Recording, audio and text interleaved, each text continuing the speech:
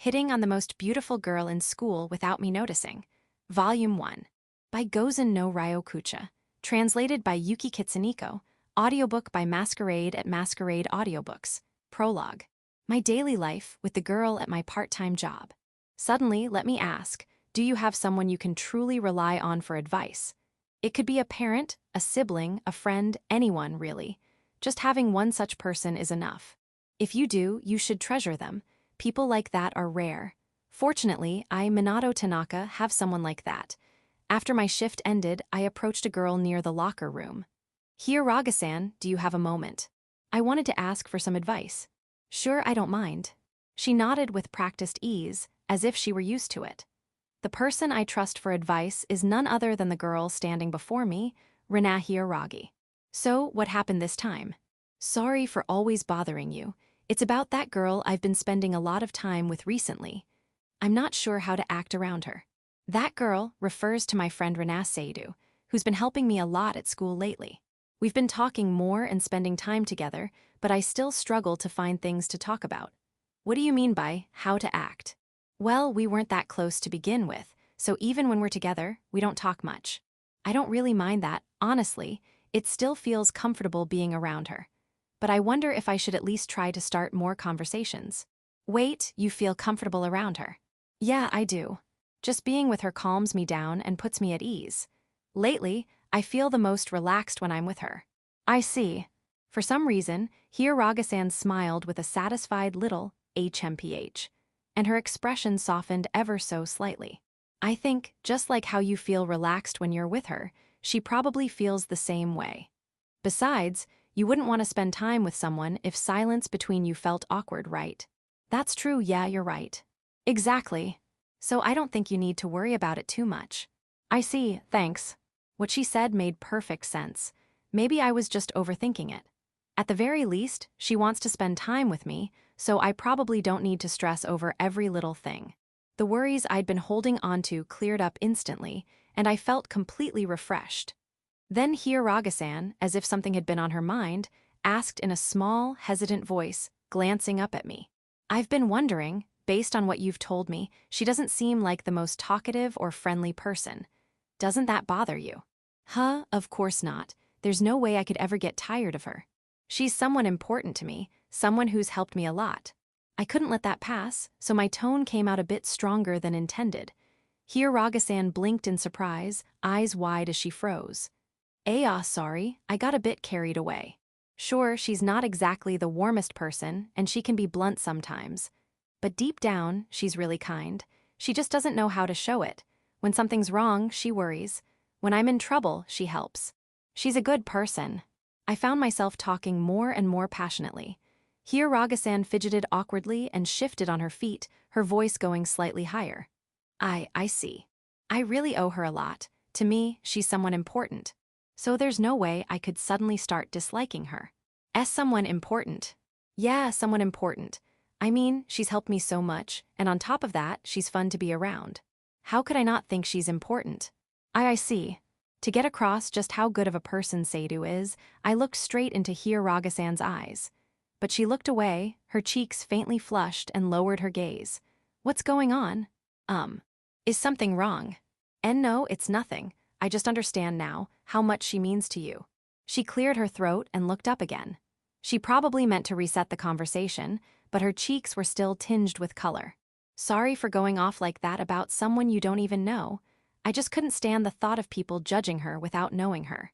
Most people don't even try to understand what she's really like, so at the very least, I want to be the one who sees her for who she is.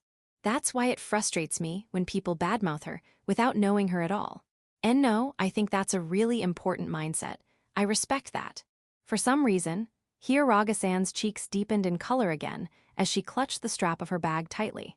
"Thank you for listening to me. Talking with you helped me realize again just how much she means to me. I think I'd like to just take things slow as they are for now." "I think that's a good idea. I'm glad I could help. And if anything comes up again, feel free to talk to me." "Yeah, I'll definitely come to you." I bowed politely before heading off. Sadu's perspective. This really isn't good for my heart. After parting ways with Minato Tanaka from my part-time job and changing out of my uniform, I walked home, exhaling softly as if to release the lingering heat in my cheeks. Still, my heart wouldn't stop pounding faster than usual. I never expected him to be worried about spending time with me. At school, he never gave off that impression, and I just assumed he wouldn't feel the need to be considerate around me. So it came as a bit of a surprise, but maybe that's proof that he sees me as a close friend.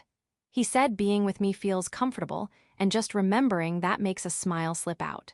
Even so, I can't believe I ended up asking how he feels about me. I hadn't meant to, but the words just came out. And yet he answered so seriously. She's already someone important to me. Just recalling what he said makes my face burn up again. Geez, how could I not get flustered after hearing something like that to my face? Someone important, huh? That's so unfair. He always drops those kinds of lines out of nowhere, and it catches me off guard every time. I know he's just being honest, not trying to imply anything deeper. But even so, when someone you consider a friend says something like that, how can you possibly stay calm?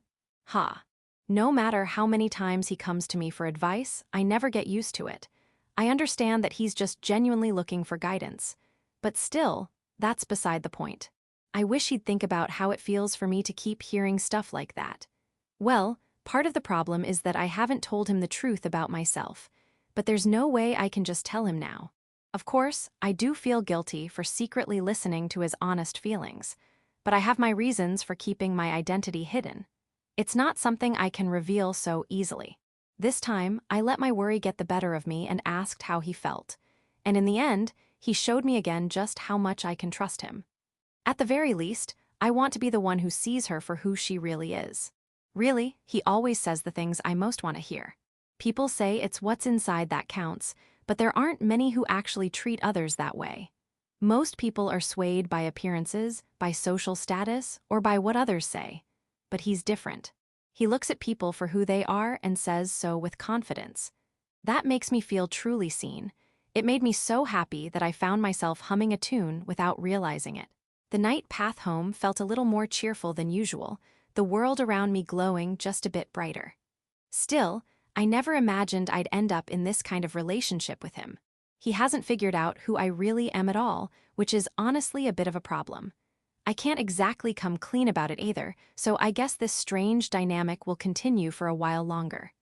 Seriously, what a coincidence. To think all of this started when he began working at my part-time job. Chapter 1, The Encounter with the Most Beautiful Girl at School. It was late September, and the air was starting to carry a chill. A gust of wind swept through, making me shiver slightly. I spent my lunch break leisurely on the rooftop, staring up at the overcast sky. Sigh. What's wrong, Minato? You're looking pretty down today. If you keep sighing like that, all your happiness is gonna fly away, you know. Apparently, I'd sighed loud enough to be heard from beside me. Looking over with slight concern was Kazuki Ikino's. We'd become close since starting high school. He was always teasing people, constantly going through girlfriends, definitely not what you'd call a fine, upstanding guy. Still, he was one of the few who actually cared about me, so I couldn't bring myself to dislike him. A little relieved by Kazuki's concern, I figured he wouldn't go blabbing to anyone and decided to tell him what was bothering me. If all I lost was happiness, I'd take that deal. But yeah, listen, I've got a bit of a situation. It all started about 2 weeks ago. My dad got a job overseas, and my mom decided to go with him. In the end, my parents just up and left, leaving me behind. And so, in the middle of my second year of high school, I suddenly found myself living alone. At first, I felt free not having my nagging parents around. But living alone doesn't mean I can just do whatever I want. My family isn't exactly wealthy, so of course, money became a problem.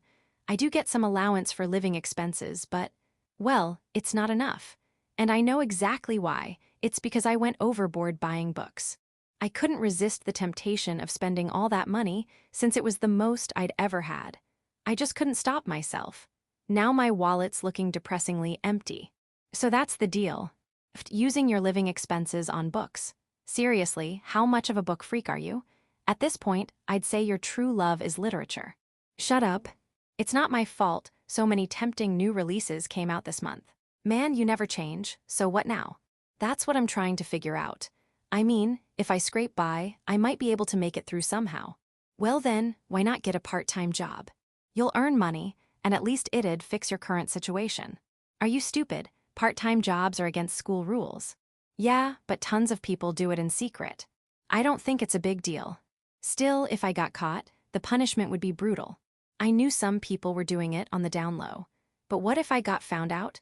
Just thinking about that possibility made me hesitate. I couldn't bring myself to agree with Kazuki's idea. I see. Oh, I've got it. Kazuki looked a little annoyed that I wasn't on board. But then he suddenly lit up with a mischievous grin, his eyes sparkling like he'd just thought of something devious. I've never heard of anyone actually getting punished for it. But hey, if you're that worried.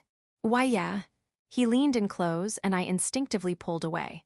I had a bad feeling. I knew that look on his face. Every time he made that expression, it meant nothing good. Minato, let's disguise you. Huh. The suggestion was so out of left field, my reply came out like a confused sea lion. Okay, wait. What exactly do you mean by disguise? Exactly what it sounds like. We'll change up your look, make you way more stylish. I've thought this before, but if you dressed properly, you'd actually look really good. Huh? Coming from the guy who's loved by every girl in school, that just sounds condescending.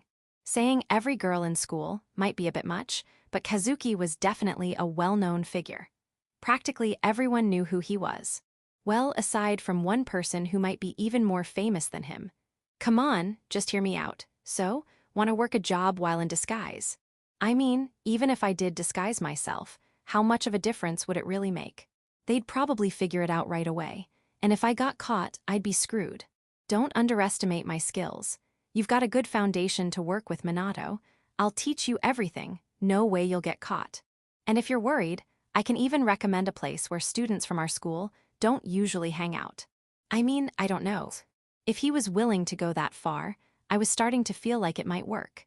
But still, breaking the rules just didn't sit right with me. As I hesitated, Kazuki went in for the kill. You sure? If you take the job, you'll be able to buy way more books without holding back. Give me the job info. And the disguise plan, I'm in. I answered instantly. Yeah, if it means I can buy more books, school rules be damned. Books are more important than rules. After school, Kazuki came over to my place to teach me how to disguise myself. There's probably a bunch of stuff we'll have to do, right? So where do we start? First off, those glasses. Seriously, they're tragically uncool. He laughed as he said it. I knew they didn't suit me, but hearing it so bluntly ticked me off. Still, I was the one asking for his help now, so I let it slide for now. Shut up. So we're changing my glasses first. Well, if you really want to stick with glasses, we can go look for new frames later. But if I remember right, you already have contacts, don't you? Yeah, the ones you forced on me for my birthday last year. You suddenly asked for my prescription, and next thing I knew, you were handing me contacts as a gift. Guess I'll go put them on. I headed to the bathroom and pulled out the contact lens box from the bag. It had been over a year since I last touched them. I had worn contacts a few times in middle school, but they were a hassle to use daily and cost money. That extra effort made me give up on them. I was a little worried about getting them in after so long, but surprisingly, it went smoothly. Relieved it worked, I cleaned up and went back to the living room. Whoa, just switching to contacts makes a huge difference. I knew I had a good eye. Well, if it doesn't look weird, I guess it's fine. Hee, next up your hair. I'll say this now, I'm not cutting it. Yeah, I figured you'd say that. Besides, the point is to disguise yourself. Cutting it short would make you look too similar at school and at work, way too easy to get found out. Fair enough, so what exactly are we doing with my hair? Ta-da! This. He pulled a small hair iron from his bag. I'd heard of them before but never seen one up close. With this, we'll lift that heavy fringe off your face so people can actually see you. It'll totally change your image. Then we'll use wax and hairspray to style everything. I don't really get it, but go ahead and do your thing. Leave it to me. Still not quite understanding, I urged him to start, and Kazuki began preparing with visible excitement. He lifted my bangs with the iron and added some waves across my hair. Watching the style change bit by bit in the mirror gave me a strange, surreal feeling. Man, this is impressive. From now on, you'll be doing it yourself, okay? I'll teach you how for the first week. I couldn't rely on Kazuki every time I had a shift. It didn't seem too difficult, and apparently I'd get used to it after some practice. I just have to work at it for the first week. Next, wax and hairspray. He rubbed the wax evenly through my hair. As it stiffened and tugged slightly at my scalp, I waited while he shaped and adjusted strands. After some final touches, he finished with a spritz of hairspray. Done. Yeah, you honestly don't even look like Minato anymore. He chuckled, clearly amused, but it wasn't just teasing, he seemed genuinely satisfied. And it was a success. Even I couldn't recognize myself. My bangs, which normally drooped over my eyes, were lifted and parted, giving me a clear view. If I was this surprised by the difference, there was no way anyone else would recognize me. Yeah, no one would ever guess it's me like this. I've got a spare iron, so you can have it. As for the wax and spray, let's go buy some tomorrow. They're not that expensive. Got it, seriously, thanks, man. No problem. I'm the one who pitched Operation Make Minato Hot, after all. I'll keep training you starting tomorrow. Be ready to hustle. Right, I'm counting on you. And so, I started preparing for my part-time job. Kazuki's instructions were easy to follow. I quickly picked up the tricks for hairstyling and even grooming my eyebrows. The disguise plan went smoothly, and thankfully, the interview went just as well. I got hired on the spot. Section. The day of my first shift finally arrived. Standing inside a shop with a sleek, modern interior styled in black and brown tones, I tried to calm my nerves as I faced the staff. Everyone in sight wore the same black uniform as me and turned to look as I stepped forward. This is Minato Tanaka. He's joining us starting today. Let's all work hard together. It's nice to meet you all. Introduced by the manager, I gave a polite bow to the others, feeling a little tense. Now then, who should train Tanaka-kun? Oh, Hiyaraga-san, would you mind? You're close in age, so I think he'll find it easy to talk to you. Understood. The person standing in front of me must be Hiyaraga-san. Her long bangs almost covered her eyes, and her lips were pressed into a tight line. With thin-framed glasses, she gave off a plain, quiet impression. Nice to meet you. I'm Renat Hiyaragi. Her tone was a bit cold, like she was putting up a wall, defensive. It didn't feel great, but considering we just met and I was a guy, it wasn't surprising she was being cautious. But her name gave me pause. Renat, it was familiar. There's a girl named Renat Sadu at my school, famous for being the most beautiful girl on campus. Practically everyone knows who she is. I'm not obsessed or anything, but even I know she's someone who stands out. Just passing by, she turns heads with her stunning looks. Her hair shimmers when light hits it. Her eyes are large and defined, her nose perfectly shaped like a sculpture, lips plump and red like ripe fruit, and her skin smooth and fair. To put it plainly, she's a breathtakingly beautiful girl. I was briefly surprised that Hiyaraga-san shared the same name, but it's a fairly common name. There's nothing strange about two people having it. The sense of familiarity quickly faded. Looking forward to working with you. When I made eye contact and bowed, she quickly averted her gaze. It's not bad to be cautious, but keeping too much distance would definitely make work harder. I was already starting to feel a little uneasy. Okay, first, I'll explain how we handle customers here. Hiyaraga-san began walking me through the basics. Surprisingly, her explanations were clear and easy to understand. When I had questions about parts that were hard to remember, she answered them properly. She might not be friendly, but she's thorough. I felt relieved. This job might actually work out after all. We probably wouldn't become close, but as far as work relationships go, things seemed like they'd go smoothly. And just like that, my secret part-time job life began with a quiet, somewhat unfriendly girl in glasses. Section. That's it for today's homeroom. Rise, bow, be seated. By the time I had been working my part-time job for a while, another school day came to a close. Phew, I let out a quiet sigh of relief in my mind. Feeling a small sense of freedom that the day was finally over, I began putting my textbooks back into my backpack when Kazuki came over. So, how's the job going? You managing all right? Yeah, somehow. Like you said, barely any high school students go to that place, so I've been able to work without worry so far. It's a really great spot. Nice, glad to hear it, makes recommending it worth it. So how about it? Any cute girls? God, you really are something. Just when I was starting to think he was actually a decent guy, he drops that. I couldn't even come up with a response, just gave him a cold glare, which he brushed off with an exaggeratedly serious tone. No, come on, whether there are cute girls is important. Who knows? This could be the season of love for you. That's part of why I recommended the place, you know. No way that's happening. There's only one person around my age there. Everyone else is older. From what I'd seen so far, aside from Hiyaraga-san, there didn't seem to be anyone else young. Probably because the shop's clientele skewed older. Then again, I'd just started. Maybe there were others on different shifts. When I offhandedly mentioned that, Kazuki immediately latched on, eyes gleaming. Oh, that one person your age, what's she like? Cute. Think you two might hit it off. Not planning anything, and it's not gonna happen anyway. She was pretty cold toward me, definitely wary. Seriously, this guy's obsessed with romance. I sighed, tired of Kazuki's relentless curiosity, and answered. I've always been far removed from the world of romance and girls. There's no way anything would happen the way Kazuki hopes, especially not with Hiyaraga-san. She doesn't seem to open up to others much, and I doubt that'll change. You're being friendly though, right? You might look cooler now, but if you're still the same Minato on the inside, people are gonna keep their distance. That's why you don't have many friends. Shut up, I've been doing exactly what you told me, okay? Friendly smile, light conversation, ring a bell.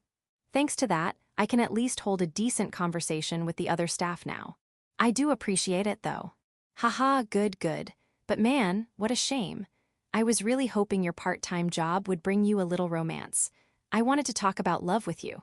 Too bad. Thanks to the job, I have found a few lovers though, books. You too, timer. Wait, that doesn't even make sense. I shot back at Kazuki's weird joke, and just like that, our after-school conversation came to an end. Seriously, that guy.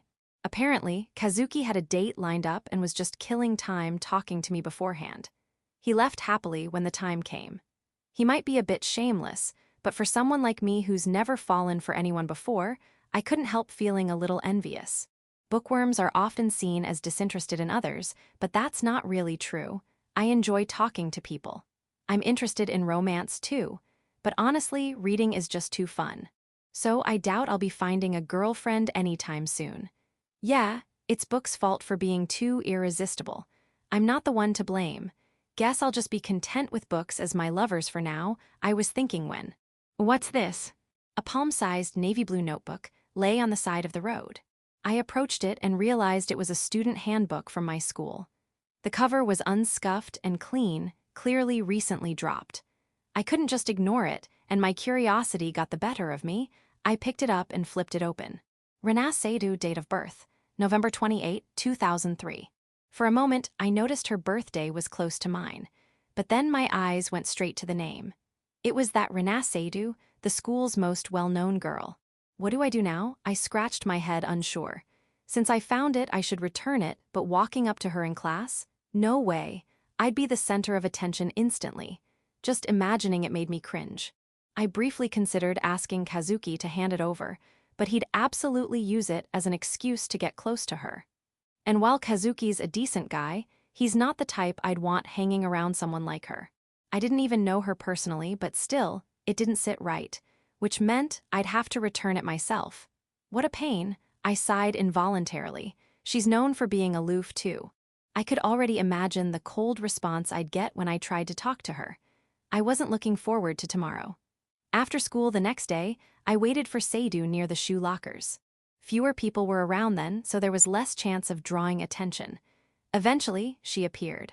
Her long black hair shimmered as she walked. She was stunning. Even from afar, I'd caught glimpses of her before, but up close, her beauty was even more striking.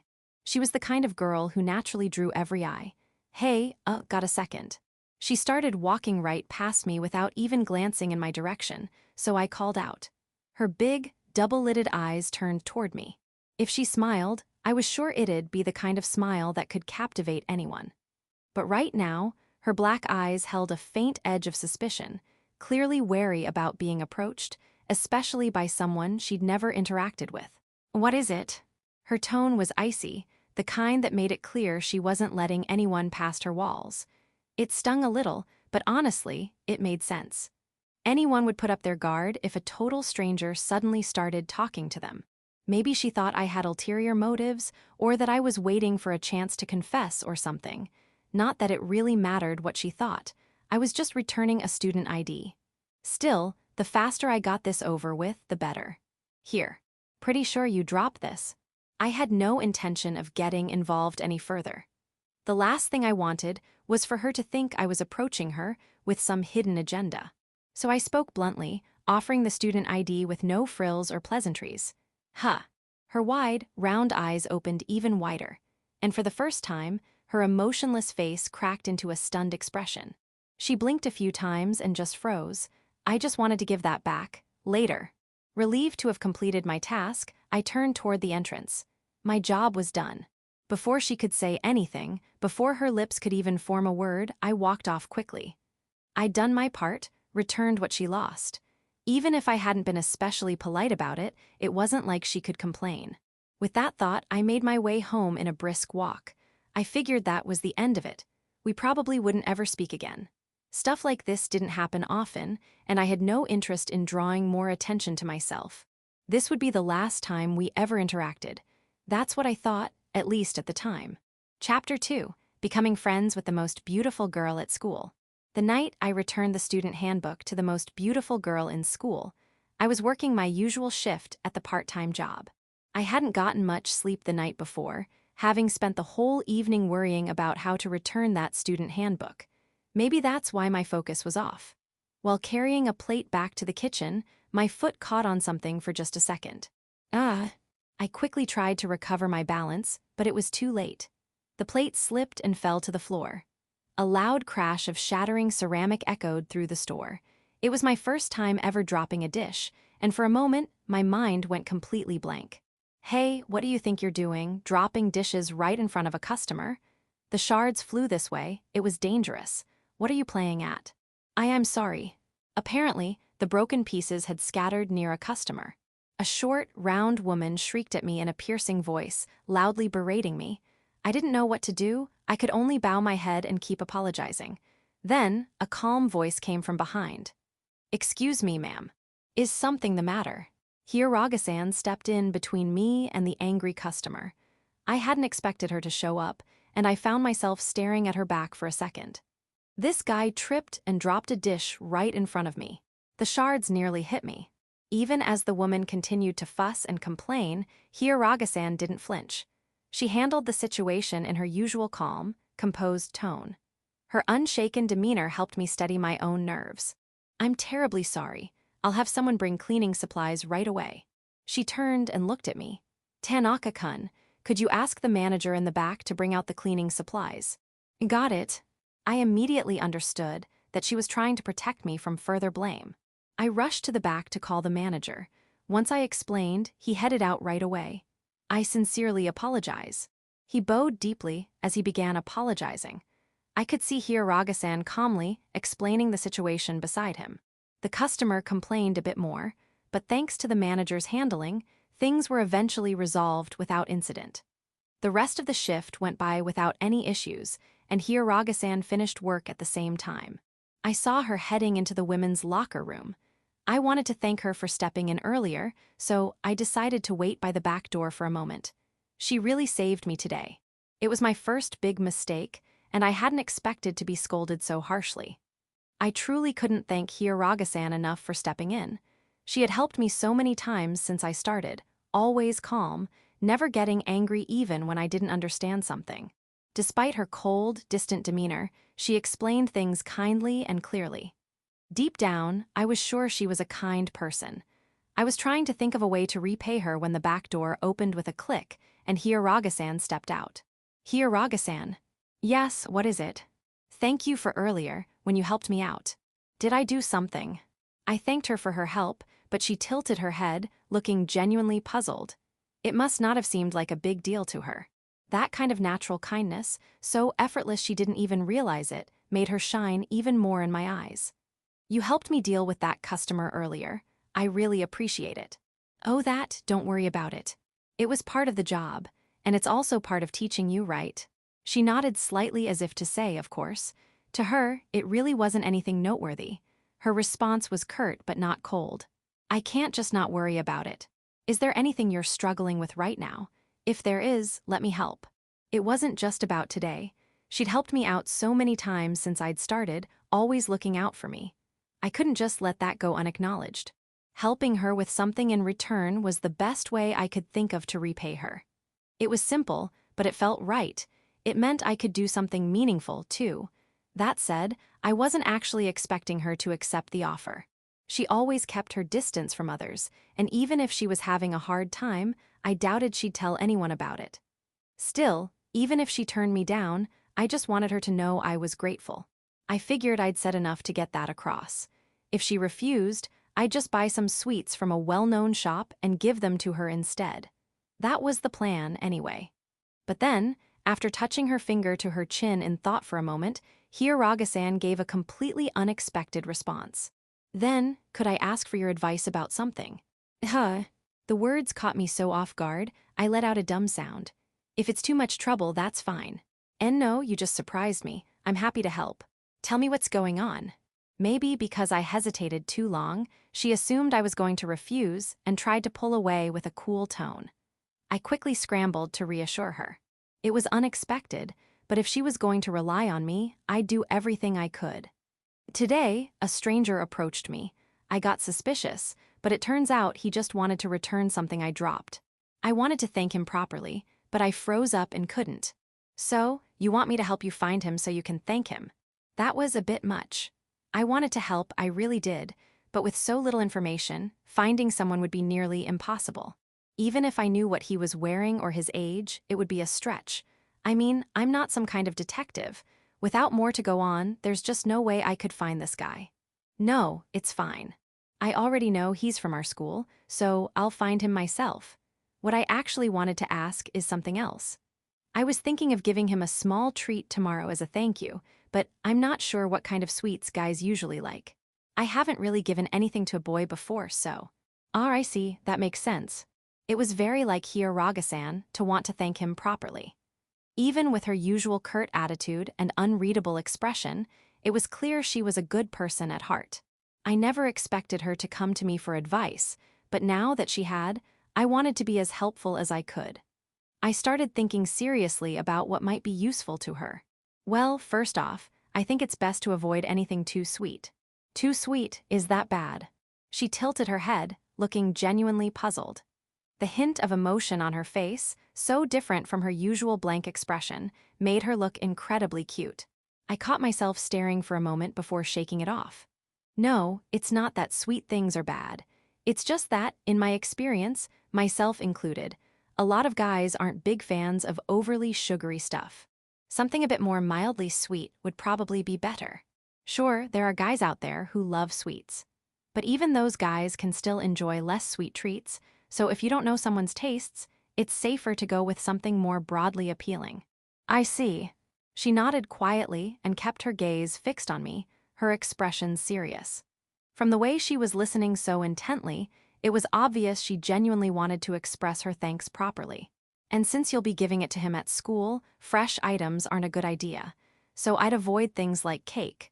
Cookies or madeleines would be better, maybe even a cupcake or two. I see, something like that, understood. But if I go with those kinds of sweets, do you think it won't come across as a bother? Perhaps worried about causing trouble just by giving someone a gift. Hiragasan's brows drooped as she looked up at me. Given her small stature, the way she tilted her head and glanced up unintentionally gave her a puppy-eyed look that was hard to ignore. The sight left me with a strange feeling I couldn't quite describe. Wanting to ease her concern even a little, my tone came out firmer than usual. It'll be fine. I promise, there's no way he'd think it's a bother or that he doesn't want it. Getting something from someone is always a nice surprise. You think so? She still seemed uncertain, likely because she wasn't used to giving people things. Even after hearing my reassurance, the anxiety in her expression lingered. By the way, do you already have something in mind? Not yet. I just got the idea now, but there's a baked sweets shop that's pretty well known for being delicious. I thought I might look there. Oh, I didn't know places like that existed. You know a lot more than I expected. Honestly, I didn't think Hiragasan would be the type to know about trendy bakeries and sweets. It was a bit surprising. No, I've never actually been. I just know about it because some of the girls in class occasionally share stuff from there. Oh, I see. That explanation made sense. I hadn't imagined her going out of her way to look for fancy sweets, but if she'd heard about it from others, it made sense she'd remember.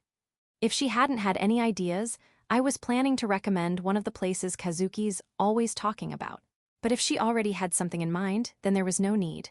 Well, I hope it goes well. Good luck, I'll be heading off now. Yes, thank you for your help. She gave me a polite bow, and with a refreshed impression of her in mind, I made my way home. The day after I helped Hiraga-san with her dilemma at work. After school ended, I was getting ready to head home when I spotted Sadu standing near the school's main entrance. Just as I noticed her, her eyes, those deep, double-lidded eyes, met mine. Or at least, it felt like they did. I had only interacted with her once, and it wasn't like she had any reason to talk to me again. There was no way she remembered I was the one who returned her student handbook. It was probably just coincidence. She couldn't possibly be waiting for me. That's what I told myself as I tried to pass by. Do you have a moment? A clear, calm voice rang out, not exactly soft, but noticeably warmer than yesterday. I hadn't expected her to speak to me at all, so I let out a dumbfounded response. Me. What could she want?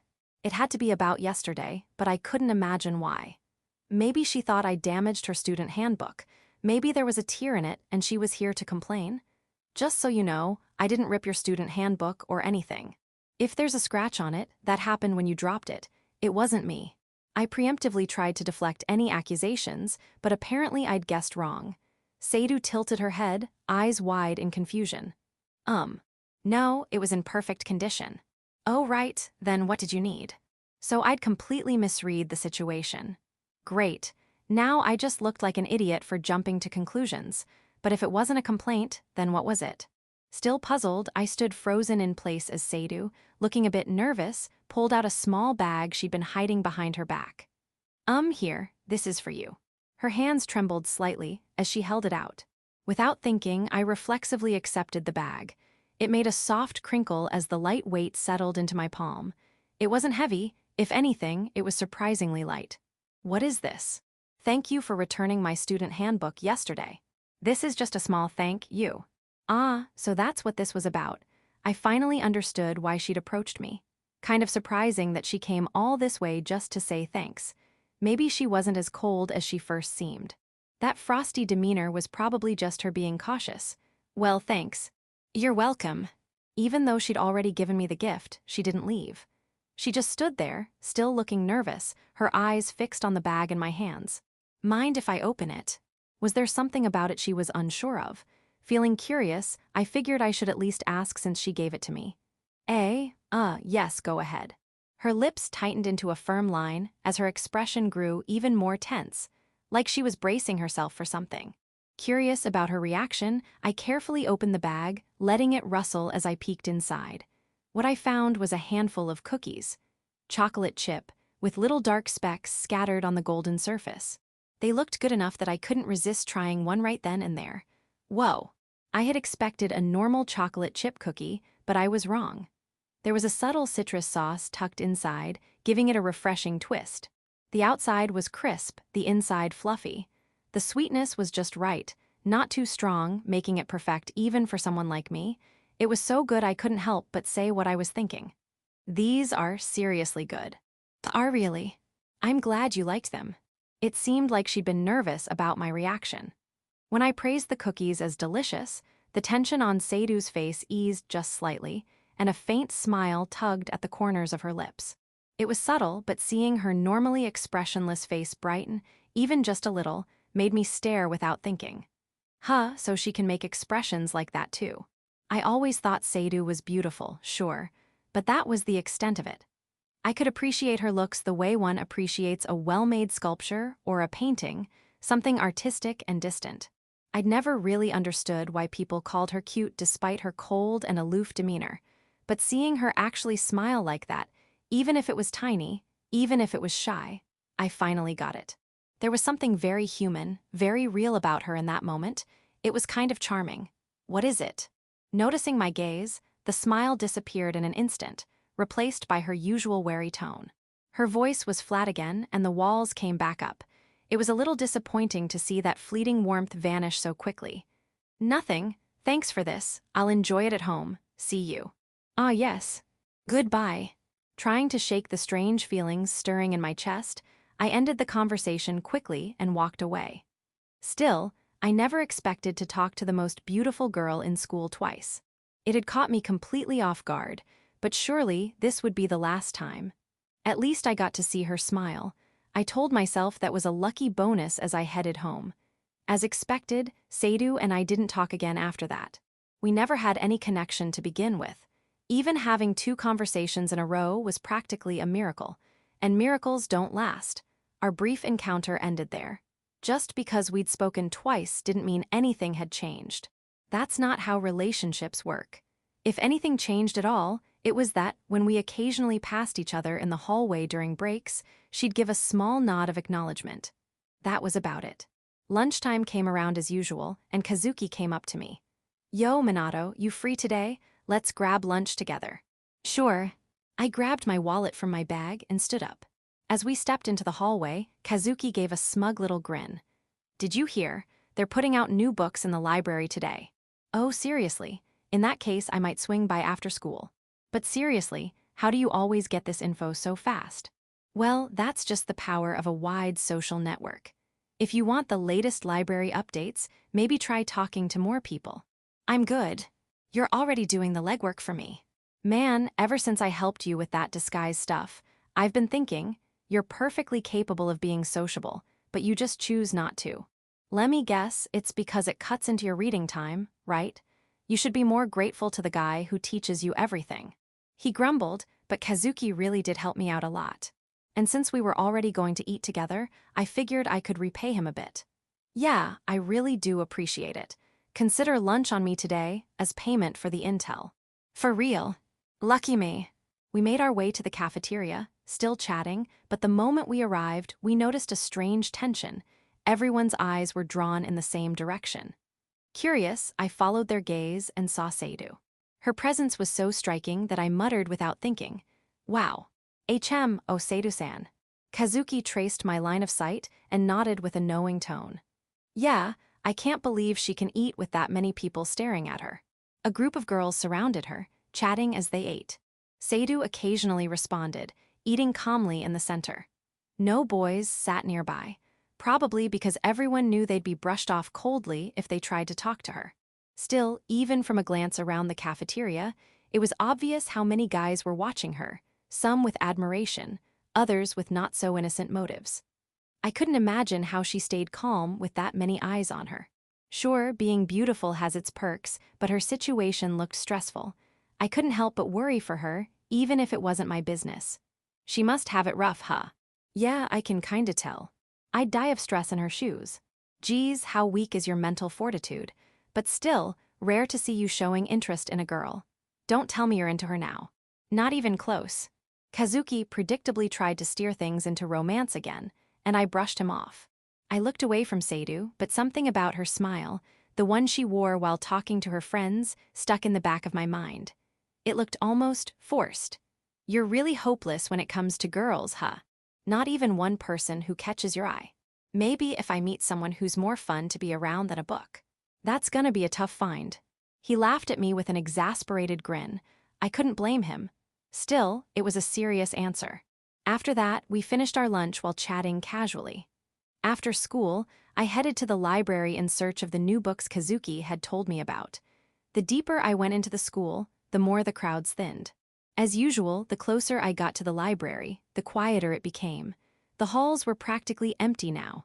As I walked down the silent corridor, my thoughts drifted back to lunch. I didn't realize Sadu was that popular. I'd always heard she was famous, but today I finally understood how true that was. To think I'd actually gotten something from someone like her. If I told anyone, they'd either blow it out of proportion or not believe me at all. Whatever the case, it had happened. For some reason, Sadu had given me a gift, but that's where it ended. We lived in different worlds. There was no reason we'd ever interact again, and that was fine. Things were just going back to how they should be. With those thoughts, I reached the entrance of the library, where a quiet, almost somber air hung in the space. Just like I expected, there was no one else around, only stillness. As the old door creaked open with a groan, the familiar scent of paper wafted up and tickled my nose. I couldn't help but smile. I nearly grinned like an idiot. Close call. This place really was the best. Just being surrounded by books made me feel at peace. I held back the excitement bubbling up inside me and stepped deeper in. With no one around, my footsteps echoed faintly through the hall with a soft clack, clack. When I reached the shelf with the new arrivals, I quickly began browsing. I spotted a book I'd read a long time ago and picked it up. It had been a great read, and I figured it was worth going through again. I took a seat and cracked it open. From the very first page, it pulled me right in. It happened some time after that. "What book are you reading?" An unexpected voice came from beside me. Startled, I turned my head, and there stood Sadu, her glossy black hair swaying slightly. I blinked several times, but she didn't disappear. Sadu was definitely standing there. It was so surreal I couldn't form any words. I just sat there, stunned. She called out again, sounding a little concerned, which snapped me out of it. I recalled her question and held up the book in my hands to show her. It's called this. Do you know it?" "Yes, I do." That surprised me. It wasn't a particularly well-known book. Unless you were a fan of the author or really into suspense novels, you'd probably never come across it. The fact that she knew it meant she was likely a serious reader too. "That one's really good. It's not your typical formula, it's a suspense story full of twists. When I first read it, I got completely sucked in and finished it in one sitting." Also, it seemed this book was one of her favorites. She'd probably noticed I was reading it and came over to talk about it. Though her face was expressionless, the faint sparkle in her eyes as she spoke told me everything I needed to know. She truly loved it. "You really like this book, huh?" At my comment, Sadu's cheeks turned faintly red. It seemed she'd gotten carried away without realizing it and was now a bit embarrassed. She cleared her throat and tried to compose herself, but her cheeks were still slightly pink. It didn't really help. "I do. Is that a problem?" She snapped back with a curt tone, as if warning me not to tease her. "Not at all. I like reading too, after all." Not wanting to upset her, I just shrugged and let it slide. "If you enjoy that kind of book, I actually know another one you might like. It's got a similar style, so if you liked this one, I think you'd enjoy it." "Oh yeah, now I'm curious. I wonder if they have it here in the library." It happened to be one of my personal favorites, so if there was something similar and good, I definitely wanted to check it out. I was just about to get up to go look for it when, "If you'd like, I can lend it to you. I have it with me right now." I froze. "Sorry, could you run that by me again?" "If you don't want it, that's fine." "And no, I want to borrow it. If you've got it, I'd love to read it." She seemed to take my hesitation as a rejection and was about to withdraw the offer with her usual sharp tone, but I hurriedly stopped her. "Here it is." "Thanks." She pulled the book from her bag and handed it to me. I took it and flipped through a few pages. At a glance, it did seem similar in tone and writing style to the one I'd been reading. The prose was smooth, the atmosphere just right. It definitely matched my tastes. Still, I never imagined I'd be borrowing a book from someone like her. What a strange twist of fate. As I stared at the book in my hands, still processing everything, she spoke up. "Something wrong?" "Nah, I was just thinking. It's not every day you get to borrow something from the most beautiful girl in school. I really don't like being called that." When I said it, her face clearly fell into an expression of displeasure. She even sighed softly. Guess she really hated that label, and honestly, if I were in her position, I'd probably feel the same way. "Sorry, I won't say it again. Thanks for letting me borrow this. I'll return it once I'm done." "Take your time." "No rush." That concluded our conversation. After that, we quietly returned to our respective seats and continued reading. When I got home, having already finished the new book I borrowed from the library, I pulled out the one I got from Sadu. Never in a million years did I think I'd end up borrowing a book from her, but now that I had, I figured I might as well read it. I gently placed the book on my desk. The cover had some slight wear, but it was still in good condition, obviously well taken care of. It was clear she cherished it. I exhaled a mix of excitement and nervous anticipation, then slowly opened it, careful not to damage anything, and began reading. I flipped the page, letting my eyes glide over the words, savoring each character as I slowly unraveled the story. The more I read, the more I was drawn in. I forgot to breathe. I couldn't stop turning the pages. This is seriously good. Just like Renée Sadu had said, The atmosphere of the book was similar to the one I had been reading earlier. It was right up my alley. I found myself completely absorbed in the story. Grateful to her for recommending the book, I kept reading nonstop. I could hear birds chirping. When I glanced toward the window, light was streaming in through a gap in the curtains. I shifted my gaze to the clock. It was 5 in the morning. I had been so immersed I hadn't noticed the time at all. This wasn't good. Sure, I'd finished the book, but I had definitely overdone it. I closed the book and, hoping to get at least a little sleep, slowly drifted off. Running on too little sleep, I somehow made it through the day. After school, I headed to the library to return the book. Once inside, I looked around and spotted Sadu already seated, reading. Seemed she had gotten there before me. Her face was relaxed, eyes narrowed in enjoyment. It was a side of her I wasn't used to seeing, and I nearly found myself staring. I quickly shook my head to snap out of it. Here to return this, it was amazing. When I called out, Sadu slowly lifted her face and turned toward me. Her clear, double-lidded eyes widened in surprise when she recognized me. "You look really sleep-deprived. Are you okay?"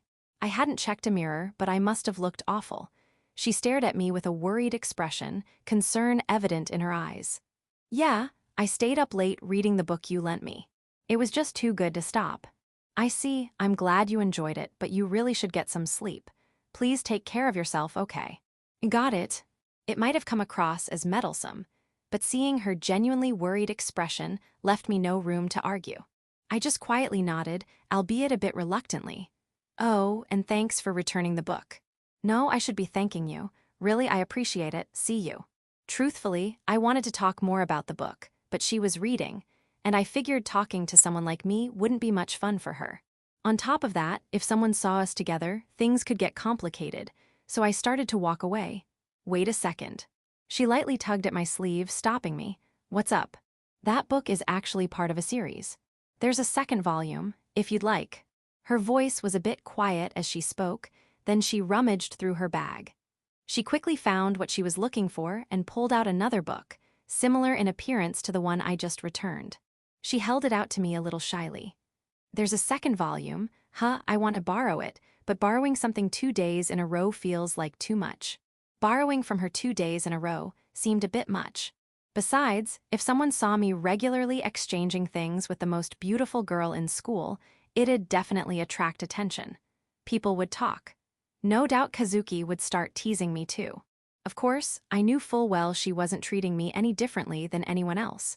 She probably hadn't even thought twice about it. Still, being involved with her like this made me hesitate a little. I've already finished it, so if it stays at my place, it'll just collect dust. The book would be happier being read.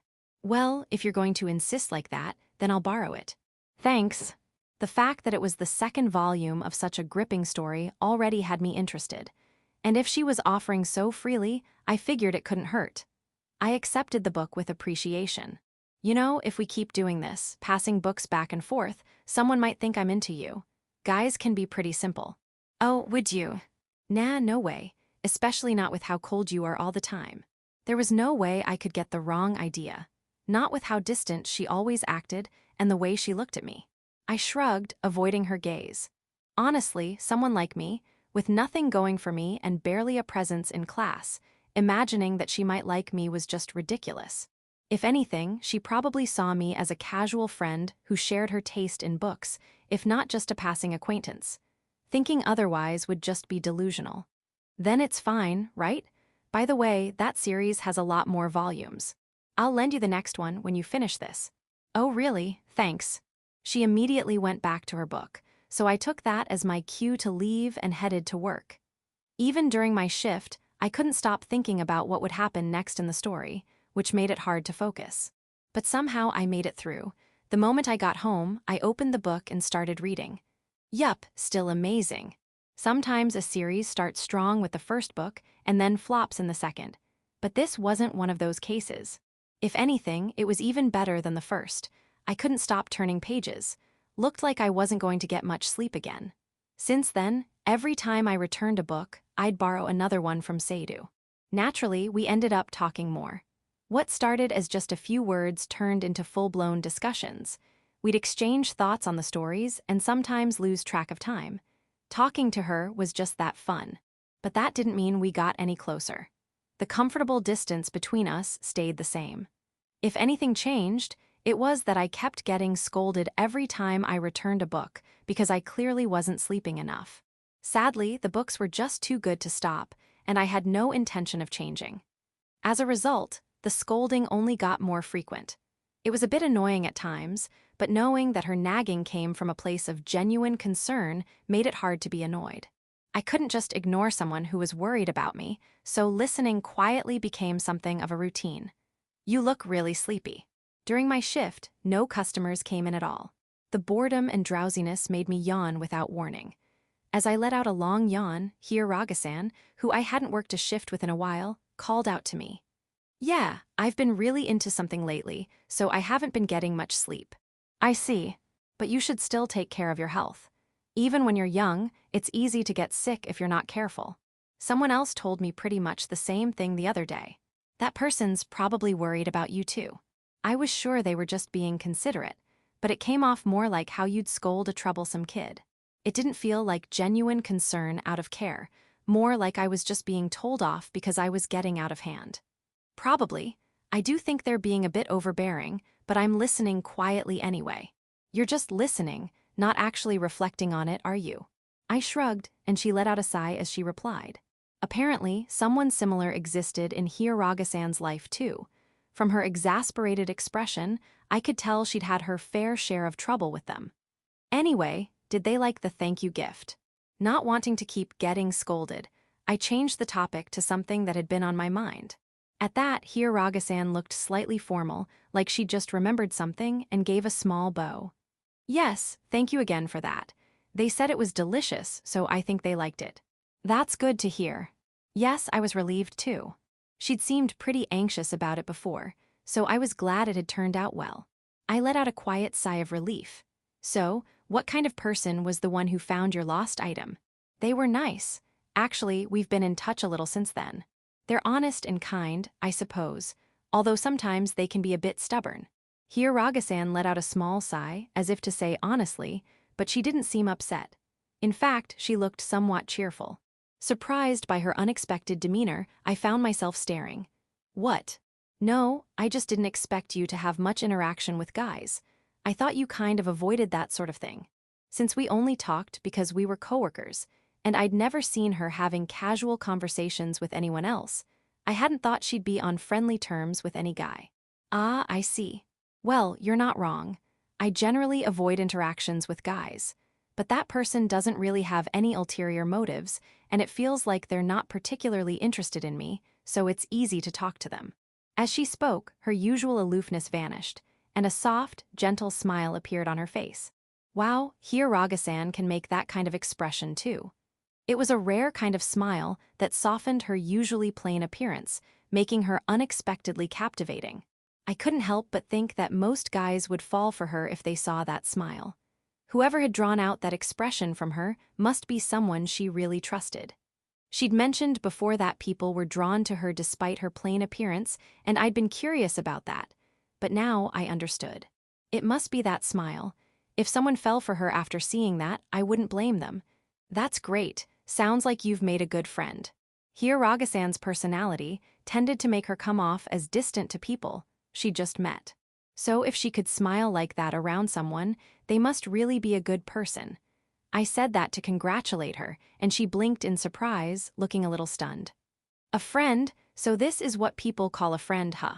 As if speaking to no one in particular, Hiragasan softly murmured with a faint hint of excitement in her voice, and her lips curled into a gentle smile. Chapter 3, What the Most Beautiful Girl at School Was Looking For. Thanks for letting me borrow it. Just like always, it was seriously good. I headed to the library, like usual, and spoke to Sadu. At first, I was nervous talking to her, but after doing it so many times, I'd gotten used to it. I thanked her and returned the book, and she gave a small sigh as she looked at me. "I'm glad you're enjoying them, but like I keep telling you, get some proper sleep. It's not like I asked you to return it the very next day. The book isn't going anywhere." I was aware that the dark circles under my eyes from lack of sleep were visible, but apparently, my face looked worse than I thought. Her words were a mix of concern and exasperation. I know, but resisting the 4 great desires isn't easy. The 4 great desires. Yeah, hunger, lust, sleep, and the urge to read. What are you even saying with a straight face? A cold glare stabbed through me, clearly saying, are you stupid? Come on, you get it right. You're a book lover too. I don't get it. You're kidding me. Unbelievable. When I find a really good book, I'm wide awake and I don't even feel hungry. That overwhelming desire to read, it can't just be me. If not understanding that means I'm not a book lover, then I'm fine with not being one. Also, what even are the 4 great desires? She let out yet another sigh. Anyway, just get some sleep. Yeah, I get it. If you keep this up, I'm not lending you any more books, okay? I was about to brush her off like always, but she furrowed her brows slightly and said it with a threatening tone. I wouldn't care if it were just any book, but that series was different. I couldn't handle not being able to read it, so I had no choice but to give in. Fine, I'll make sure to sleep next time. Good. I like that honesty. As I lowered my shoulders in defeat, Sadu gave a satisfied nod. After that, I took my usual seat away from her and started reading. After a while, I finished the book I brought with me, so I decided to wander around the library to look for something new. As I walked through the aisles, I spotted Sadu. She hadn't noticed me yet and was trying to reach a book on the top shelf, but given her height, which was slightly below average, it was pretty clear she wasn't going to reach it. She stood on one leg and stretched up, her foot trembling slightly as she reached out. She should have just asked someone for help. If she'd said just one word, most guys would have gladly helped. But she probably avoided doing that on purpose, since she tends to keep her distance from men. Honestly, I'd avoid them too if I were constantly stared at with ulterior motives. She was so close to reaching the book, her fingertips just brushing it, but not enough to grab it. She kept trying to reach, fumbling at it. Guess I have no choice. I didn't intend to butt in, but leaving her to struggle like that wasn't right. I hadn't really repaid her for all the books she'd lent me either, so I figured I'd help out a bit. It's the least I could do. I walked up beside her and easily grabbed the book I figured she was reaching for. As I went to hand it to her, I glanced over and saw her black eyes blink in surprise. She looked both startled and a little impressed. I'm not trying to steal it from you, okay? I know. I could have gotten it myself. She replied curtly, almost coldly, but there was no way that was true. It had clearly been a struggle. Her bravado was obvious. Sure, you could have. I don't mind either way, but maybe try being a little more honest. You think I'm not honest? Pretty much. You were totally putting up a front just now. I get that you're distant around guys, but still. When I said that, she pressed her lips together and fell silent. Her frosty attitude toward men was so well known that it had become a rumor. Best case, she'd ignore you, push your luck, and she'd shut you down with biting words. Plenty of guys had approached her, but her coldness scared them off within 6 months. Unlike others who leaned on people a little, she never relied on anyone. She handled everything by herself, and she was clearly capable of doing so.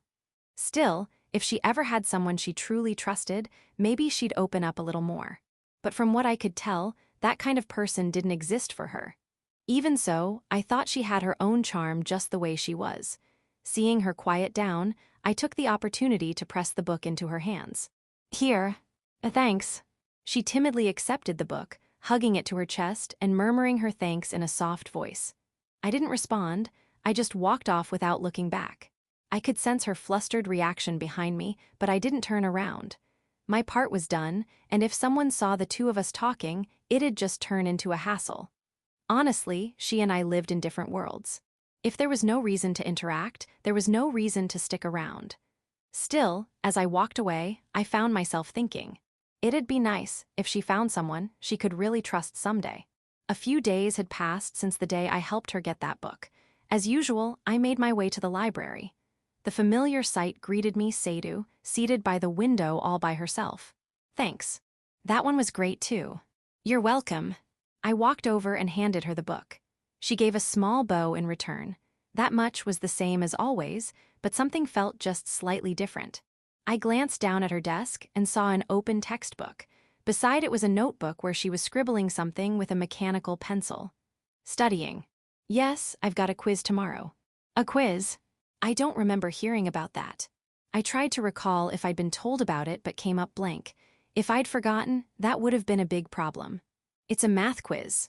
I think the teacher's different from the one in your class, so you probably don't have it. Ah, that explains it. Satisfied with her explanation, I found myself watching her, strangely intrigued by the unfamiliar sight of her studying. She seemed to notice my gaze and narrowed her eyes slightly in suspicion. What is it? It's just, seeing you study is kind of refreshing. I always just thought of you as someone who's constantly reading.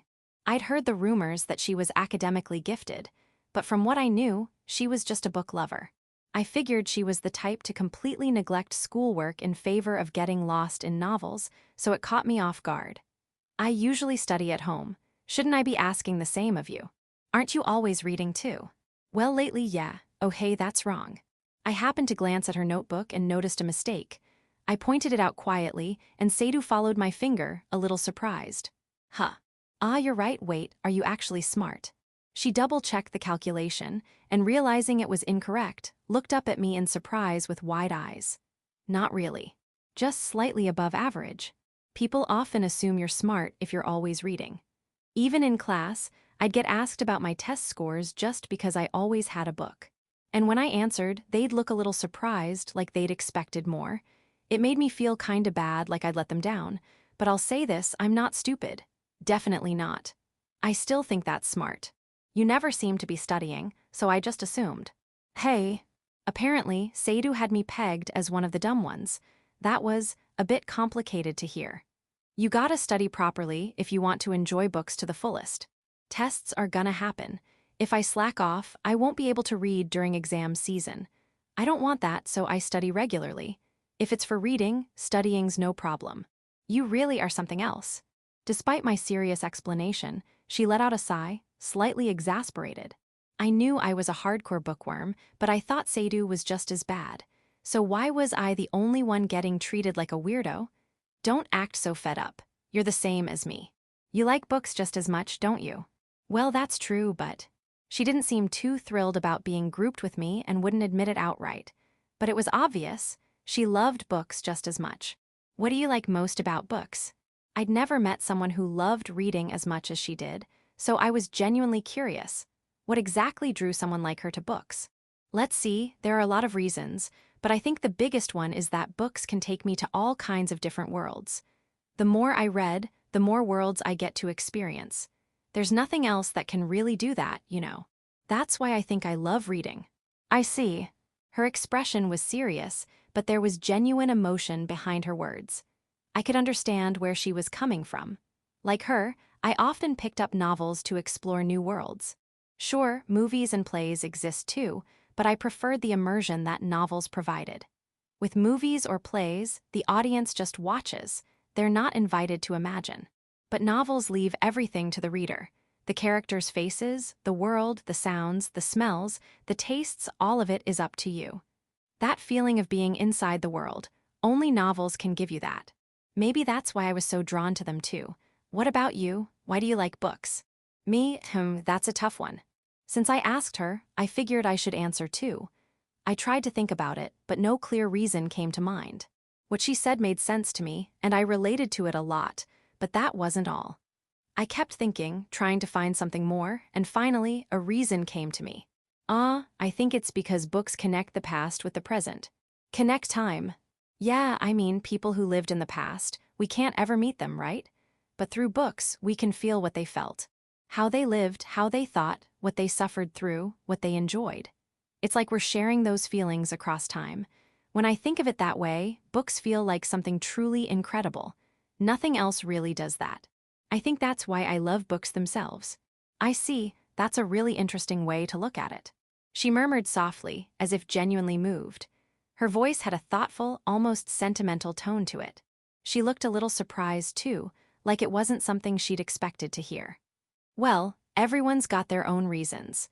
I doubt many people think about it like I do, but if you try reading with that mindset, I think books can become even more enjoyable. Yes. I wasn't expecting that perspective at all, but it really made sense. She looked expressionless as always, but there was something subtly content in her face. Maybe she was happy we got to talk about books. If that expression was her version of a smile, then I'd say it was worth opening up. Feeling a little pleased myself, I offered another suggestion. Oh, and here's something else that's fun. You should try looking into the author before reading their work. Sometimes it gives you a peek behind the scenes of their stories. That sounds interesting. I'll give it a try next time. Yeah, definitely do. Not bad. Back when we started exchanging books, I'd been a bit thrown off about getting involved with someone like her, someone so well known at school. But if it meant having conversations like this about books, maybe it wasn't such a bad thing after all. If the opportunity comes up again, I'd like to talk more. That's how much I enjoyed this discussion, surprisingly fun and genuinely satisfying. A few days had passed since I heard why Sadu loved books. As usual, I headed to the library. Hey, were you reading a book while walking home yesterday? Yes, I was. Sadu responded like it was the most natural thing in the world. So I'd been right, it was her I saw from behind yesterday. I knew it. Did you find something good? Yes, how did you know? She looked slightly surprised, her eyes widening a little. Because I've done the same thing. When I find a really good book, I can't wait to start reading it. Sometimes I crack it open on the way home. I see. It's not just me or Sadu. Anyone who loves books has probably done the same. When the next volume of a series you've been following comes out, or you pick up something exciting, it's not unusual to read it on the train or the walk home. I saw you by chance yesterday. Still, how can you read and walk home at the same time? It's just a matter of getting used to it. I don't want to waste the spare time I have, so I read. You should try it too. I knew I was a pretty hardcore reader, but she might actually be on the same level. Just like I stayed up late to read, she seemed to find any moment of downtime to squeeze in a few more pages. In her case, though, she was often surrounded by other girls at school, and probably studied a lot at home too, so it made sense that she'd read whenever she had a free moment. Yeah, no thanks, and seriously, you should stop too, it's dangerous. You get hit by a car, it's not my problem. When I saw her yesterday, her steps were shaky, like she was half drifting along, distracted by the book. Even if it wasn't my business, I couldn't help but worry a little. I've never had any problems so far, so I think I'll be fine. But Sadu brushed off my concern, without giving it much thought. She clearly had no intention of listening to my warning. Later that day, after the library had closed, I was walking home along the road bathed in the red glow of the setting sun when I saw her again. There she goes, reading while walking again. Apparently, her house was in the same direction as mine. I'd seen her a few times before we started talking, and I even found her student ID on the way home once, so there was no mistaking it. She was walking slowly, her nose buried in her book, and looked completely engrossed. Her pace was sluggish, and sometimes she even came to a stop. At times, she veered left and right like she was weaving in slow motion. Watching her was kind of nerve-wracking. I debated calling out to her, but this wasn't the library, it was a public road. There could be people around, watching. In the end, I stayed behind her and just followed from a distance. Then I noticed a large truck approaching from the opposite direction. Its loud engine should have alerted her, but she didn't react. She just kept reading, totally unaware of what was coming.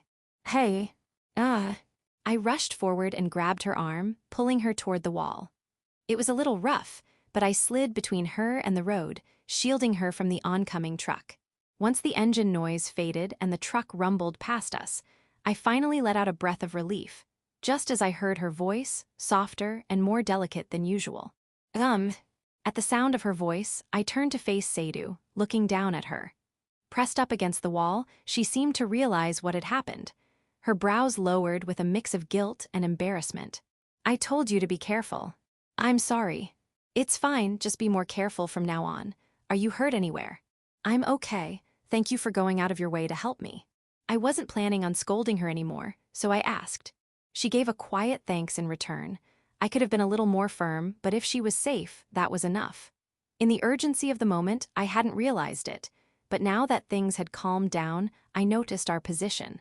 With her backed up against the wall and my body shielding hers, it basically looked like a cave dawn. And with her looking up at me from that close, it was suddenly very hard to stay composed. Her long eyelashes, smooth skin, and the faint scent of her floral perfume, all of it hit my senses at once, sending a flurry of inappropriate thoughts racing through my head. I didn't exactly have much experience with girls to begin with, and being this close to someone as beautiful as her wasn't good for my heart. Even if there were no romantic feelings between us, this kind of proximity didn't feel right. She didn't seem to notice the awkwardness of the position, so I gently grabbed her shoulders and pulled away before my face could turn red. Just don't do that again, okay? Yes, I'll be more careful from now on. Thankfully, she didn't seem to notice my flustered state. She looked as calm and expressionless as ever. Well, someone like Sadu, who gets tons of attention from guys, probably wouldn't be fazed by something like this. Still, I couldn't help but let out a dry laugh at how completely unaffected she seemed. That was way too close. I was so focused on calming myself down that I didn't notice her ears, partially hidden by her long black hair, were slightly red. After that, I calmed myself down, regained some composure, and the two of us continued walking home. I should have said goodbye after helping her, but I was too shaken up at the time and missed my chance. Walking home with her like this was something I usually avoided at all costs, but now that it had happened, there wasn't much I could do. Might as well enjoy the rare chance of walking with the school's most beautiful girl and be grateful for the moment. I kept an eye out for people around us as we walked. After a while, Sadu suddenly stopped. What is it? I turned toward her, wondering what made her stop so suddenly. She was staring at something ahead, a local ice cream shop well known in the area. You want one? Yes. But I haven't really had stuff like that before. When I asked, she gave an unexpected answer, her eyes still fixed longingly on the shop. Huh, you don't eat ice cream? Not really. I don't go out much, so I've never had the chance to eat ice cream outside. Her answer actually made a strange amount of sense. I didn't go out much either, so I didn't often eat stuff like that either, but even I had been out with friends a few times. The fact that she'd never done even that made me feel a little sorry for her. She talked to a lot of girls in class, but I'd never seen her get particularly close to anyone. Maybe most people only approached her for her looks or grades, but someone who actually got to know her, really got her, would definitely become a close friend. I hoped she'd meet someone like that soon. I see. Then this might be a good chance to try. Come on, let's go.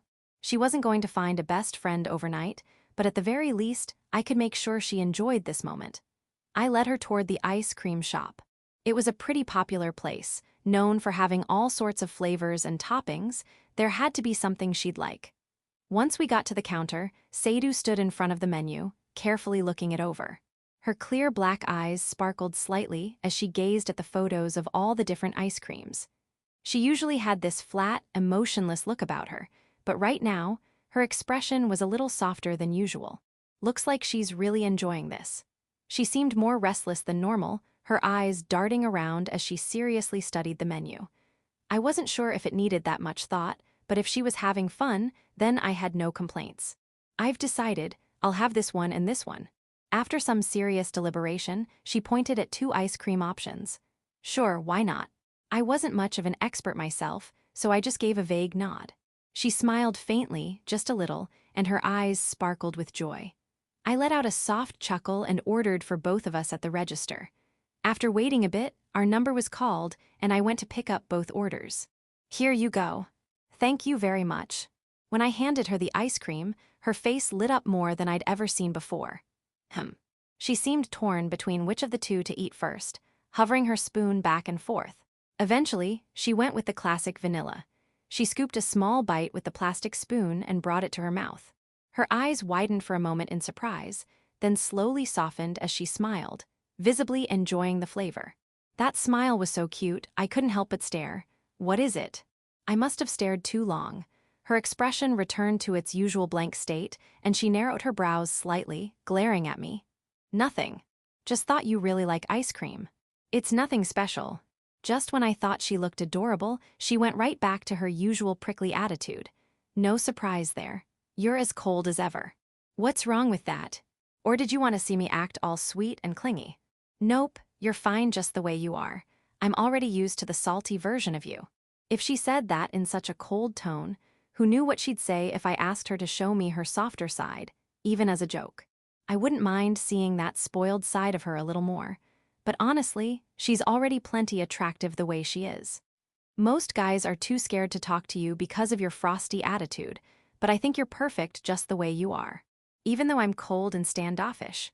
Guess that actually bothered you more than I thought.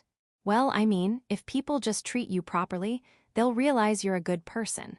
So your frosty attitude isn't really a problem. I'm sure eventually you'll have friends to go to ice cream shops with like this.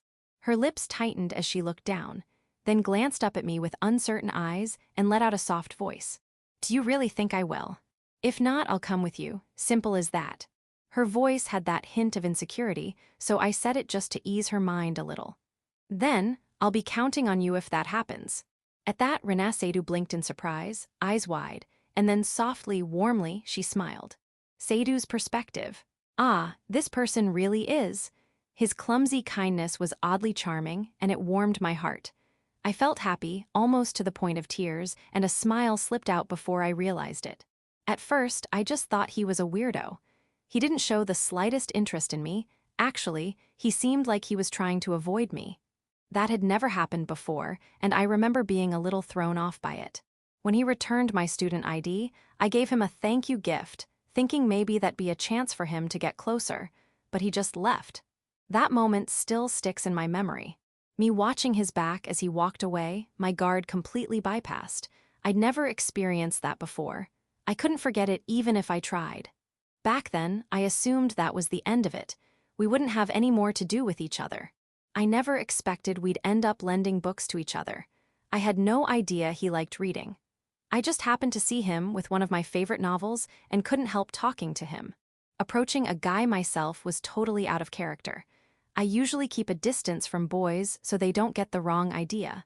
Normally, I never would have said anything. Thinking about it now, maybe I talked to him because he was strange. At the very least, I could tell from our first interaction that he wasn't interested in me, so I let my guard down. In the end, I'm glad I spoke up.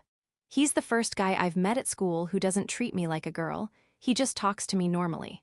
We both love books, and the way he talks about my favorites with such excitement makes me happy.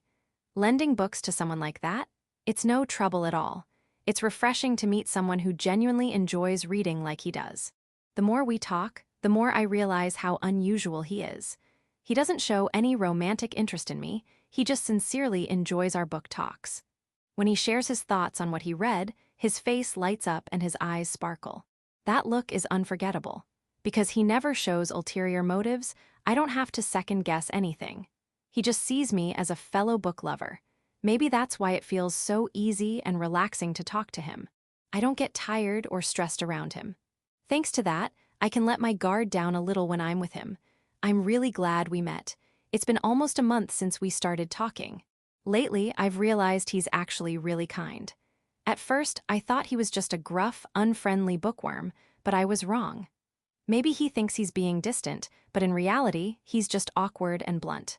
Deep down, he's the kind of person who helps others when they're in trouble. I remember clearly when he helped me get a book. I couldn't reach it on the top shelf and was struggling, then he grabbed it for me from behind.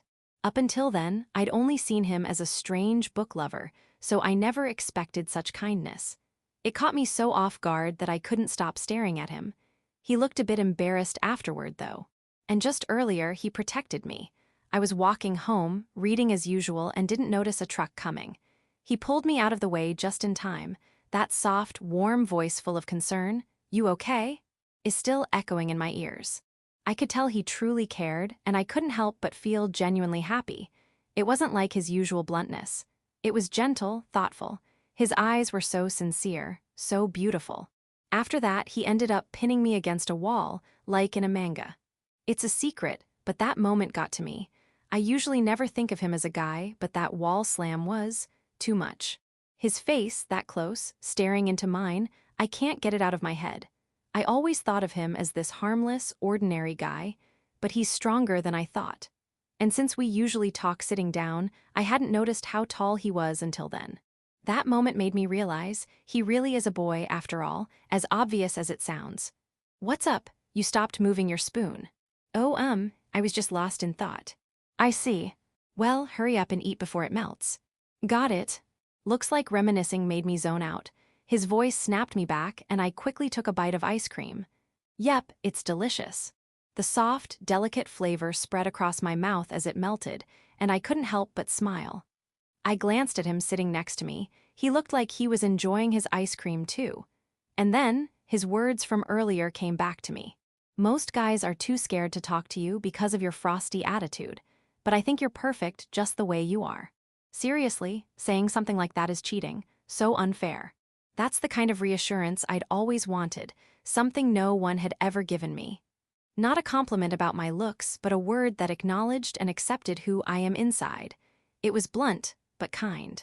His voice was soft and warm, wrapping around me like a gentle breeze. Those words he spoke keep echoing in my mind, soaking gently into my heart. Ah, seriously, I'm always the one being helped. Why does he always say exactly what I need to hear? When I'm in trouble, he helps me. When I'm in danger, he protects me. All of it, it's a first for me. Talking about books with him is genuinely fun, and being with him just feels so comfortable. I don't have to put up a front, I can relax. This kind of connection, it's the first time I've ever had something like this. He really is a good person. Not because he's a guy or anything like that, just as a human being, he's genuinely kind. I'm truly glad I met him. As I looked at his profile, that thought filled my heart. Chapter 4. An unexpected development with the most beautiful girl at school. Since that day we walked home together, I feel like Sadu has been just a little less guarded around me. Even so, she's still as curt and unfriendly as ever, so it's not like we've grown any closer. Things remained pretty much the same. We didn't really talk outside the library, and even there, we only exchanged a few thoughts on the books and occasionally made small talk. It was a very dry relationship. Well, maybe the fact that we were even borrowing and lending books was special in itself. The other day, when I returned a book, she told me I should make sure to get enough sleep. Her tone was as blunt as ever, but I figured it was her way of showing concern. Since I had already nodded and agreed to it, I couldn't exactly break that promise, so I started making an effort to sleep properly. Thanks to that, I hadn't been suffering from sleep deprivation and was getting some solid rest. Today, as I was heading to the library to return another book, my phone rang. Yes, I understand. I can make it. All right, I'll head over now. Apparently, one of the part-timers suddenly called in sick, and they wanted me to fill in. I didn't have any plans besides returning the book, so I accepted. They asked if I could come in as soon as possible, so I hurried toward the library to get things done quickly. I arrived at the library, opened the door, and stepped inside. Sadu was sitting in her usual spot and looked up at me. Thanks for the book. You're welcome. Still, you seem to be in a rush. Did something happen? She must have noticed how flustered I looked when I came in. She asked with a slightly surprised voice, her eyes a little wide. Yeah, I've got something to take care of after this. I see. All right, here's the next volume. I thought she might ask about my plans, but instead, she just handed me the next book like always, without prying. I gratefully accepted it, and before I knew it, I ended up expressing my appreciation to her. Really, thanks. You go out of your way to bring me these books every time. I seriously appreciate it. It's nothing. I'm just doing this on my own, so don't worry about it. Easier said than done. How could I not care after all she's done? She introduced me to some great books, and above all, she kept this up day after day. Honestly, I felt kind of guilty. That's why I wanted to show her my thanks somehow. Maybe I could give her something one day. She seemed to like sweets, so maybe she'd accept food if I gave it to her. Hey, why do you even go out of your way to lend me books? I thought you avoided guys, so why bother lending them to me? I tried not to think too much about it since I was caught up in the books, but no matter how you looked at it, our current relationship was weird. Sure, I looked a bit more presentable at work now, but at school, I still looked pretty plain. There's no reason someone like her would willingly associate with someone like me. Even now, talking with her feels normal, but when she first started lending me books, we'd barely even met. Normally, you wouldn't lend stuff to someone like that. And especially not if you were someone like her, known for giving cold responses to guys. Sadu touched her chin thoughtfully at my question. She cast her serious gaze downward and fell silent for a moment. Then, she quietly spoke. Well, you were the first book lover I'd met whose face I recognized. Being able to talk about the books we've read was really enjoyable. That was a big part of it. Is that so? I didn't have many people around me who read books either, so getting to talk about what I'd read was a first for me too, and I really enjoyed it. Knowing she felt the same made me just a little happy. As I tried to hide the smile forming on my lips and reset my expression, she continued. And also, I can tell you genuinely enjoy the books I lend you. And the fact that you don't get the wrong idea and just treat me like another book lover makes things a lot easier. Well, yeah, it'd be ridiculous to get the wrong idea. It'd suck way more to not be able to borrow more of this series because of something like that. Exactly, that's the kind of thing I mean. Even though I was being serious, she gave a small laugh and smiled faintly, as if finding something amusing. Her expression was still as stoic as ever, but that small, softened smile paired with her looks made it hard to look away. So yeah, I'd prefer if things stayed just the way they are. Got it. Well, looking forward to more then. Yes, same here. Until this book series ends, we'll keep things as they are. With that thought in mind, I headed off to work. Section. Since I owed Sadu so much, I wanted to return the favor somehow. The idea I came up with was helping her make a true friend, someone she could call a best friend. That said, even though I had the idea, I had no clue how to actually help. When I tried to think of something useful, I remembered the girl from work. She had a similar vibe to Sadu, who's known as the prettiest girl at school. I figured maybe if I talked to her, I might get some kind of hint. I approached Rina Hiragi. She had just finished her shift, so the timing was perfect. When I spoke to her, she tilted her head slightly in curiosity. Hiragi-san, do you have a moment? Yes, what is it? Do you have anyone you'd call a best friend? Huh? What kind of question is that, all of a sudden? She sounded a bit cautious. I realized I had jumped into things too quickly and hurried to explain why I was asking, to help ease her suspicion. Sorry, it's just that. I see, so that's what this is about. Then please explain that first next time. You caught me off guard by asking so suddenly. She let out a small sigh and spoke with an exasperated tone. Sorry about that. Well, it's fine. To answer your question, no, I don't really have anyone I can trust that deeply. I do have acquaintances, but I've never been especially close to anyone. Hiragi-san replied with a cold, matter-of-fact tone. Her brows furrowed slightly, as if she'd bitten into something bitter. Her answer wasn't surprising. I only ever talked to her at work, so it's not like I knew her all that well. Still, when you work the same shifts repeatedly, you start to get a sense of someone's personality.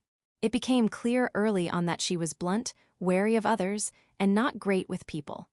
I picked up on that not long after she started training me, so I hadn't expected someone like her to have a close friend. I was hoping that if she did, I could ask about that person for reference, but it seemed that wasn't the case. I see. However, just as I was about to give up on using her as a reference, she seemed to have something else to say, so I prompted her. You remember the person who helped me out before, right? If we're talking about someone who might become a close friend, I'd say it's them. That person. Yes, they're the first person I've ever felt I could talk to without putting up a front. It feels like they accept me for who I am, and I feel at ease around them. We haven't known each other for very long, and I've never met anyone quite like them before, so I'm still not sure. Hiragi-san's expression softened more than before. Her voice was warm, her words gentle and sincere. It was a stark contrast to her usual sharp demeanor, and I couldn't help but be drawn in. It was obvious from the way she spoke that she was opening her heart to that person. Whoa! Her small smile, soft as a drifting petal, was incredibly charming. From her tone, it was easy to imagine that she now trusted this person more and had grown closer to them. Whether as a friend or something more, there was definitely a hint of affection there. Sounds like you've met someone really special. Yes, though I doubt that helps you much. Yeah, I guess not. It wasn't quite what I was hoping for, and all we could do was share a wry smile. In the end, having someone you can truly trust seems to come down to coincidence, and no matter how hard I tried, there wasn't much I could do to make that happen for someone else. Sadu would have to figure that part out on her own. Well, I don't think you need to worry about it too much, Tanaka-san. You think so? Yes, the fact that you're thinking about this person and trying to do something for them, I'm sure that feeling is already getting through. And if you still feel like doing something, just stay by their side. I think that alone would make them really happy. Having someone who cares nearby can be a great comfort. Is that really true? It's not like I could do anything just by being there, and it's not like there's any real benefit to them. But she did say the other day that talking about books together was fun. Maybe that's already helping her in its own way. If that's all it takes, then I can definitely do that. For now, I'll stick with that role. I made up my mind. I see, got it. Isn't that person a best friend to you, Tanaka-san? I wonder, I'm not even sure we're friends, honestly. We haven't known each other that long. What did I even mean to her?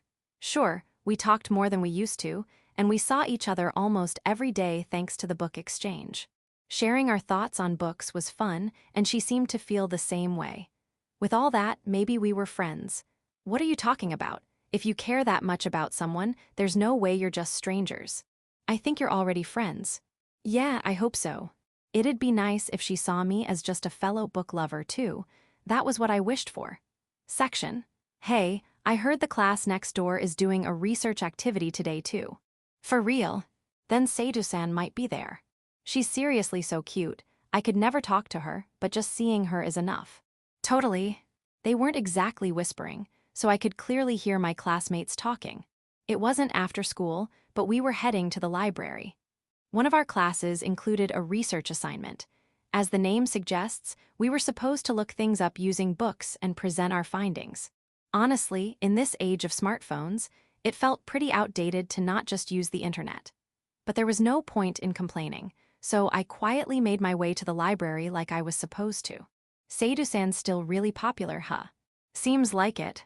Kazuki Ikenos, who'd also overheard the conversation earlier, said that with a thoughtful tone.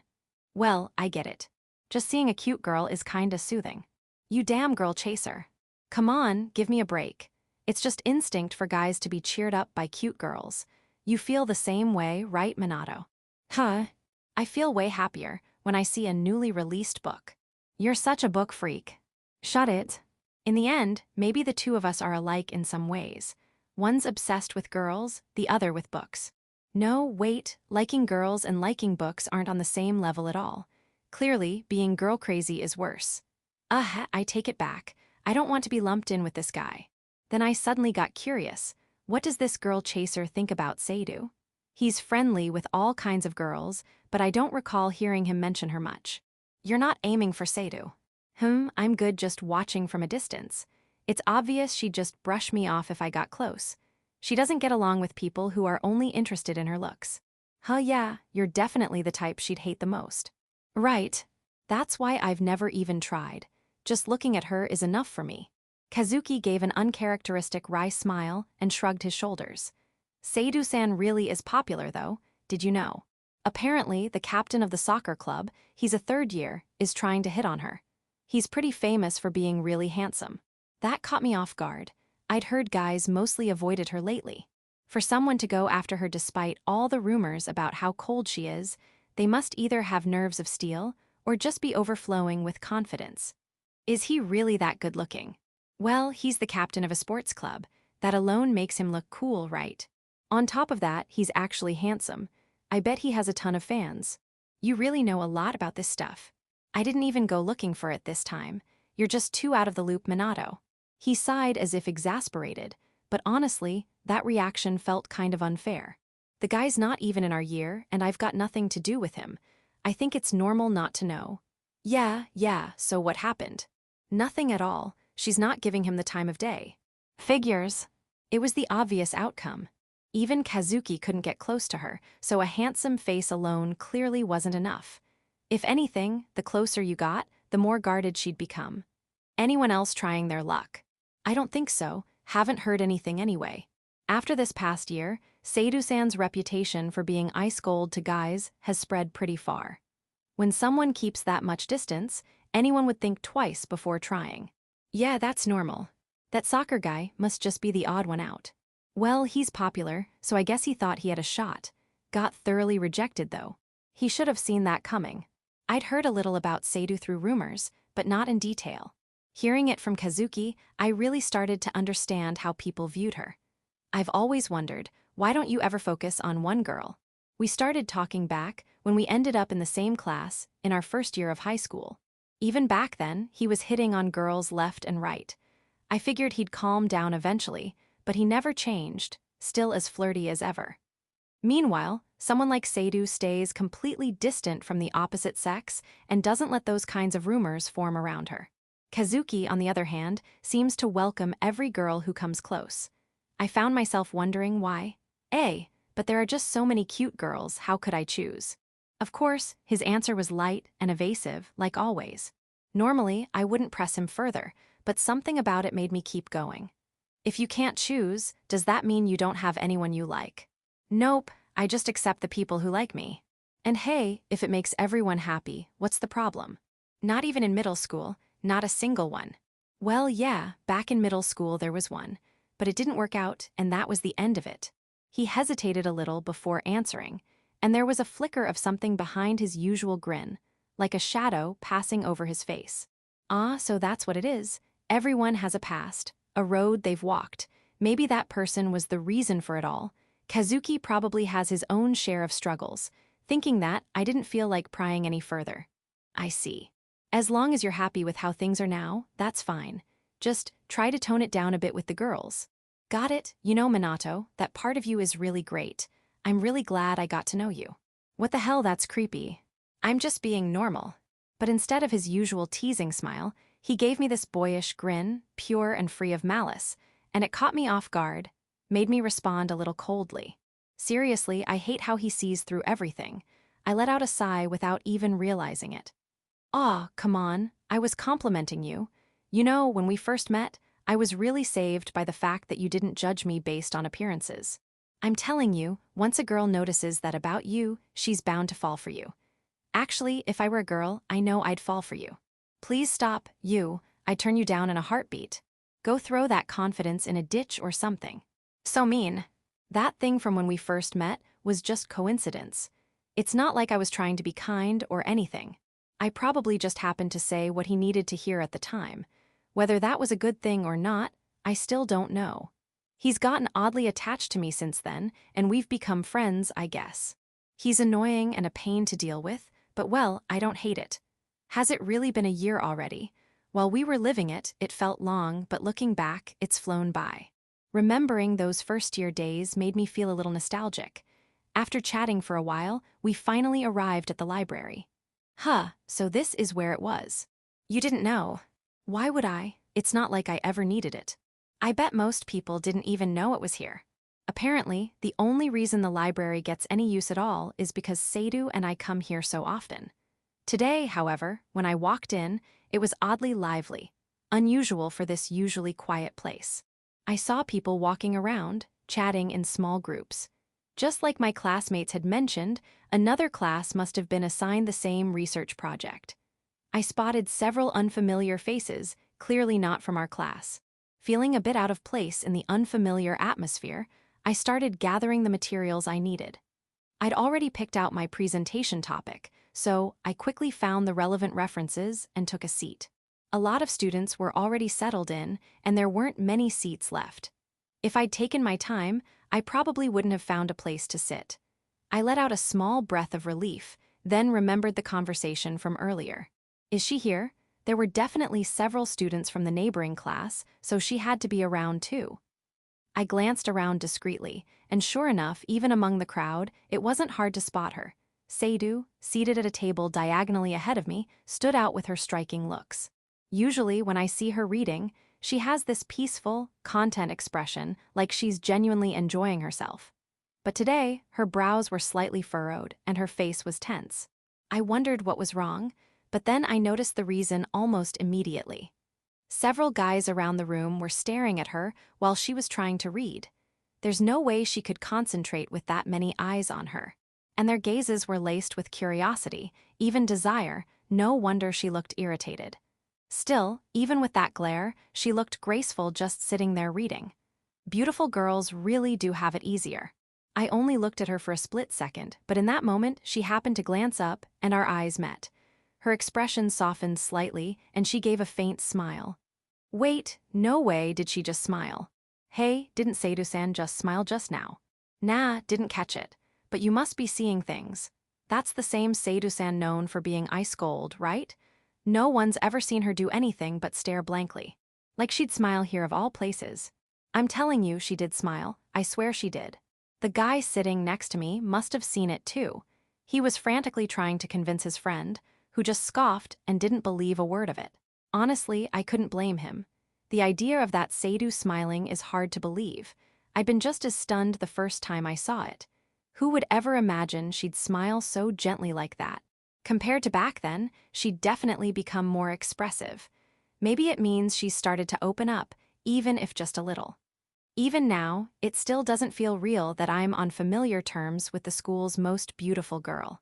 I found myself sneaking another glance. She'd already returned her focus to her book, back to her usual unreadable expression. She's not here yet today. When I entered the library, like I always did to return my book, Sadu wasn't in her usual seat. The space felt strangely empty and lonely. Wondering where she was, I sat down with the book I brought and began reading while I waited. Sorry to keep you waiting. Here's your book for today. Oh, thanks. After a while, a voice called out to me. I looked up to see Sadu standing there, but something about her seemed off. I couldn't pinpoint what it was exactly, but she gave off a different vibe than usual. The usual sharp edge in her demeanor seemed dulled somehow. What is it? Her voice still had that cool sharpness, but it was unusually weak. It was obvious something was wrong. Are you okay? You seem off today. I'm fine. She was clearly trying to act normal, but the effort was transparent. I hesitated for a moment, debating whether to press her for details, but she stiffened up and distanced herself like she didn't want to talk about it. Still, I couldn't help but worry. I looked at her more carefully and figured it out. Hey, are you feeling sick? How did you? Sadu's eyes widened in surprise. I was right. Her eyes were glossy, her cheeks more flushed than usual, and her voice had that heat-weakened softness to it. It wasn't hard to guess. You don't have to say it. I can tell just by looking. If you're not feeling well, you should be resting. But I promised I'd give you this book. She must have come just to keep her word. That kind of sincerity was admirable, but I wished she'd think about herself too. As I expressed concern, she looked down, her posture sinking with a hint of guilt. Her eyes still glossy from the fever, she glanced up at me, and that look hit me with a wave of guilt. Normally, she'd shoot back with some cutting remark, but today she didn't have any of her usual bite. It threw me off, and I awkwardly tried to cover it up. Well, thanks for the book. But don't push yourself too hard. Understood, then I'll excuse myself for today. You sure want me to walk you? I'm fine, I don't need help. Her steps were unsteady, so I offered, but she turned me down with her usual curt tone. Still worried, I watched her leave the library, and then she let out a startled cry and stumbled. Seriously, come on, I'll help you to the infirmary. Thank you. Don't mention it. I just don't like leaving sick people to fend for themselves. She really doesn't know how to lean on others. It wouldn't hurt to rely on me a little. After all, she's been doing me a favor with the books. I should at least be allowed to help her when she needs it. I pulled her up by the hand and adjusted my posture so she could lean on my shoulder. But she just stood there, not moving. What is it? If we walk together, people will notice us. She must have realized I'd been careful not to be seen with her in public. Sadu was sharp like that, it made sense she'd catch on. It's not that far. And honestly, I'd feel worse if I just left you like this. Come on, let's go. Truthfully, it wasn't that far to the infirmary, but if we were seen, there was no doubt it would spark rumors. I really didn't want to deal with that hassle. Still, I wasn't so heartless as to leave someone who'd always been there for me just because of a little gossip. Not wanting to drag out the back and forth any further, I urged her to move, and after a moment of hesitation, she timidly placed her hand on my shoulder and leaned her weight on me. Just as she looked, her body was slender and felt fragile. Her steps were unsteady, and now and then, the arm she'd draped around my neck tightened for balance. Why are girls always so soft? With how slim she was, I would have expected her to feel bony and stiff, but not at all. On top of that, she gave off a faintly sweet scent. Being this close, inhaling that soft fragrance, even if I wasn't interested in her like that, it was enough to make anyone flustered. Doing my best not to let that show on my face, I supported her all the way to the infirmary. Thankfully, we didn't run into anyone along the way, easily my biggest worry, so I breathed a quiet sigh of relief. After explaining the situation to the school nurse, I helped her lie down on one of the beds. Well then, I'll get going. Take care. She seemed to have a bit of a fever, but it probably wasn't the flu, not this time of year. Maybe just accumulated exhaustion catching up with her. If it was just a regular cold, a few days of rest should do the trick. I really hoped she could get some proper sleep. What is it? Just as I turned to leave, thinking I'd wrapped everything up, she tugged gently on the hem of my shirt and called out to me. I turned around and met her eyes. Only the upper part of her face was visible, peeking out from beneath the blanket as she clutched it up to her mouth. Her feverish eyes were slightly glazed and shimmering faintly. When I tilted my head in curiosity, she glanced around hesitantly, looking unsure of what to say. But it was clear she had something on her mind. I waited in silence. After a few moments, as if working up her courage, she finally looked directly into my eyes. "Thank you for today. You really helped me." "All right then, get some rest." Knowing her, she'd probably take those words too seriously and end up overthinking them, so I kept it casual and left the infirmary. Still, even if it was just because of a fever, having a beautiful girl look at me with flushed cheeks like that, it wasn't exactly great for my heart. Sadu's perspective. He helped me again yesterday. The day after he carried me to the infirmary, I was feeling a bit better and had come to the library as usual to wait for him. After he brought me there yesterday, the school nurse ended up taking me home, and I went straight to bed. When I woke up this morning, after a full day of rest, the fever had gone down, and my body felt noticeably lighter. Thinking back on it now, I really realized just how much he helped me. I was practically falling over and couldn't walk on my own, and he still supported me all the way to the infirmary. It must have been tough. My steps were unsteady, and I leaned most of my weight on him. I'm sure it wasn't easy for him at all. Still, I didn't expect him to be the one to notice I wasn't feeling well, not when even my classmates didn't. But he picked up on it right away and was so genuinely concerned. He's such a kind person. He always helps me when I'm in trouble. He's like some kind of hero. The memory made my lips soften into a smile, but remembering how close we were when he carried me, just thinking about it was enough to make me blush. I'd never been that physically close to the opposite sex before, so even if it couldn't be helped, it still made my face heat up. When I touched my cheek with my fingertips, I could feel the warmth still lingering there. I could still vividly recall the moment I leaned against his body. His slightly cooler temperature compared to mine felt through the fabric of our uniforms, and the firm yet solid texture of his muscles. I couldn't get the sensation out of my head. I'd never touched a boy like that before. That reality hit me hard. I probably bumped him in a bunch of places too, but, well, he was just helping me. That's what matters. Still, how am I supposed to repay him? He clearly doesn't like standing out, and even though he seems to avoid being seen with me, I still ended up making him walk through school beside me. That must have been uncomfortable for him. And beyond that, he's helped me more than once now, and it doesn't feel right to just hand him a snack like before and call it done. What should I do? I kept turning it over in my head as I sat in the library, waiting for him. Still, he's really late. Normally, he'd have shown up by now. I lifted my head from the book and glanced toward the library entrance, but no one came in. The place was silent, no one else was around, and the only sound was the stillness echoing through the room. I was sure I hadn't missed anything. The doors here make a clear noise when they open, and he always greets me when he arrives. No doubt about it, he wasn't here. We'd been exchanging books for a while now, but this was the first time something like this had happened. He always came right after classes ended. I was a little concerned, but it hadn't been too long since the end of the day. I'll just wait a bit longer, I told myself and looked back down at my book. No, something's definitely wrong. I glanced at the clock after finishing a chapter. It was already nearly closing time. If he hadn't come by now, he wasn't coming. Something must have happened. But what? Did he get tired of being involved with me? It wouldn't be surprising. I knew I had caused him trouble yesterday, and honestly, I did feel like I'd been a burden. If people found out he was close to someone like me, there'd be rumors. He'd definitely attract attention. If he wanted to avoid that, cutting ties with me made sense. I wouldn't blame him. I get it, but even so, the thought left a lingering heaviness in my chest. Still, there could be other reasons. I pushed that feeling aside and tried to think logically. If he suddenly stopped coming even though he'd been here every day before, maybe he didn't come to school at all today. What if he got into an accident? Or maybe. Then it hit me, the cold. Maybe he caught it from me. We were really close yesterday, and I wasn't wearing a mask. I could have easily passed it on. For a second, I thought about checking, but I quickly realized I had no way of confirming it. If it were during class hours, I could have peeked into his classroom and seen for myself. I also thought about asking one of his classmates, but that came with its own problems. If I asked around too much, it could stir up weird rumors.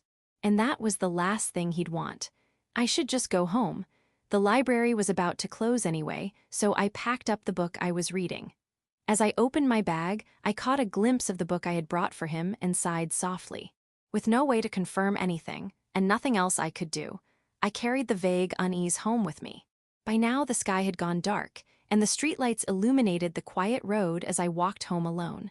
I arrived at my apartment and stepped inside. I'm home. No answer. Even after more than a year of living like this, I still hadn't gotten used to coming home to an empty house.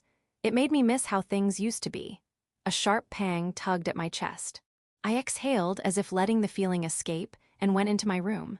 I sat down at my desk and opened a book. Normally, I'd get drawn into the story right away, but today, my eyes just slid over the words. None of it stuck. Seriously, I knew exactly why.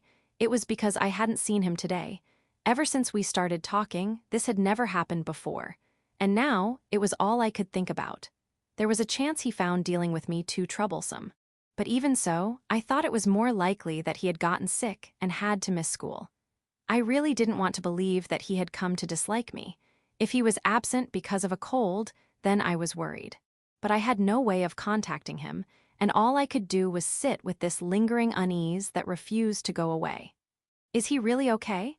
He seemed like the kind of person who actually cared about school and took things seriously, so for him to miss class, it had to be something major. Being sick is hard, really hard, and I just hoped he was all right. The anxious thoughts wouldn't leave me alone. No matter how much I told myself I should let it go, I just couldn't focus on my book. Section. As the sound of my alarm gradually pulled me back into consciousness, I opened my eyes and slowly checked how I was feeling. All right, I'm doing better. I took my temperature, 36.8 degrees C. Slight fever, but my body could move, and I felt well enough to go to school. Since I'd spent all of yesterday in bed, I reached for my phone for the first time in a while. There was one message. You okay? I'll be waiting at school. It was from Kazuki. Looked like he'd texted me out of concern yesterday. I quickly replied, sorry, I'm heading in today, and started getting ready. My body still felt a little sluggish and my mood wasn't great, but I had no trouble preparing and made it to school without issue. Minato. Morning. Feeling any better? Yeah, more or less. I'm still a little drained, but I can function. That's good. I was really surprised yesterday. It's the first time you ever missed school. Yeah, I'd skipped class yesterday because of a bad fever. When I woke up that morning, I felt awful. It had been so long since I'd gotten sick, I barely had the energy to move. There was no helping it. Yeah, probably the first time since elementary school, it hit me hard. I was basically useless, just slept all day. Wow, sounds like it really got you. I mean, it makes sense though. When it's been a while since your last cold, it tends to hit harder. Still, you've got a strong constitution for someone not in a sports club. I guess it's thanks to a mostly healthy lifestyle. But honestly, the cold probably came from how I'd been living recently. Staying up way too late reading, not eating as well since I started cooking for myself, it wasn't like the meals Mom used to make. All those little things must have piled up. Oh, almost forgot. Here are yesterday's handouts. This one's due next week, and this one's going to be on the final. Oh, thanks, appreciate it. No problem, no problem. I'll send you pictures of my notes later, too. Man, I owe you one for everything. Kazuki always helped out like this. I really couldn't complain. Maybe this was why he was so popular. I gave him grief all the time, but I really did respect how he looked out for people. You're saying you wanna buy me lunch. Fine, I guess I'll let you. Don't push your luck. Oh, come on, don't be stingy. Yep, Kazuki was still Kazuki. The moment I started to see him in a new light, he'd go and ruin it. I wasn't about to tell him I respected him, it'd just go straight to his head.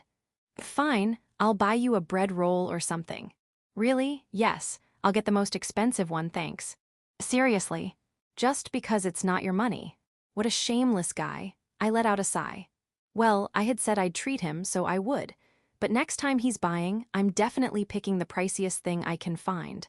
I made a mental note. After school, I headed to the library as usual to return Sadu's book. The door creaked open as I stepped in, and there she was, looking right at me. Our eyes met across the room, her large, double-lidded eyes widening slightly. For a moment, her expression softened, but then her brows drooped and she looked troubled. I wasn't sure why she reacted that way, but for now, I went ahead and handed her the book. Here, thanks. It was a good read. You're welcome. As she accepted the book, she looked up at me with hesitant eyes, clearly struggling to say something. What happened yesterday? You didn't come to the library, right? Sorry. You waited, didn't you? I had to skip school, I caught a cold. I see, I'm sorry. That's probably my fault, isn't it? Her unexpected response left me speechless for a second. But thinking about it, I could see how she'd feel that way. I'd gotten sick the day after she did, so it made sense that she'd blame herself. But really, the cold was probably from how I'd been living. Anyone would have gotten sick staying up that late and eating like I had. It definitely wasn't her fault. I hadn't imagined she'd feel guilty about it. She looked so apologetic, her brows furrowed. I quickly tried to reassure her. No, it's not your fault. I just haven't been getting enough sleep. I've been up late reading a lot lately. Still, Don't worry about it, it's on me. I brought this on myself. You told me to get more sleep, and I ignored it. That's what this is. The truth was, I had been trying to sleep earlier since she told me to. I kept the promise, mostly. But I figured if I said that, she'd just blame herself again, so I lied on purpose. I see, then you're feeling better since you're back at school. More or less, still a little tired, but I'm good enough to get through the day. I'm glad to hear that. But make sure you sleep properly from now on, okay? She scolded me again, softly, almost like a gentle reminder rather than a reprimand. Yeah, sorry again for making you wait yesterday. It's fine. I come here to read anyway, though I didn't get much reading done yesterday. Wait, were you actually worried about me? No, not really. I was just a little curious since you didn't show up. I see. Her words were cold and curt, brushing me off as usual. But her expression had softened slightly.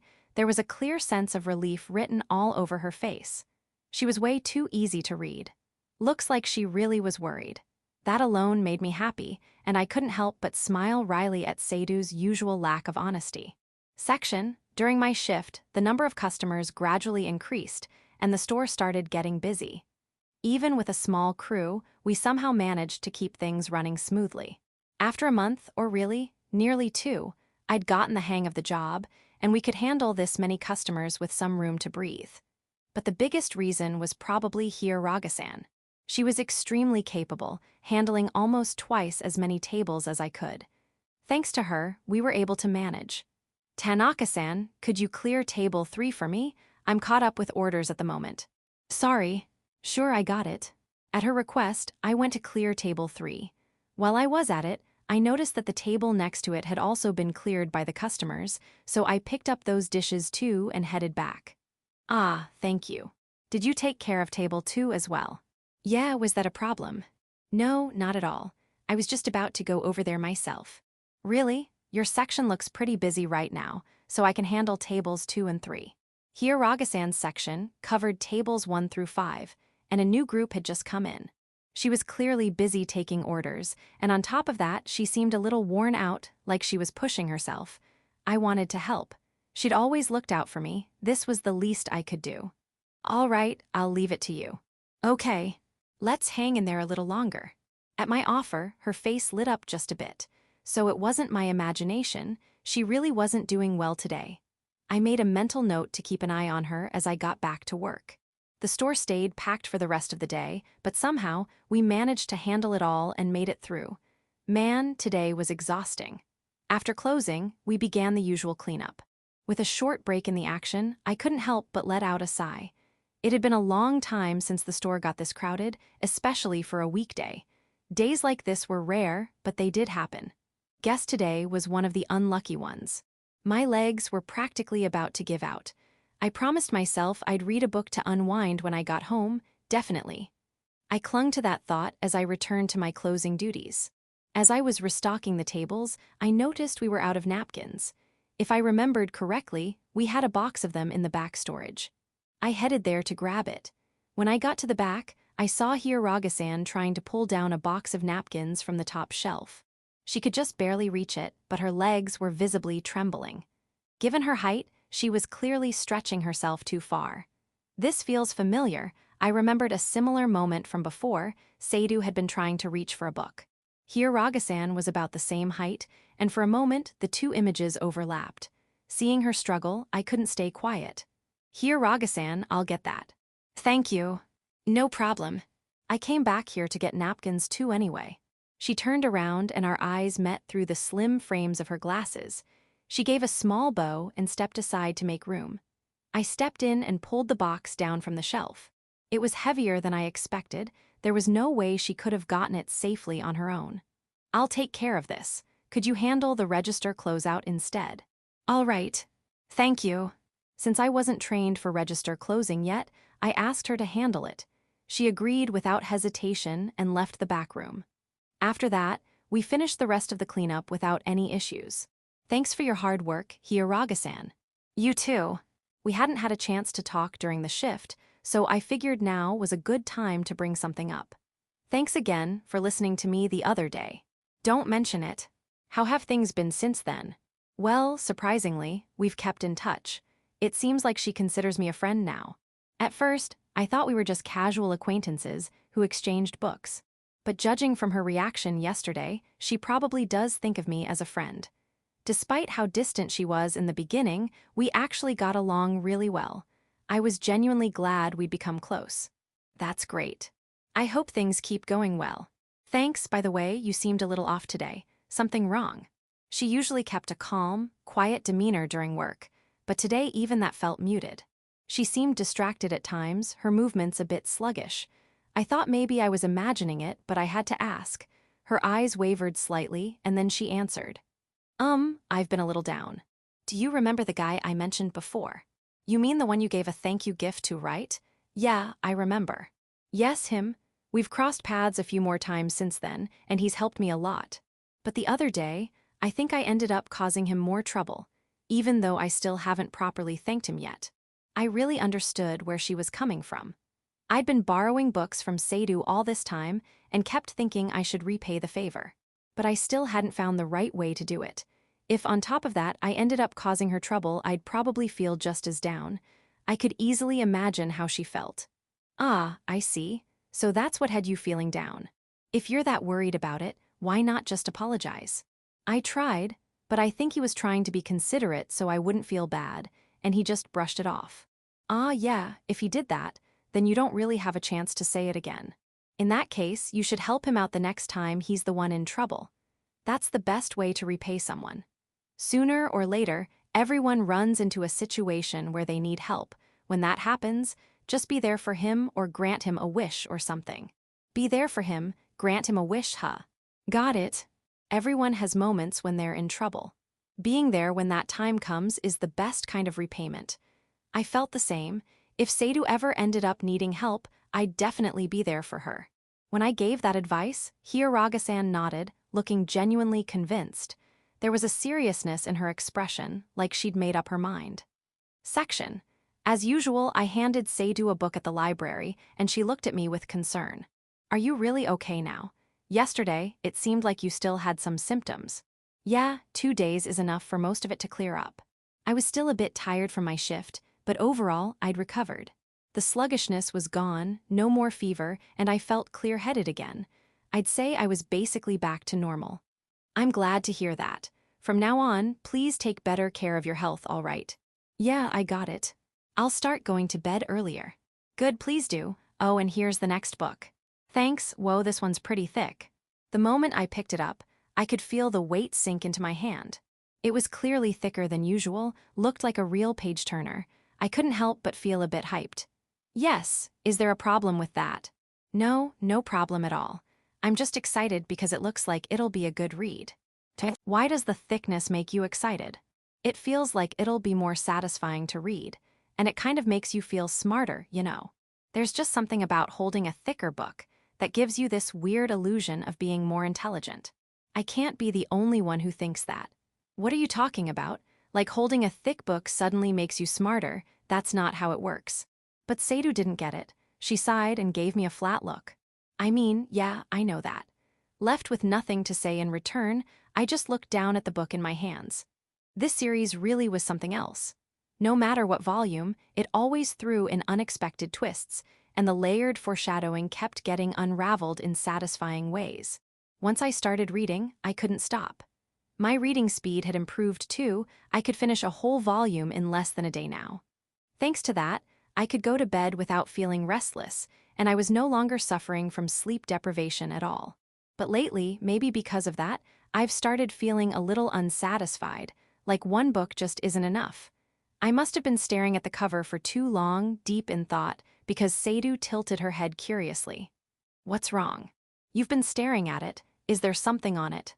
Nah, it's just that lately I finish a book so quickly, it doesn't feel like enough anymore. So, you want to read 2 books now? She furrowed her brows slightly as she asked. Not at all. I already owe you enough as it is. If I asked you to lug around 2 heavy books every day, I'd die of guilt. I quickly shot down the idea, shrugging my shoulders to show I wasn't serious. But Sadu crossed her arms, looking thoughtful. She lowered her eyes, seemingly deep in thought, avoiding eye contact. Then she murmured quietly, "But you do want to read more, right?" "Well, yeah. Then, how about we walk home together?" Huh. I let out a weird sound. I didn't understand what she meant for a moment. Her suggestion completely blindsided me, catching me off guard after I had casually expressed my desire to read more. What was she saying? If you're willing to come to my house, I can give you 2 or 3 books. Wait, hold on. You do want to read more, don't you? Well, yeah, but... I appreciated the offer, I really did. But still, would a girl, even if we know each other, suggest walking home with a guy she's not that close to? And if I went home with her, there's no doubt rumors would start flying. No matter how discreet we were, someone would eventually notice, and it would become gossip. I don't like standing out, so choosing to walk home with her just isn't an option. Is that really okay? You'd be able to read more than before, you know. Sadu whispered temptingly, as if to tease my hesitation. She probably meant it kindly, but it just made it harder to say no. Even knowing I shouldn't, her words made me want to agree. Well, I mean. Then how about this? You don't have to walk with me. Just match your timing with mine and follow behind me. Maybe she realized why I was hesitating. She offered a solution that directly addressed my concern. With that, I had no reason left to refuse. I wanted to read those books, badly. With an offer like that in front of me, there was no way I could turn it down. All right, I'll take you up on that. Okay, that's fine. I couldn't shake the feeling that she was somehow leading this entire conversation exactly the way she wanted. Still, Sadu looked pleased with my answer. You're not gonna accuse me of stalking just because I'm following behind you, right? I wouldn't do something like that. I gave a little shrug as a joke, but she shot me a dissatisfied glare like, what are you even saying? But seriously, is it okay? Letting a guy like me know where you live. What if I did something dangerous? If that happens, I'll take appropriate action. Of course, my apologies. Her narrowed eyes and sharp glare made it crystal clear. There was no way I could ever do anything like that. Not that I planned to, but still, that look could kill. Besides, I doubt you would do something like that, or could. So you trust me, I'm honored. I trust you a little, but mostly, it's because you clearly aren't interested in me. That's the main reason. That makes sense. I'd expected as much, but hearing it outright still made me chuckle awkwardly. If you tried to use that you excuse to get closer to me in the beginning, I wouldn't have had anything to do with you. I'm glad you decided I'm a safe person then. Yes, thanks to that. And so, in order to read more books, I was, somehow, going to be walking home with Sadu. Well then, let's head to your place. Sure, wait a second. I was getting a little too eager to dive into that new volume and tried to rush her, but she stopped me. She must have remembered something. She gently tugged on my sleeve, just enough to get my attention. I turned around. What's up? Could you give me your contact info? She ended up looking up at me, slightly timid, her wide, clear eyes meeting mine. Then she glanced away, her gaze wavering as she mumbled. She seemed hesitant, probably because she understood what it meant to ask someone of the opposite sex for their contact info. Maybe that's why she was a little uncomfortable about it. Of course, I wasn't stupid enough to think she saw me as a guy or anything. Why? We're not going to walk home together every day, right? So if you have something to tell me, just message me. I'll bring a book to school that day. I see. She had a point. It would be pretty inconvenient not being able to tell her things. If I'd been able to message her before, I could have told her I was going to be absent. Thinking about it that way, it made sense to trade contact info. I pulled up the QR code on my messaging app and showed it to her. She held up her phone to scan it and then froze. Thanks. Wait, what? Tanaka Minato. I clearly heard the dumbfounded tone in her voice as the realization hit. What's going on? Sadu stared wide-eyed at her screen, her large double-lidded eyes blinking in disbelief as she double-checked something on her phone. Oh right, I didn't tell you, huh? No, you didn't. Even after we started talking, you never introduced yourself. Not that I was particularly interested anyway. She glanced at me a few times, like something was still bothering her, and then responded in her usual cold, sharp tone. Yeah, guess I forgot. Well, officially then, I'm Minato Tanaka. Nice to meet you. Yes, do you know my name? Of course I do. You're Rena Sadu, right? As long as you know. Nice to meet you. And just like that, we formally exchanged names for the first time. Seriously, it had already been a month since we met. You don't usually go that long without telling someone your name. Still, it was a strange turn of events.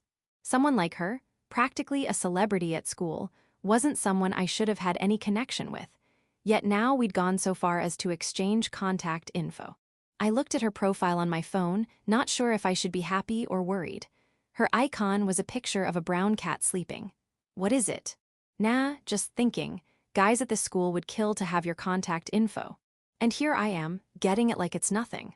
Please don't spread it around. I won't. The second anyone finds out I have it, I'll be the one getting all the death glares. No way I can handle that. The kind of attention she gets would flip straight into hostility directed at me. There's no way I'd let that happen. Do you usually do this kind of thing with your friends? Not really. I don't have that many close friends. The only one who messages me regularly is Kazuki, so this is pretty rare. You, on the other hand, seem like you message all kinds of people. Well, a fair number. Just as I thought, she's popular. Sounds like she messages quite a few people, though I could tell there was a lack of enthusiasm in her voice. Probably not my imagination. Social apps come with their own set of headaches, and for someone like her, I bet it's a nightmare. I found myself empathizing and said quietly, "Sounds tough. Shall we head to my place?" Why, yeah. I flinched a little when she said my place. Obviously, I wasn't going inside, just picking up books at the front door, but the phrasing still caught me off guard. It sounded way too suggestive. All right, let's go. I want to read those books already. I urged her along, trying to push past my nerves. It kind of felt like I was stepping into something irreversible, but I pushed that thought away. Reading the books was more important. Yep, the books aren't going to run away, you know. She gave a little amused smile, clearly exasperated by my eagerness. We walked home together, or rather, as we discussed earlier in the library, I followed a few paces behind her. Watching her from behind, I noticed how her black hair swayed gently in the breeze. It was so smooth and well-kept, reflecting the sunlight in a way that made it shimmer. You could tell she took great care of it. I'd walked behind her once before, back when she almost got hit by that truck. I remember thinking then, too, that trailing behind like this kind of felt like stalking. But she said it was fine this time, so I tried not to worry about it. Unlike last time, she wasn't reading a book as she walked. It looked like she'd stopped doing that, thankfully. That unsteady walk she had before was seriously dangerous. I was relieved she'd stopped. This time, she was facing forward, walking normally, but every now and then, she'd glance back to check if I was still following. She was probably trying to be subtle about it, sneaking little glances, but she stopped walking every time she did, so it was painfully obvious. I doubted she realized she was stopping every time she looked back. Still, what a weird situation. I was going to her house just to borrow more books. I couldn't ever tell Kazuki about this. He'd tease me into the ground. Even if he didn't spread it around, the daily torment would be unbearable. And even if I told him she invited me herself, would he even believe me? We kept walking in silence. With some distance between us, we didn't talk. And the more we walked, the more it began to hit me, I'm really going to Sadu's house. Up until now, it hadn't felt real. I just went along with it as she said it. But now that it was sinking in, I was starting to get nervous. Even though I knew I wasn't going inside, it was still nerve-wracking. I'd never been to a girl's house before. I had no idea how I was supposed to act. I tried to calm myself with a deep breath. I did it again, and again, still didn't help. Oh, she's turning here. Up until now, we'd been heading in the same direction I normally took home. But then we veered off the main road and into a smaller, narrower street. Houses and apartment buildings lined both sides. As we moved deeper into the residential area, Sadu finally stopped in front of one of the buildings. So this is it. Yes, my apartment's on the second floor. There's a stairway just inside the entrance. Go up those stairs. She gave the instructions and headed in. I waited outside the front door as it closed behind her. Even from the outside, I could tell this was a pretty nice place. Maybe not brand new, but definitely modern and high-end. I never would have guessed Sadu lived somewhere like this. Maybe she was actually from a well-off family. Despite my initial nerves about coming to a girl's place, Sadu had been so matter-of-fact about it that my tension had mostly faded. She handled it so casually that it made my nervousness feel silly. After a short wait, she came back with 2 books in her arms. Sorry to keep you waiting. I brought 2 just in case. Is that okay? Oh, thanks. Seeing my favorite books in front of me had me buzzing with excitement. Now I could read more in a single day than ever before. Heh, I'm seriously looking forward to this. I might even be pulling an all-nighter tonight. As I reached out to gratefully accept the books, Sadu quickly pulled them out of reach. I'm only lending you 2 more because you said you wanted to read more, but you're going to sleep properly, okay? Just because your cold is gone doesn't mean you can stay up all night. Aya got it. Her large, beautiful eyes fixed on me, and I couldn't hold her gaze. I had to look away. That was close. I totally planned to stay up late tonight. But the serious expression on Sadu's face made it clear she really was worried about me, so I reluctantly gave up on my all-nighter plans.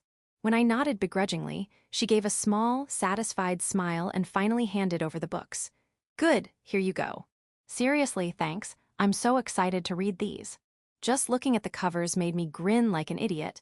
I had to quickly pull myself together. Still getting to read even more now? Yeah, agreeing to Sadu's suggestion was 100% the right move. I was hesitant at first, but compared to being able to read more, it was a small price to pay. As long as no one found out, I'd just be extra careful and stay under the radar. If I could read, nothing else mattered. As I stared lovingly at the books in my hands, Sadu chuckled softly. You really like that series, huh? Yeah. I'd say I'm more hooked on it than anything I've read before. Wait, was it that obvious? Yes, you looked absolutely thrilled. That's kinda embarrassing. Did I really let it show that much? I always lose my cool when it comes to books I love. I really needed to be more careful going forward. As I tried to compose myself, Sadu's lips curved gently into a soft smile, and her eyes narrowed just slightly. You look so happy, it made me feel happy too. I think expressions like that are really charming, so you don't need to hide them. Oh, I see. That smile is cheating. You can't just smile like that and expect me not to get flustered. I'll head out then. Thanks again. I quickly shoved the books into my backpack and made my escape. I knew she probably didn't mean anything by what she said, she just spoke her mind. I understood that. But even knowing it, I couldn't stop the heat from rising in my cheeks. The cold wind on the way home felt oddly nice against my flushed face. Sadu's perspective. He came all the way to my front door for the first time just to pick up some books, but nothing out of the ordinary happened. Just like always in the library, we talked a bit, I handed him the books and he left. I saw him off, then went back inside to my room, flopping down onto my bed and replaying the day in my mind. Tanaka Minato, I can't believe that's his name. I never really cared about his name much, figured I'd ask eventually, but what are the odds? The same name as the guy from work. Could it really be the same person, or just a coincidence? When we exchanged contact info, I honestly did a double take. I mean, what are the chances that my book friend and the guy from my part-time job have the exact same name? No, that's way too unlikely. It's hard to imagine I'd have 2 people with the same name in my life. It's probably the same person. But even as I tried to recall my book friend's face, I couldn't say for sure. I hadn't really looked that closely at the Tanaka from work. What I remembered was someone with his bangs up, a clean and handsome face. Basically, your classic good-looking guy. Totally different from the low-key, plain version I saw at school. His sharp, pretty eyes felt sort of familiar, but I couldn't be sure. When I found out his name, I did consider asking about his part-time job, but I'm glad I didn't. If I brought it up, I could confirm if he's the same person, but that would also mean revealing that I have a part-time job too. And with my particular circumstances, I really didn't want that getting out. For now, I'll just observe Tanaka at work and figure it out that way. Still, if he really is the same Tanaka I know from work, no, let's not go there. That's a mental rabbit hole I don't need. If I've been unknowingly talking to him all this time and sharing personal thoughts, I'd want to die of embarrassment. Just thinking about it made my face feel hot. I quickly shoved the thought to the back of my mind. While I was lost in thought about all that, night had already fallen, so I went to prepare dinner. After I finished eating and returned to my room, I remembered we'd exchanged contact info. Usually when I add someone new, I get a message from them first. Maybe he'd sent one?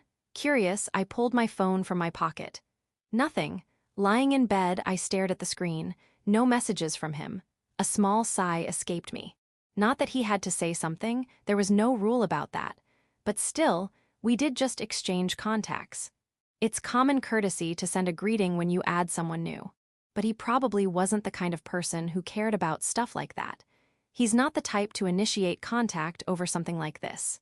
Still, if we never say anything now, things might feel awkward later, and it'll make it harder to use the chat when we do need to. So I guess I'll send something first. It's just practical. I'm doing it for his sake, not because I want to talk to him or anything. As if trying to convince myself, I opened the chat and started typing. Sadu here. Nice to meet you. It was the usual message I always sent when I added someone new. I just had to hit send. My thumb hovered over the button, then stopped. Somehow, it felt too bland. He's an important friend. After all, maybe I should make it a little nicer. I deleted the message and started typing again, one letter at a time. Sadu here. Thanks for today. I had fun talking with you. After typing it out, I reviewed the message, and then panicked and deleted it. Somehow, it felt too embarrassing. Sure, I really did enjoy talking with him today, but actually telling him that felt a little too personal. I'd better tone it down a little. As the heat rose faintly in my cheeks, I started typing again. Sadu here, nice to meet you. Let's keep chatting about book impressions and stuff. I typed each word carefully, double-checked it, and gave a firm nod of approval. Yeah, this should be good. It wasn't just a plain greeting, it had a bit of an invitation too, so it'd make continuing the conversation easier. Feeling satisfied, I let out a breath. Now I just had to send it. And yet, for some reason, my finger hesitated over the send button. Does it sound weird? I glanced over the message again. No, it should be fine. Nothing strange about it. I reread it a few more times, just to be sure. I usually don't get this nervous over something so simple. Maybe it's because he's an important friend. Swallowing hard, I gathered my courage and finally tapped the send button. Phew, just sending that little message felt like a whole ordeal. I let out all the air I'd been holding in and slumped back onto my bed, drained. All that just for a simple greeting? Why am I like this? I stared up at the ceiling, completely relaxed now. All right, time to read. Now that I'd finally gotten that off my chest, I picked up one of the books I borrowed today and flipped to where I left off. Usually, once I started reading, everything else would fade into the background. But today, I couldn't focus. I kept wondering if he'd replied to my message. I closed the book and checked my phone screen, but there was no response. Did it come off weird? I knew he wasn't the type who liked texting much. Maybe it was a bother. The more I thought about it, the more anxious I felt. Maybe I should have made the message cuter or friendlier. It might have made it easier to talk. I checked the time. Only 5 minutes had passed since I sent it. Too late to take it back now, I told myself, and opened the book again, determined to focus. It's a great book. I should enjoy it. I managed to read a little further, but my eyes kept drifting back to my phone. I gave in and glanced at the screen again. Still nothing. Setting my phone down, I tried facing my book once more. I followed the lines of text with my eyes, reading one sentence after another. But I couldn't retain any of it. I had to keep going back and rereading the same lines over and over. Seriously? None of it was sticking. What is wrong with me today? I shouldn't care this much about a reply. Well, maybe I did care, but not this much. It was just a greeting, so why couldn't I focus? I let out a heavy sigh, completely unable to settle down. Forget it. I needed to get away from my phone. I decided to take a bath, put some physical distance between me and that tiny source of stress. After the bath, I returned to my room. The moment I stepped in, my phone lit up. My heart jumped, my pulse quickened. What is this feeling? I was a mess. Flustered, I checked the screen. Riane, can you help me with tomorrow's math assignment? Hey, I sighed deeply, the kind that comes from way too much pent-up hope. Just a message from a friend. I felt relief and disappointment. I'd been so sure it would be from him. God, I was pathetic. I placed my phone down with a heavy heart, only for it to light up again. Probably another friend, I thought, glancing down without much hope. Looking forward to it. Can't wait to talk about the book. Just one line, but one single line, those 16 little characters, sent my heart fluttering. A burst of warmth spread through my chest, and I couldn't stop myself from grinning. He replied. He actually replied. I was so happy I flopped onto my bed, still clutching my phone, kicking my legs excitedly. I checked the message again, just to be sure. Yup, definitely from him. It was simple, plain, and just like him, but it made me smile every time I looked at it. Chapter 5. The most beautiful girl at school realizes something. Since then, I've been going over to Sadu's place to borrow books, but nothing in particular had changed. Which makes sense. After all, we weren't commuting together or anything, so it's not like we were spending that much time around each other. If anything did change, it'd be that, since we didn't have to worry about being seen anymore, we now talked for a little longer in front of her place than we used to at the library. We were both book lovers. Once we got into sharing our thoughts on what we'd read, time flew by naturally. Another small change was that I started losing sleep again, so the frequency of her little lectures had increased. But honestly, that didn't bother me. Will the usual time today work for you? Yeah, I've got nothing planned after school, so that's fine. Got it, see you after class then. During lunch break, I got a message from Sadu through our chat app. At some point, this had become part of my daily routine. We'd go home together after school, unless I had something going on, in which case I'd just wait at the library. These messages were her way of checking that. We never officially made plans, but somehow this had become an almost everyday thing. You've been using your phone a lot lately, Minato. Did you finally get yourself a girlfriend? Hi. Where did that come from? As I finished replying to Sadu and slipped my phone into my pocket, Kazuki, who sat across from me, looked at me with a mischievous glint in his eye. Apparently, he'd been watching me fiddle with my phone. He was in the middle of eating lunch, but damn, he's sharp. Well, you never used to mess with your phone at all. It was always just books. So suddenly seeing you glued to your screen kinda makes me curious. Personally, I'm betting there's a girl involved. His grin practically screamed. Well, am I right? Seriously, Kazuki's insight is scarily accurate sometimes. But of course, there's no way I was going to tell him the truth. No, you're wrong. I was just checking in with work. Oh lame, that's boring. But seriously, how are you so good at noticing these things? You've got a lot to learn, my friend. If you want to flirt with girls, observation skills are key.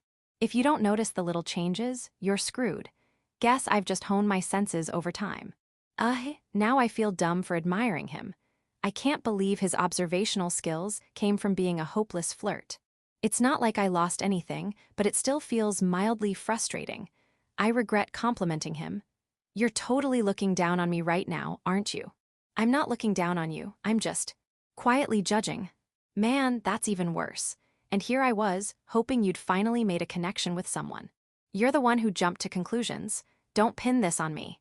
So seriously, there's no girl you're into. There isn't. Sadu's just a friend.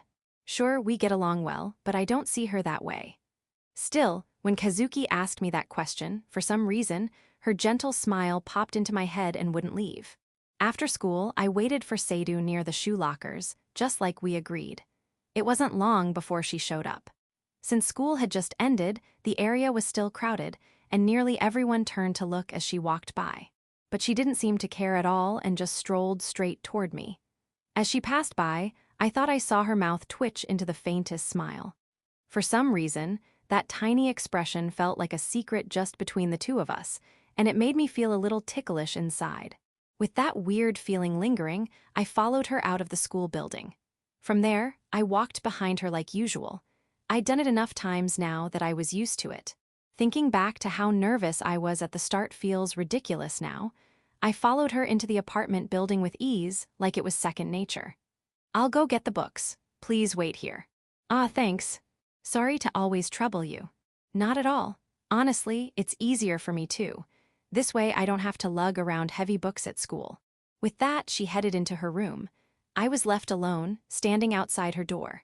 Man, if one of her neighbors sees me just loitering here, I'm definitely gonna look suspicious. That was when it happened. "Kaya. Hey, are you okay?" A scream rang out from inside. I called out, alarmed, but there was no answer. I had no choice. I opened the door and peeked into the entryway. "Hey, what happened?" Suddenly, the door deeper inside the apartment opened, and Sadu emerged with tears in her eyes. There was a spider. "A spider?" "Yes." I was reaching for a book and it just popped out. "Could you, get rid of it for me?" "I mean, sure, but are you okay with me coming in?" "There's no helping it. Luckily, it's just the living room." "Please." She gently pinched my sleeve, looking up at me with pleading eyes. She must really hate spiders. Her eyes were still glistening from tears, and honestly, it was bad for my heart. Still, if she was in trouble, of course I'd help. I averted my gaze and nodded. "All right, I'm coming in then." I stepped into Sadu's home. That simple act made me gulp nervously. Her living room was clean and minimalistic, with black and brown furniture against a white base. It was tidy and well organized, everything in its place. So, where was it? On that desk. I looked where she pointed and saw 2 books from the series I usually read, slightly out of place. Must have been when she reached to grab those that the spider appeared. If it was just here, it couldn't have gone far. I started scanning the area, and sure enough, I soon spotted a tiny pitch-black spider. "Oh, there it is. Hurry, get it already." Her usual calm was nowhere to be found. She called out to me from a distance in a panicked voice. When I looked over, she had backed away from the desk as much as possible, on the verge of tears. So she's the jumpy type after all, I thought as I picked up the spider with a tissue and let it go outside through the front door. All done. "Ah, thank you so much." Sadu let out a relieved sigh. The teary eyes from earlier were gone, and she had returned to her usual stoic expression. "Well, I'll just grab the books and head out." "Wait, as thanks, how about some tea?" "Nah, I'll pass.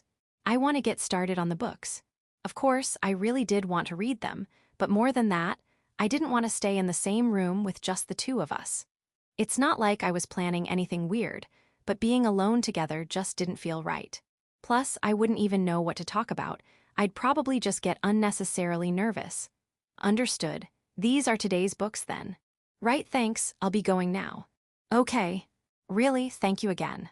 As she gave a polite bow at the entrance, I glanced at her out of the corner of my eye and stepped out of her house. Section. I couldn't figure out where I stood with Sadu. It had been 2 days since I went to her house, but I still couldn't stop thinking about it. Maybe that's why I'd been losing focus lately. I even made a few mistakes at work. "You seemed pretty out of it today. Did something happen?" "Oh, here, Raga-san." Apparently, even others had started to notice something was off. Once my shift ended, Hiragi approached me with a hint of concern in her voice. "You gave me advice the other day, so if there's something bothering you, I'm happy to listen." "Thank you. It's not exactly something I'd call a problem. But actually, the other day, I got invited into the house of a girl I've been getting along with." Hiragi twitched slightly at my words. She fixed her eyes on me with a serious look, like she was trying to confirm something. After a brief pause, she slowly opened her mouth. "When was this?" 2 days ago." "I knew it, you really." She locked eyes with me, her black pupils visible behind her glasses. She seemed like she was about to say something, but hesitated and closed her mouth again. "Is something wrong?" "No, it's nothing. Sorry, I shouldn't have interrupted. So, what's bothering you about going to her house?" "It's not that I'm bothered exactly. I just can't stop thinking about that day. It was my first time going into a girl's home, and I keep wondering what she was thinking letting someone like me in." "Well, I don't think she sees you as a bad person. That's probably why she let you in." "Yeah, I guess so." I took it as a sign that she trusts me. Still, that day was just so intense. I was nervous the whole time in her room, and the way she thanked me before I left, It's all still stuck in my head. So much happened all at once, there's no way I could forget it. It was all a first for me.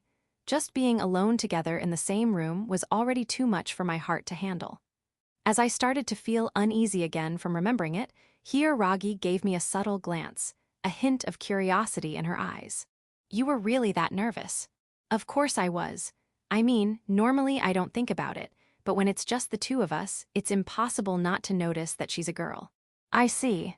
She's a really cute person to begin with, so there was no way I could ignore that. See cute. She glanced at me, then quickly looked down, fidgeting like she was uncomfortable. I noticed her ears peeking out from her hair, flushed faintly red. Yeah, of course I can't tell her that. If she found out I was seeing her as a girl, she'd probably start avoiding me. Why do you think that? She's always been bad with the opposite sex and tends to avoid them. I think the reason she's willing to talk to me is because she assumes I don't see her as a girl. That's why, if I started treating her that way, I feel like she'd start keeping her distance. I see, but maybe she's only avoiding people she's not close to. If you two are already friendly, then I don't think she'd dislike it. You think so? I tilted my head inwardly at Hiragi-san's suggestion. I'm pretty clueless when it comes to how girls think, but I just can't believe that being close with someone means you're okay with being seen romantically by them.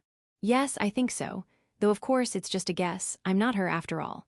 She nodded firmly, then quickly added that last bit like she was flustered. Fair enough, she can only speculate, not speak for the person directly. Well, I don't usually think of her as a girl, so I guess it's fine to just keep things the way they are. You don't? Right, sure, like you said, maybe she wouldn't hate it. But if I keep my distance that way, there's less chance she'll avoid me. That makes sense. She lowered her gaze as if deep in thought, her expression tightening with a mix of frustration and sadness. Her lips were pressed into a firm line, and the look on her face was hard to read. Is something wrong? No, you're right. I think things will be fine if you just keep acting the way you have. I thought so too. Talking to you really helped clear my head. I'm glad I could be of help. Take care then. Yeah, thank you. Talking with Hiragi-san always seemed to ease my mind. The memories that had been clinging to me from that day felt a little less heavy. With a silent thanks, I watched her go, her tied-up hair swaying gently behind her. It's been a week since I went into Sadu's apartment, and nothing's really changed. I never imagined I'd end up inside her place that day, but that was just a one-time accident. I'd been back to her place several times since, but I hadn't gone inside again. Not that I'd want to anyway, I'd have no idea what to do. Today, like always, I was planning to head to Sadu's place after school to pick up a book. Ugh, rain. As I passed the shoe lockers and approached the exit, I saw it was pouring outside. Torrential rain pounding the ground. It had been sunny this morning. When did it even start? I don't particularly dislike rain, but it does dampen the mood a little. I pulled out the folding umbrella I'd packed in my bag, and that's when I saw Sadu standing under the roof by the school entrance. She was staring up at the sky, looking completely lost. Forgot your umbrella. Yeah. It was the only reason I could think of for her still being here, and sure enough, I was right. Normally, I'd never approach her in such a public place, but seeing her look so helpless, with her eyebrows furrowed in worry, I couldn't help myself. I debated going to buy her an umbrella, but unfortunately, there wasn't a convenience store nearby. The only option I could think of was one I really didn't want to take, but I didn't have much choice. Wanna share? I'll pass, I'll be fine. I braced myself and made the offer, only to be rejected in a flat voice.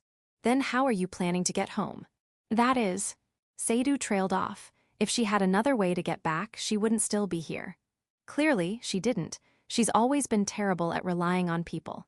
I wish she'd lean on me more when she needs help. Otherwise, I'll never get a chance to return the favors she's done for me. Come on, just get in. But I held out the umbrella and motioned for her to come under it, but she hesitated. She looked up at me with uncertain eyes and pressed her lips into a tight line. Sadu always seems overly considerate when it comes to me. Like that time I helped her to the nurse's office, I'm guessing she's really worried about rumors. Maybe she's afraid of causing trouble for me. It's fine. I'm not letting you under the umbrella for your sake, it's for mine. If you don't come, I won't be able to borrow today's books. Then thank you. It was a bit forceful, but once I gave her an excuse, she timidly stepped under the umbrella with me. She was closer than I expected. Her delicate shoulder was right beside me, one little movement, and we'd touch. A light floral scent tickled my nose. It was the same soft, sweet smell I'd noticed before when she leaned on me. Being this close made me painfully aware that she was a girl, and my nerves flared up all at once. I didn't think I could stand it for long, so I picked up the pace and hurried toward her place. All right, I'll take the book. Just a moment. When we arrived at her apartment, well, the front of her apartment building, she gave me a quick glance and went inside to get the book. I waited by the door. Soon, she returned from the inner room, holding both a book and a towel. Here you go. What's the towel for? Your shoulder's wet because of me, right? I don't have a change of clothes for you, but at least dry off a bit. You'll catch a cold if you stay like that. So she'd noticed I'd tilted the umbrella toward her while we walked. It was just a small, folding umbrella, barely big enough for one person. I'd angled it to keep her dry, figuring she wouldn't realize, but I guess I wasn't subtle enough. Nah, I'm just heading home after this. It's fine. You can't, what if you catch a cold? And I'm not saying this for your sake. I'm saying it because I would feel awful if you got sick. With her eyebrows furrowed in concern, and using the same kind of reasoning I'd just used earlier, there was no way I could say no. All right. As I reluctantly moved to take off my jacket, she abruptly turned her head away. Wait until I'm in the other room. Her voice was a little louder than usual, and I saw her cheeks flush faintly red. I didn't think a guy's bare chest was anything to hide, unlike a girl's, but maybe she wasn't used to seeing skin. Her reaction was completely transparent. Cheeks tinged pink, she turned away and quickly retreated to the back room. Her movements were a little fumbly, probably because she was flustered. As she disappeared into her room, I noticed her ears had also taken on a rosy hue. I could tell just how embarrassed she was. Once she was gone, I took off my jacket and dried myself off. I hadn't noticed it earlier, but after wiping down, I realized just how cold I was. If I'd gone home like that, I probably would have ended up catching a cold. Are you done? She must have waited for the sound of fabric rustling to stop before calling out from the other side of the door. Yeah, all done. When I answered, she peeked her head out from behind the door, her expression visibly relieved. She was probably checking to make sure I was fully dressed again. All right, I'll borrow this then. Thanks. No problem, take care. Thanks for having me. Just as I was about to leave, a loud clap of thunder roared through the sky. Eek! Sadu flinched and crouched down, covering her ears and curling up into a ball. You okay? I'm fine. Worried, I called out, but she glanced up at me with a half glare, eyes slightly teary. It was painfully obvious she was pretending to be fine. She really doesn't know how to show her vulnerable side. Honestly, I sighed internally. There's no way I could just leave after seeing her like this. Mind if I stay a little longer? I said I'm fine. That's not what I mean. I mean, it's dangerous to be out in the rain while there's thunder. So, I'll just hang around until it stops, all right. As I pulled together an excuse, I thought I saw her face scrunch up for a second. But before I could be sure, she looked down again, hiding her expression. When another rumble of thunder echoed, she visibly jumped again. Just a little while, please. It can't be helped, I guess. If you're going to insist that much, fine, but standing here isn't ideal. Come inside. Hi. That was unexpected. I hadn't planned for this. Even if it was the second time, it's not like you just casually let someone of the opposite sex into your house. The first time only happened because I ran into her during an emergency. I couldn't help but stare at her in surprise. Leaving someone out here in the rain would weigh on my conscience. Come on, quickly now. Okay. I only said something because I couldn't stand to see her that scared, but now it had come to this. Trying to steady my nerves, I took a deep breath and stepped inside. Following Sadu, I was once again led to the living room I'd seen before. Is tea all right? Why, yeah. Just sit wherever you'd like on the sofa. Got it.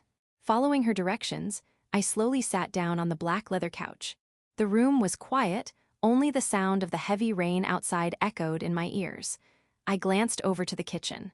Sadu was preparing teacups as she boiled water. What am I even supposed to talk about? Even though this was the second time, being alone in a girl's house wasn't something you could ever really get used to.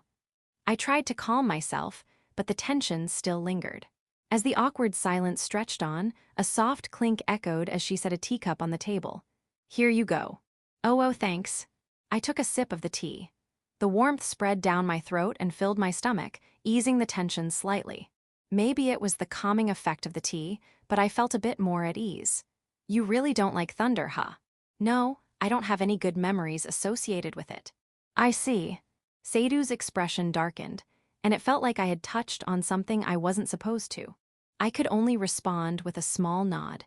If she wasn't willing to talk about it, then it was clearly a sensitive subject. I was starting to regret bringing it up. Is there anything you're afraid of? Her voice seemed colder than usual, probably not just my imagination. Let's see. I can handle most things on my own, and I don't really have anything I'd consider a phobia. Still, I decided to name something anyway. I don't like the rainy season. The rainy season, huh? Yeah. It's always raining, so books get damp or start growing mold. I've got no love for the rainy season. I couldn't stand seeing her looking so down, so I shrugged playfully to lighten the mood. Really, you're something else. Sadu blinked in surprise for a moment, then her previously cold expression softened slightly. She let out a quiet chuckle, as if exasperated and amused at the same time. The gloomy mood lifted, and seeing her gentle smile brought a sense of relief. She looked at me with a knowing, gentle gaze, one I quickly turned away from, unable to hold. Mind if I start reading the book I borrowed? I figure the storm will let up in about an hour. Go ahead. We didn't say anything more after that. Both of us quietly began reading. Maybe just having me around helped, because even when the thunder rumbled again, Sadu only flinched a little. She didn't curl up in fear like before. Maybe I was meddling, but it seemed like I'd actually been useful this time. Feeling reassured, I turned my attention to the book. I was still tense from being alone with her, but before I knew it, I was fully immersed in the world of the story. What time is it? I reached a break in the story and looked up. Checking the clock, I saw that an hour and a half had already passed. The sound of rain outside had quieted, and the thunder seemed to have stopped. With the weather like this, it should be safe for Sadu to be on her own now.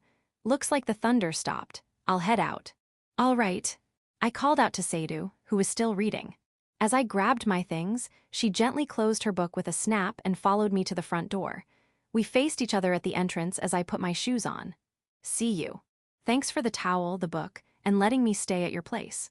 No, I should be the one thanking you. Did I do something? I played dumb, not wanting her to catch on. But Sadu let out a quiet sigh, then smiled softly, her cheeks faintly tinged with pink. Honestly, it's just like you. If that's how you want to play it, fine, but thank you. Really? With her looking at me like that, straight on with that kind of expression, I couldn't brush it off. I was embarrassed to be thanked so directly, so I turned away and awkwardly accepted her gratitude.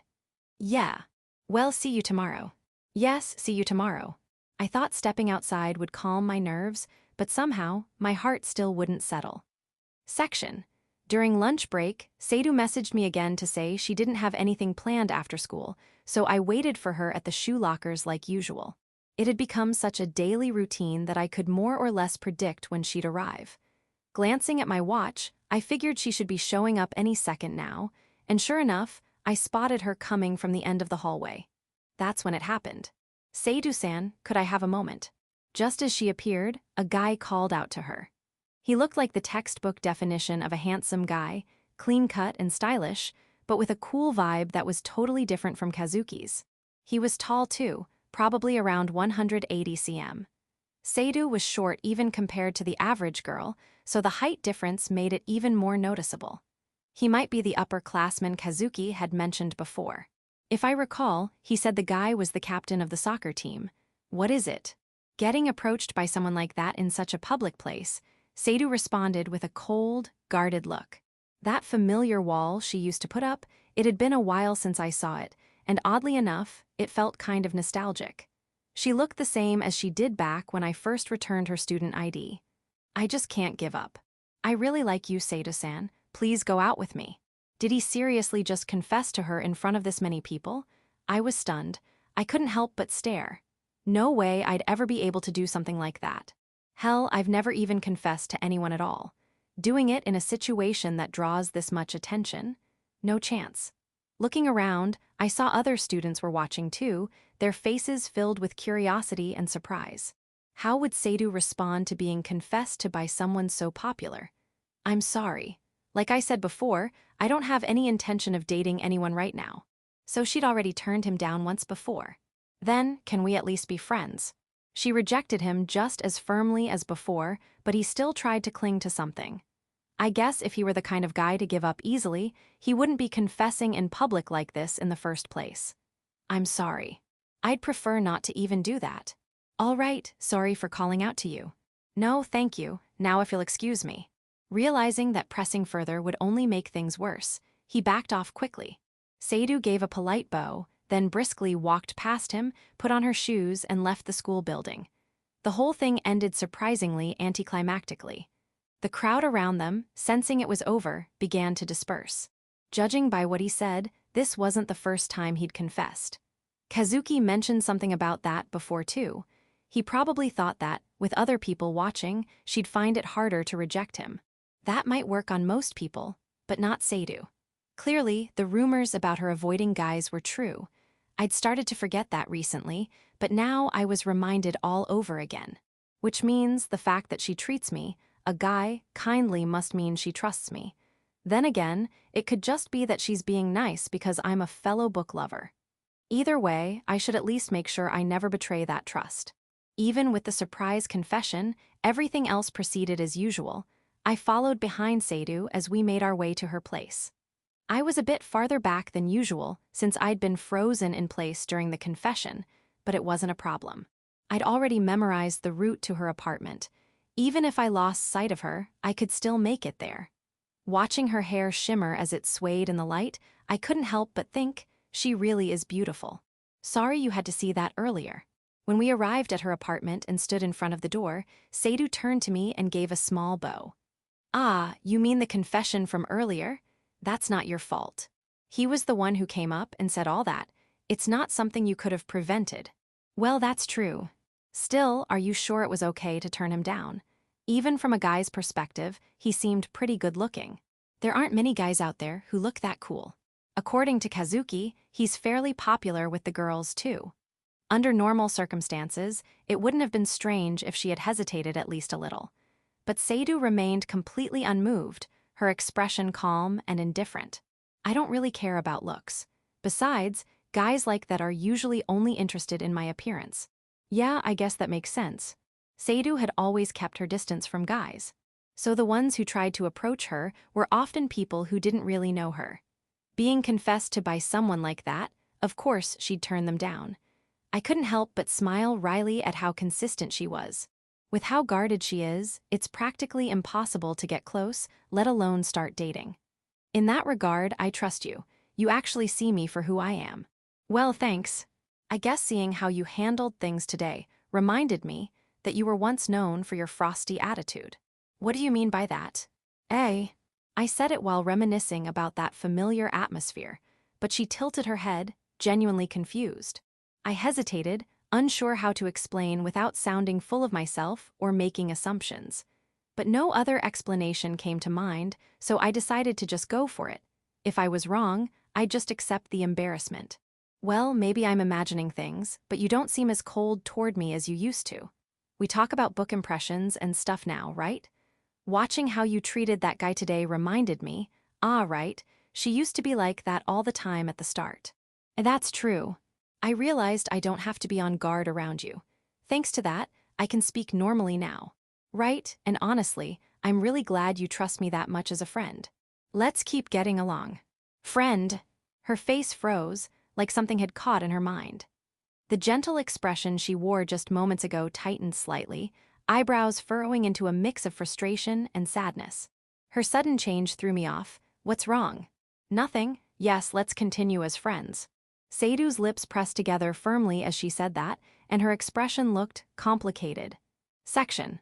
Audiobook by Masquerade at Masquerade Audiobooks. Chapter 6. A Gift for the Most Beautiful Girl at School. I'm really grateful to Sadu. She's lent me books so many times. It used to be just one book at a time, but now she lets me borrow 2 every day. Even though she doesn't have to go out of her way to bring them to school anymore, having a guy visit her house almost every day must be stressful in its own way. Because she's done so much for me, I've always wanted to do something in return. Honestly, she's helped me so much that a single act of thanks probably wouldn't be enough to repay her. And the perfect opportunity to give something back just happens to be coming up, her birthday, which is exactly 2 weeks away. If I just gave her a thank you gift out of the blue, she'd probably turn it down. But if I frame it as a birthday present, she might actually accept it. I know when her birthday is. Pure coincidence, really. When I first picked up her student handbook, I noticed her birthday was exactly 2 months after mine, so it stuck with me. I can't let this perfect chance slip by. With that in mind, I spoke up. Hey, is there anything you want? If I'm going to give her something as thanks, I want it to be something she'll actually like. But unfortunately, I hardly know what kinds of things she's into. Racking my brain wouldn't help. I was never going to come up with something on my own, so the only option was to just ask. That said, I really should have thought more about how I asked. The way I just blurted it out with zero build-up made her tilt her head with a puzzled look. What's this about, all of a sudden? Aside from sweets, I don't really know what kind of stuff you like. Oh, I see. Well, as you know, I love books, but as for something I want. She nodded as if satisfied with my explanation and started thinking. Thankfully, she didn't seem to realize I was asking because of her birthday. Arms crossed, she fell into deep thought but didn't say anything for a while, just letting out a low hum now and then. There's seriously nothing. I mean, I've never really had much desire for things to begin with. She was clearly trying to think of something, but nothing was coming to mind, and her brows lowered in a troubled expression. Then, after a bit more thought, her face lit up just slightly as if something had finally come to her. Oh, actually, there is one thing. Oh yeah, what is it? A new book called The Confession of Defendant A. A book, huh? It was such a her kind of answer that I couldn't help but sigh. As far as things a high school girl might want go, it felt a bit dry. Normally, you'd expect makeup, accessories, maybe a bag, but a book. I couldn't help but smile wryly at the unexpected choice. I could get it, but since it's a new release, there's no telling if it'll actually be any good. Plus, it's a hardcover, so it's expensive. Yeah, hardcover books are pricey. I usually buy paperbacks myself. Right. I know that unless hardcovers sell well, they won't get a paperback release, but for a high school student, they're a bit out of reach. Yeah, that makes sense.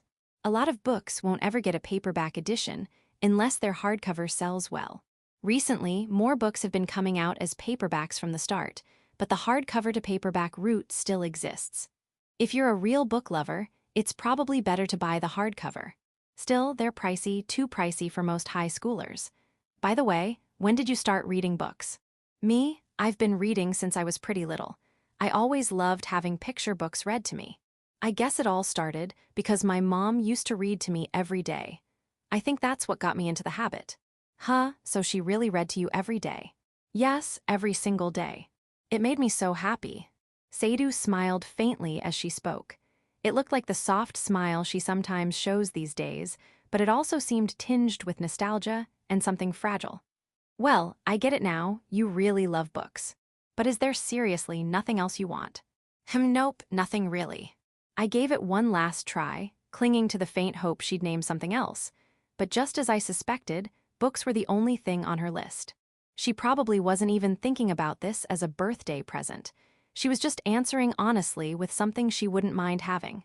I'm sure she'd be happy if I gave it to her, but still, something about it didn't feel quite right. In the end, I was no closer to figuring out her preferences or what else she might want.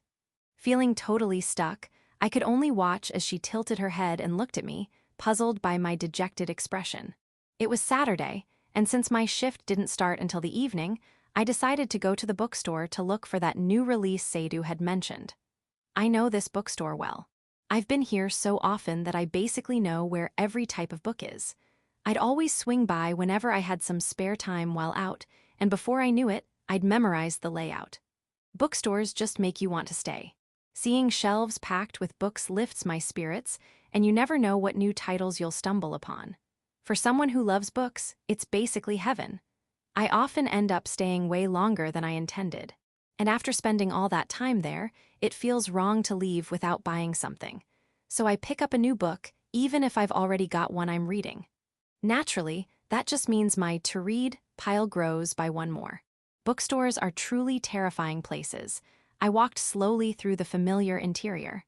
At first I was worried I wouldn't find it, but being a new release, it was on display right up front. Oh, there it is. I picked it up and checked the price, 1,700 yen. For that much, you could probably buy 3 paperbacks. It's not an unreasonable price for a hardcover, but I could understand why she'd hesitate. The author is a famous mystery writer with dozens of books, so it's probably a safe bet in terms of quality. I read the blurb, and even I started to get interested. Seems like a good book. I'm sure Sadu would love it. But still, is this really the right thing to give as a birthday present? It's not a bad choice, but I couldn't shake the feeling that I wanted to give her something even more special, something that would truly make her happy. I was about to shelve the book, deciding to hold off for now when, suddenly hearing a voice behind me made me jump. I turned around to find Sadu standing there in casual clothes I wasn't used to seeing. Huh. Sadu. Yes, you came to the bookstore too. Yeah, as you can see. Caught off guard by her unexpected appearance, I still managed to respond. Sadu was wearing a gray coat and black boots on her feet. Her hairstyle was slightly curled inward like it usually was at school, but today it had more of a loose, fluffy wave to it that gave off a much cuter impression. It looked like she had put a bit more effort into her makeup too, which, combined with her already well-defined features, made her dangerously eye-catching. Her soft, glossy lips, touched lightly with gloss I hadn't seen before, had a sensual shine that naturally drew the eye. For once, I was hyper-aware that she was a girl, and I found it hard to meet her gaze, my eyes drifting downward. Were you reading something? I was just browsing around, really. There was no way I could say I was here looking for her birthday present, so I dodged the question vaguely. Glancing down at her hands, I noticed she was holding a paper bag from the bookstore, along with what looked like grocery bags. Looks like you already bought your stuff. Yes. I'd gone around to a few places and was just heading back when I happened to see you, so I called out. She lifted her many shopping bags slightly as she spoke. There were quite a few, and they looked heavy. Her arms even seemed to be trembling a little from the weight. I see. Want me to carry them for you? Huh, but aren't you still looking at books? I already took care of what I came here for, and I wasn't sure whether to head straight home or not, so I've got time. I'd already confirmed what kind of book she wanted, so my business here was done. And more than that, she looked like she was really struggling with those bags. I couldn't just leave her like that. I thought she might refuse, but after letting her eyes wander uncertainly, she nodded hesitantly. In that case, would you mind? Sure. Oh, just let me grab one book real quick, then I'll be right with you. Leaving those words behind, I picked up a book I'd been meaning to get, one I'd found online before, and headed to the register. It always feels weird to walk out of a bookstore without buying anything. Besides, this place is the only bookstore near my house. If it closed down, I'd be in trouble. Yeah, another unread book on the pile, but I'll just ignore that for now. I pushed aside the unnecessary thoughts and finished paying at the counter. Sorry to keep you waiting. It's fine, really. Good. Now let me take those bags. I reached out with my right hand and Sadu softly responded, then, please, as she gently handed them over. The moment I took them, the weight hit me hard. It was a lot heavier than I expected. So, want me to carry them all the way to your place? Yes, thank you. Tightening my grip, I started walking alongside her. We exited the shopping mall and walked side by side down the main road. Up until now, I'd always just followed behind her, so walking home next to her like this felt kind of fresh. The feeling of having Sadu beside me again after a while was something I still couldn't get used to, and it left me a little on edge. That restless feeling gave me a subtle sense of discomfort, but we kept walking. As we neared the ice cream shop we'd visited before, Sadu came to a sudden stop right in front of its sign. What is it? They're ending the limited-time ice cream today. Would you come with me? Why me? I was carrying her bags, and now this. Eating ice cream with a girl my age on a weekend like this.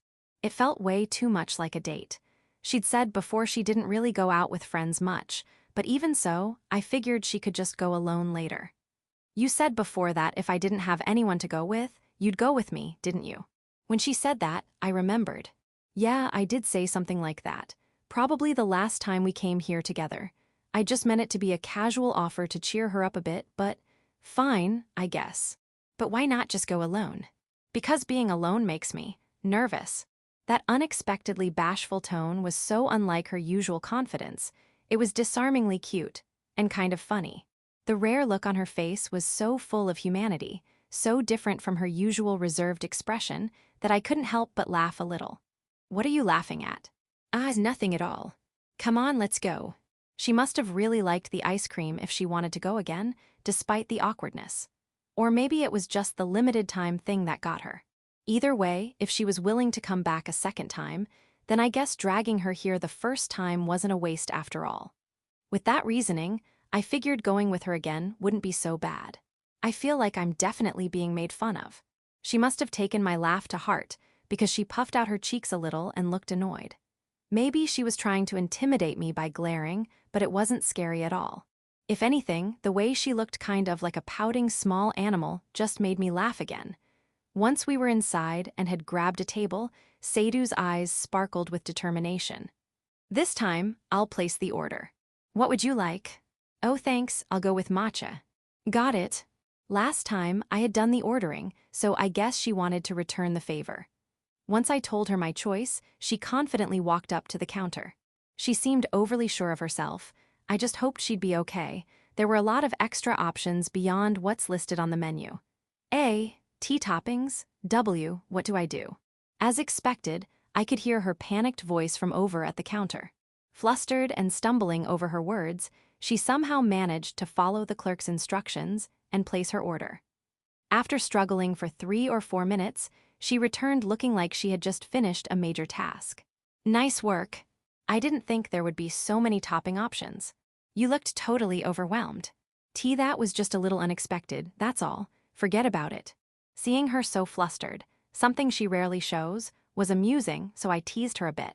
Her pale cheeks turned a soft pink as she puffed them slightly and looked away with a pout. It was questionable whether that really counted as just a little unexpected, but I decided not to press the issue. Number 12. After sitting and waiting for a few minutes, our number was called. We went together to pick up the ice cream from the staff. When I glanced over, Sadu was walking awkwardly, clearly not used to carrying it.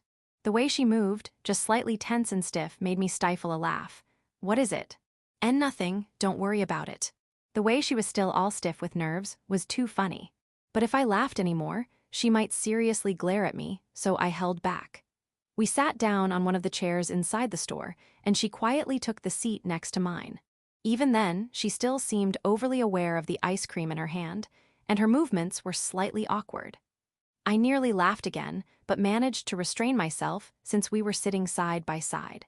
She stared intently at the ice cream in her hand, eyes sparkling.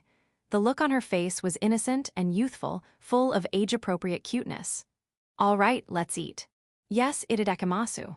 After the customary phrase, she gently scooped up a bite and brought it to her mouth with careful hands. Limited-time flavors can be hit or miss, so which was it? I watched her reaction, and judging by how her eyes widened and her lips slowly curled into a smile, this one was a hit. Come to think of it, she doesn't seem as expressionless as she used to these days. With each spoonful, her eyes gently softened, and her slightly flushed cheeks glowed as her smile slowly deepened. Her lips, relaxed and just barely curved into a grin, held a warmth that hadn't been there before. Huh, what is it? Noticing that I had been staring, she tilted her head curiously. Her silky black hair swayed lightly with the motion. I was just thinking, you look like you're really enjoying it. Of course, it is delicious after all. Right. Her soft smile had the elegance of petals dancing in the air. It was almost too beautiful to look at. For some reason, I couldn't keep my eyes on her and looked away. After finishing our ice cream, we left the store. Though it had been a bit of a detour, we now resumed our walk towards Sadu's apartment. Still, you bought quite a bit, huh? Mostly groceries. I also picked up a few household items. They were on sale today, and I ended up buying more than I intended. It got really heavy, so I truly appreciate your help. Ah, don't worry about it. It's on the way home anyway. Hearing her say that made me think. A high school girl buying a bunch of groceries and daily necessities wasn't something you saw every day. When I'd visited her place before, I hadn't sensed any presence of parents around. She must be living alone. But that apartment was way too big for someone on their own. No doubt she comes from a wealthy family. I felt like I had caught a glimpse of her circumstances, just a little. You bought books too, right? What you get? Family matters aren't something others can just casually bring up. So I pushed that to the back of my mind for now and asked something that had been bugging me. I couldn't help but keep glancing at the bookstore bag she'd been holding this whole time. Listen to this. Remember that series I've been lending you? It's finally being released in paperback. With a bright glint in her eyes, she happily pulled the book out of the bag to show me. Sure enough, it was volume 1 of the paperback edition of the series I was currently reading. No way, seriously, I didn't know that. It just came out last week. I've been waiting forever. And it even includes a brand new story too. I'm really looking forward to it. Definitely lend it to me when you're done. Of course, I'll be sure to. I didn't expect it to get a paperback release, let alone come with a new story. It gave me even more to look forward to. I hadn't finished the series yet, and now I was grinning just thinking about it. And since it's a paperback, it's cheaper than the hardcover. Might be worth buying for myself next time. That thought followed me as we continued walking. Thank you so much for carrying all that. When we finally arrived at Sadu's apartment, she gave a polite bow in front of the door. Don't worry about it. I just couldn't leave you carrying all that heavy stuff. I see. Would you like to come in for some tea? Huh, why? Well, I just thought I should thank you properly for helping me with the bags. She's always been serious about etiquette, so I figured she just wanted to show her appreciation. And while I was grateful for the offer, I had a shift later, and more than that, being alone with a girl in her home.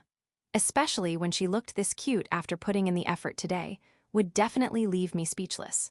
I could already picture the awkward silence, knowing that there was no way I could go in. Nah, I'm good. I've got something to do after this. I see, all right, thank you again for today. Yeah, no problem, see you. Yes, see you at school.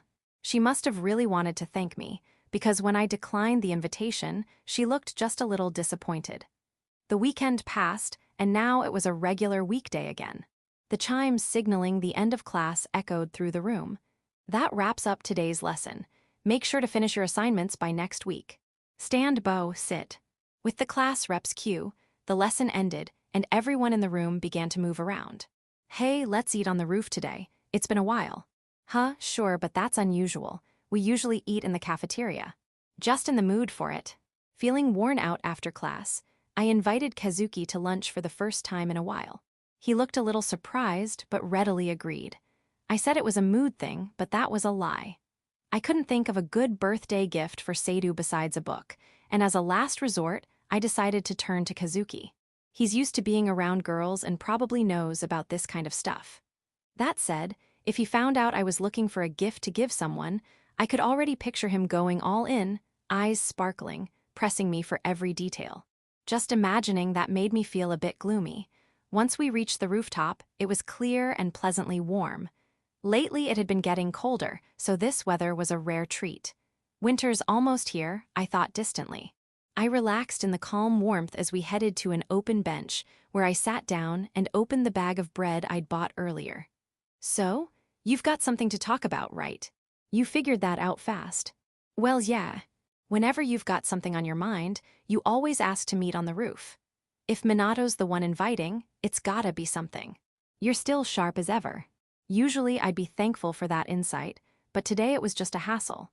Once I brought this up, he was bound to start digging. Trying to figure out how to explain it, I slowly began to speak.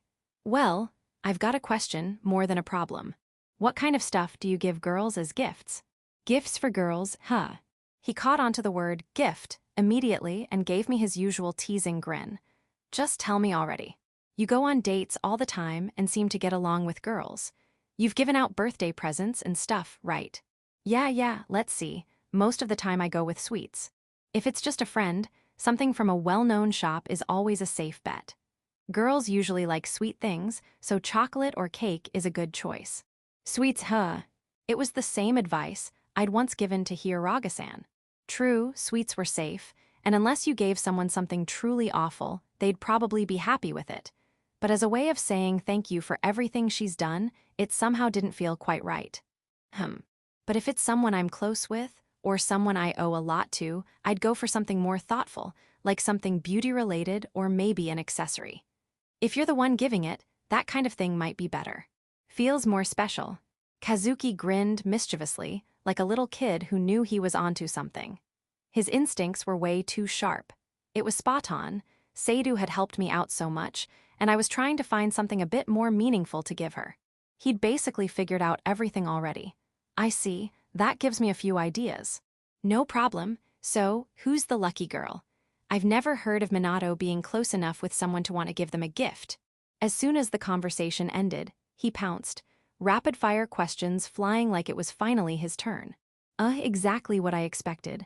Shut up, I was just curious, that's all. You're seriously tight-lipped, man. Well, I'll get it out of you eventually. Oh, and one last piece of advice. It might be a good idea to ask a girl's opinion too. Guys and girls tend to see these things differently, after all. All right, I have someone in mind, I'll try asking them. Wait, what? You know someone you can talk to about this? Since when are you so well-adjusted? Come on, give me the details. It's someone at my part-time job, same age as us. I've mentioned them before, that's all I'm saying. Ah, yeah, I think you did mention that. Can't believe you're close enough now to ask them for advice. You've grown so much, Minato, I'm proud of you. Quit it with the concerned parent act. Well, he was the reason I even started this job, and I met Hiraga-san thanks to that. He's also given me plenty of advice about how to get along with people, so in a way, I do owe him. But that warm, knowing look of his seriously gets on my nerves. My son is in his rebellious phase, I'm so heartbroken. You're disgusting, and stop using that weird falsetto. That was just too much. When he starts using that voice, I can't help but snap. Seriously, this guy. I let out a sigh. He's helped me more times than I can count, but for some reason I still can't bring myself to be truly grateful. Well, anyway, asking that coworker sounds like a good idea. I'm sure you'll get some useful insight. And hey, maybe this'll be the spark that brings you two together. Not happening, but thanks for hearing me out. Hiraga-san is just a coworker. Nothing more, nothing less. We talk now and then, and sometimes we help each other with stuff, so she'd probably be willing to listen this time too. Luckily, we're on the same shift after school today, so the timing works out perfectly. With Kazuki's input and Hiraga-san's perspective, I should be able to make up my mind. That was the plan as I finished up lunch. Section. Just like I told Kazuki, I looked for the right moment to talk to Hiraga-san as we finished up the closing tasks at work. Like he said, getting a girl's opinion should be helpful. Plus, she kind of gives off the same atmosphere as Sadu, so maybe their tastes are similar too. Either way, it was worth asking. That thought kept me going as I wrapped up the final steps of closing. Hiraga-san, do you have a moment? Yes, what is it? She looked at me curiously, her expression a bit puzzled. Actually, I wanted to ask you something. All right. We weren't super close, so I figured there was a chance she might turn me down. But after a brief, awkward pause, she nodded. Someone I really owe a lot to has a birthday coming up. I'm trying to figure out what to get them. Do they have anything they like? When I asked the other day, they said they liked books. In that case, isn't a book fine? Ahem. A book really was the safest option. I knew that, but something about it didn't sit right. It felt kind of plain for a birthday present. If you're struggling that much, maybe you don't need to give anything at all. She said it flatly, almost coldly, as if running out of patience. But that wasn't an option. No, I want to give them something. They've helped me a lot. They don't have to lend me books, but they always do, never acting annoyed, even happy about it. And when I'm sleep-deprived, they worry about me, even if it's subtle. I'm really grateful for that. Sure, they can be a little strict sometimes, but their kindness always helps me. Not that I could ever say this stuff to their face, but yeah. So, is something wrong? I wasn't saying it to the person in question, but opening up to someone like this still felt incredibly embarrassing. As I rushed through my words, overwhelmed by awkwardness, Hiraga-san stared at me, wide-eyed behind her glasses, completely frozen. When I asked her what was wrong, she quickly averted her eyes, letting her gaze wander to the floor. I could have sworn her cheeks were faintly flushed. Don't worry about it, go on. Her tone was as cool and sharp as usual, but since she sounded composed enough, I continued. Okay, well, that's why I want to give her something. I want to show my thanks. And I want her to be happy. I really like the way she smiles when she's happy. The way her eyes soften into a gentle curve. The way she smiles with genuine joy. It's incredibly charming. Seeing that look is comforting, and I find myself wanting to see it again and again. She usually keeps a straight face, so those rare smiles feel all the more special. Just watching her light up like that is enough to make me happy. Of course, gratitude is my main reason, but wanting to see her smile, that feeling wasn't something I could ignore either. I see. Then I think a book is definitely the safest choice. But maybe you could add a small accessory too. She offered the advice in a slightly higher, uncharacteristically hesitant voice. Yeah, good point. There's no rule that says I can't give 2 gifts after all. I did want to give her a book. It's something she really wanted. But I had a feeling that wasn't the whole story. She's still a girl after all. Her love of sweets, like ice cream, made that clear enough. I bet she likes cute or pretty things too, even if she doesn't show it. So maybe I'll get her something like that as a second gift. Even if there's a chance she might reject it outright, I'll deal with it if it happens. Yeah, I think that's a good idea. Well then. All right. Thanks again. Before I could say anything else, she quickly turned and walked briskly toward the locker room. Stunned, I watched her leave in silence. Just before she disappeared around the corner, I noticed her earlobes, slightly tinged with red. Sadu sighed. I had no idea that he was thinking about me so much. I'd been so overwhelmed, I ended up practically running away. I think I said goodbye before leaving, but I wonder if it seemed weird that I suddenly took off like that. I was so shaken, I don't even remember what happened afterward.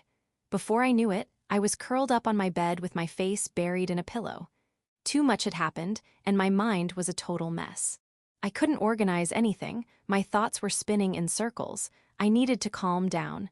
I took a deep breath, and that's when his words started echoing in my head again. I really like the way she smiles when she's happy. Ugh, seriously. There's no way I can calm down after that. I couldn't stop thinking about what he said. It was stuck in my head, and I didn't know what to do with myself. That kind of line is cheating. How am I not supposed to blush after hearing something like that? My face felt hot, and just thinking about him made my mind go completely blank. I couldn't make sense of anything anymore. Still buried in the pillow, I squeezed it tightly in my arms. For a while, I just stayed there on my bed, squirming in confusion, unable to sort out any of the chaos in my head. Eventually, I calmed down a little and lifted my head from the pillow. The cool air on my skin felt refreshing after having my face pressed down for so long. It was easier to breathe, and I could finally feel the oxygen flowing through my body. With a clearer head, I started reflecting on everything that happened today. I'd been wondering ever since he asked me what I wanted, but I never imagined he was looking for a birthday present. He must have found out from my student handbook or maybe heard it from someone else. Either way, the fact that he was seriously asking people for advice and trying to figure it out, it really warmed my heart. I did feel a tiny bit guilty for overhearing all that, though. He's seriously trying to find me a birthday present. Just thinking about that made me happier and happier. Why, though? I've received birthday gifts before. But knowing he is putting so much thought into something just for me, it makes my heart race in a way I've never felt before. I could feel myself starting to smile. There have been plenty of people who gave me shallow words of celebration, but he's different. He didn't just say something nice, he acted on it. That sincerity let me truly feel how much I mattered to him. He apparently thought I'd been helping him all this time. I hadn't even realized it myself, but if I was able to be of some support, then I'm glad. He's helped me so many times, and I've never known how to return the favor. Knowing I had been giving something back, even a little, made my heart feel lighter. I let out a small breath of relief, realizing that I'd been able to support him too. He saved me again and again. When I was down, he showed me kindness. When I was anxious, he stayed by my side. When things got dangerous, he protected me, over and over and over. And now, he says he likes my smile. It's a little embarrassing, but also incredibly heartwarming. Come to think of it, I've started smiling more naturally when I'm around him. Not the fake smile I used to plaster on my face, but a genuine one that just bubbles up without me realizing. It's probably because of him. His kindness, so open and sincere, always made me feel safe and at ease. That's why I've been able to smile again. I'm really glad I met him. I'm glad I got closer to him. I'm glad we became friends. I want to get even closer. I want to talk to him more. I want to see that excited, boyish look on his face when he talks about books. I want to share our thoughts on stories, joke around, and just enjoy those quiet, peaceful moments together. Hee. I smiled without meaning to. I could picture it all so clearly, us talking and laughing, and eventually me rolling my eyes as he launches into a full-blown book rant. That's just like him, and the thought made me laugh again. Thinking about him makes me feel calm. It makes me happy. And just a little restless, but I don't hate that feeling. In fact, it feels kind of nice. So many different emotions rise up when I think of him, but in the end, they all make me feel warm inside. Lately, I've gotten into the habit of replaying the day's events in my head before going to sleep. I'd remember our conversations, and my chest would tighten. Sometimes, his kindness would make me so happy that I'd want to cry a little. I don't know what this is. I don't understand it at all. He's such a mystery to me. He always has been, and he still is. When I'm with him, I can be myself. I laugh without thinking. That only ever happens when I'm with him. Ah, geez. I was just trying to reflect on the day, but I ended up thinking about him the entire time. His face popped into my head, and now I miss him so badly it hurts. I hugged my pillow tightly, wishing tomorrow would come already. Section, the advice I got from Hiroga-san during work was eye-opening. She was right. There's no rule that says I can't give 2 gifts.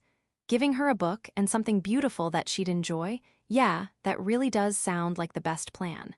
I was in a good mood, satisfied with the advice, when Kazuki came over and started chatting. You're in a great mood today. Let me guess. Yesterday was your shift, right? Did someone give you a really good idea or something?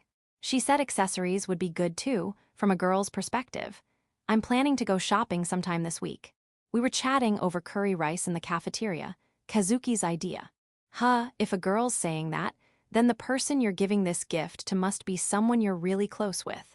I mean, if you're going out of your way to get a present, I figured it had to be someone special. It's nothing. Don't jump to conclusions.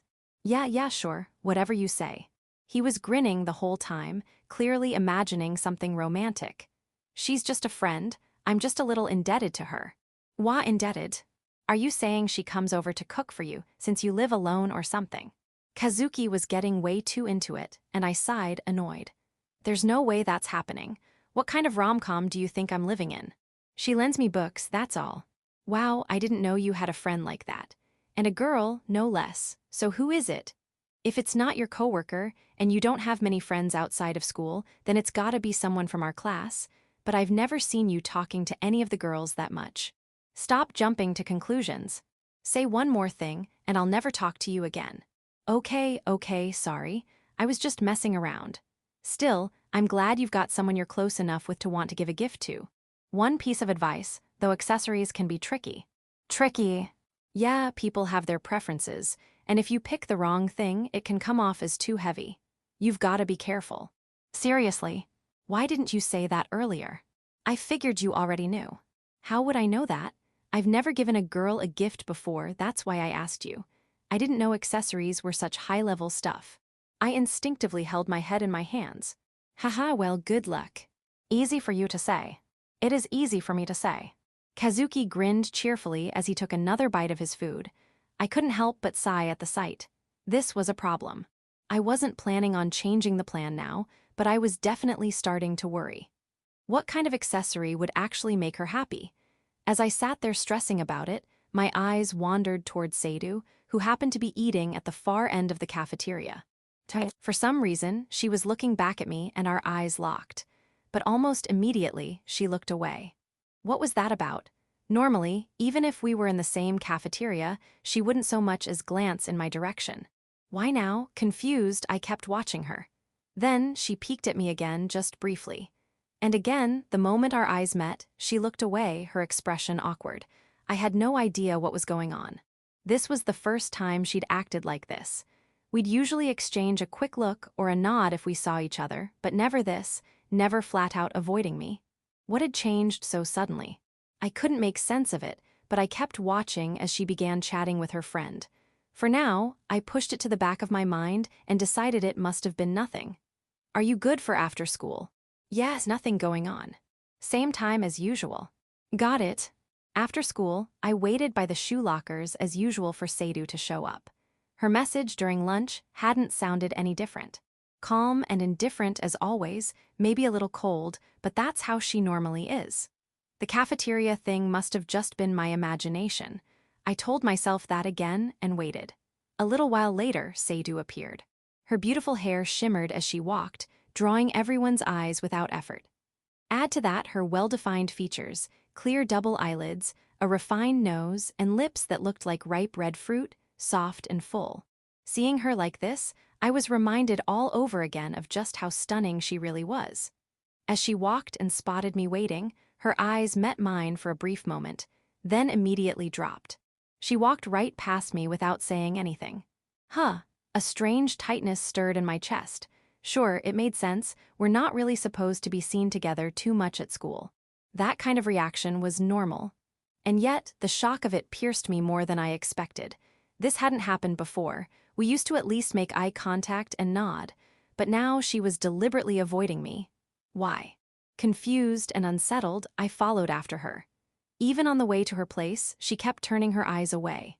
Normally, she'd glance back now and then to check if I was still following, but today, if our eyes met, she'd quickly turn her head forward again. Why won't she look at me? Every time our eyes met, she immediately looked away. Did I do something to upset her? No matter how hard I thought, I couldn't come up with anything. I had no answers by the time we arrived at her apartment. Here's today's book. Thanks. Just like always, she handed over the book. But even then, she kept her head slightly bowed, avoiding my gaze. Still, she was talking to me normally and lending me books, so it didn't feel like she hated me. I just didn't understand what she was thinking. Hey. Why yes. When I spoke up, she flinched. Her body stiffened and she looked up at me, but only for a second. Her eyes quickly dropped again, long lashes casting a faint shadow. Why had she changed so suddenly? I was dying to know, but was it okay to ask? Should I even bring it up? Never mind, it's nothing. I see. All right, thanks again for the book. You're welcome, see you tomorrow. Just today. Maybe by tomorrow, things would go back to normal. She hadn't gotten cold or distant, she still spoke to me the same as always. It wasn't like she hated me. I decided to wait and see. There was no point in forcing the issue now. But still, the unease continued to smolder in my chest. Unfortunately, Sadu's behavior didn't go back to normal. A few days passed, and now there were only 4 days left until her birthday, but she still wouldn't meet my eyes. If she truly hated me, she wouldn't look at me at all. And yet, I'd often catch her watching me from a distance. But the second our eyes met, she'd quickly look away. Every single time. Our conversations were still normal. She still lent me books like before. Maybe I was just overthinking it. But this had never happened before, and that unfamiliar feeling of uncertainty kept growing. We used to make eye contact often while we talked, and now she actively avoided it. The anxiety that came with that was hard to ignore.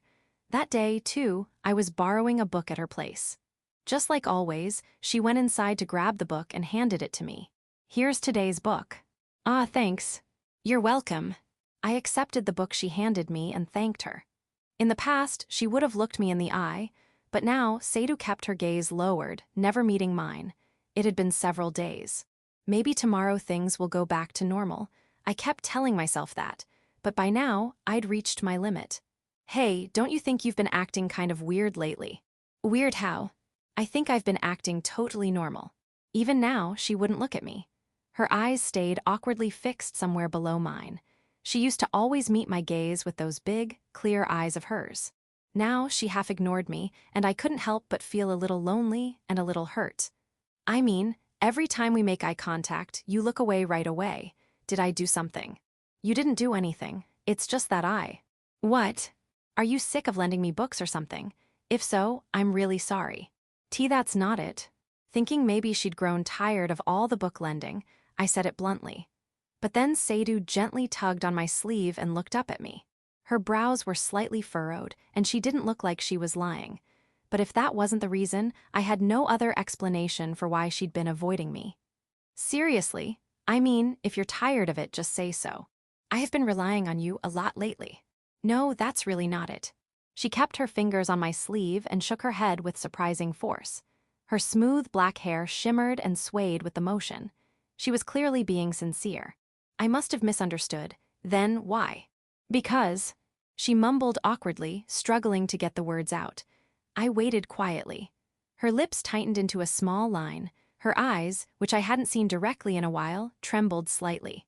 She looked troubled. When I tilted my head in confusion, she looked away again and let out a soft sigh. Then, slowly, she raised her head once more. I just didn't really know what was going on with myself.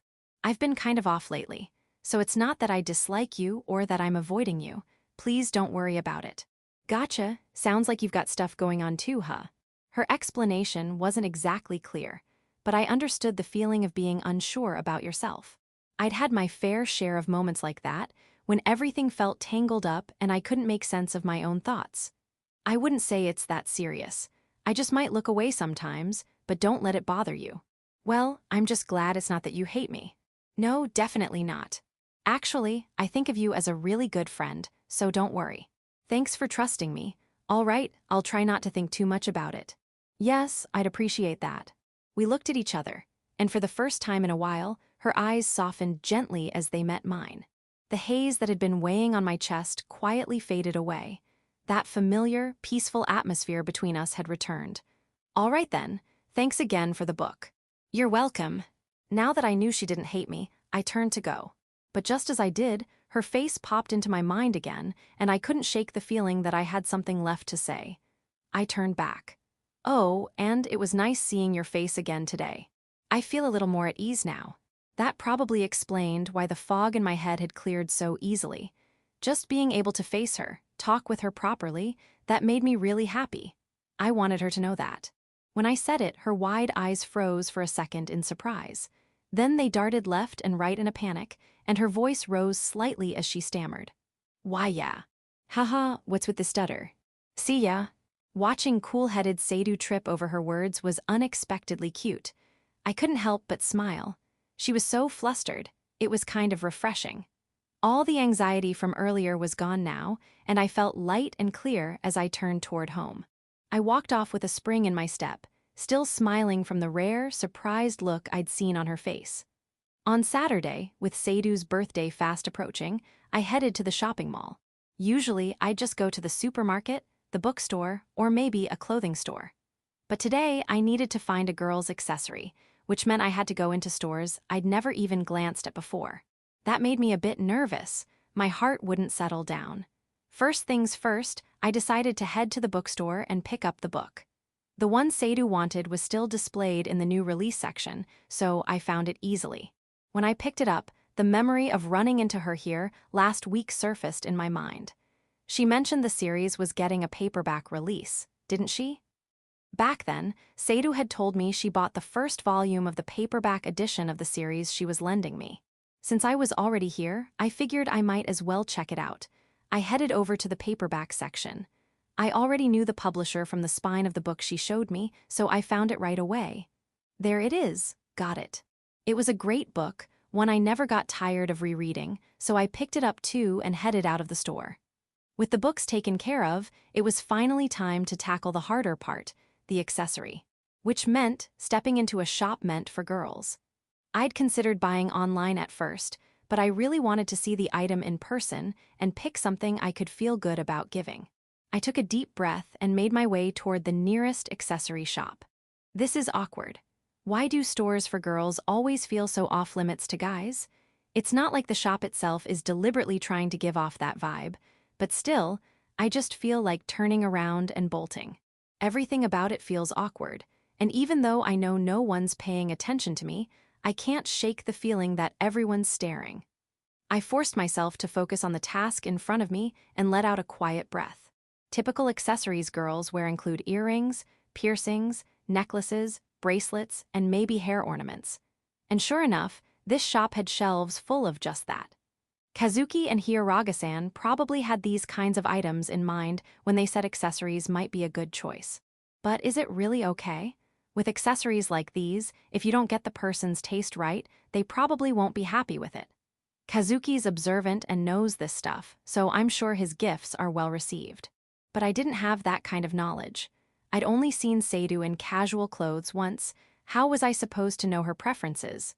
Also, if someone were really close to you, maybe it'd be fine to give this kind of thing. But were Sadu and I that close? It's hard to say. She trusts me, sure, and she said as much. But doesn't that make it worse? Wouldn't giving something like this just tell her I see her as a girl, as the opposite sex?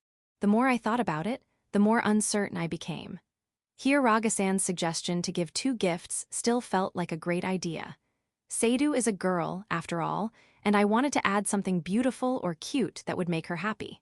But what kind of thing like that isn't a typical accessory? Just thinking about it made me nervous about what lay ahead. Since this store didn't seem to have what I needed, I moved on to the next one. Welcome. As soon as I stepped into the next shop I'd scoped out, a staff member greeted me. I wasn't doing anything wrong, obviously, but just being acknowledged made me feel even more awkward. Feeling rushed and flustered, I headed straight for the accessory display. This shop was different from the last. It specialized in glassware. My eyes were drawn to the clear, shimmering colors reflecting all around me. The vibrant hues sparkled beautifully. But just like the other place, it mostly had earrings, necklaces, and hair ornaments. Nothing new or unique stood out. I figured I'd just go with something safe, like a hair ornament, and then something caught my eye. What is that? From a distance, I could see a silver piece, roughly palm-sized, long and narrow.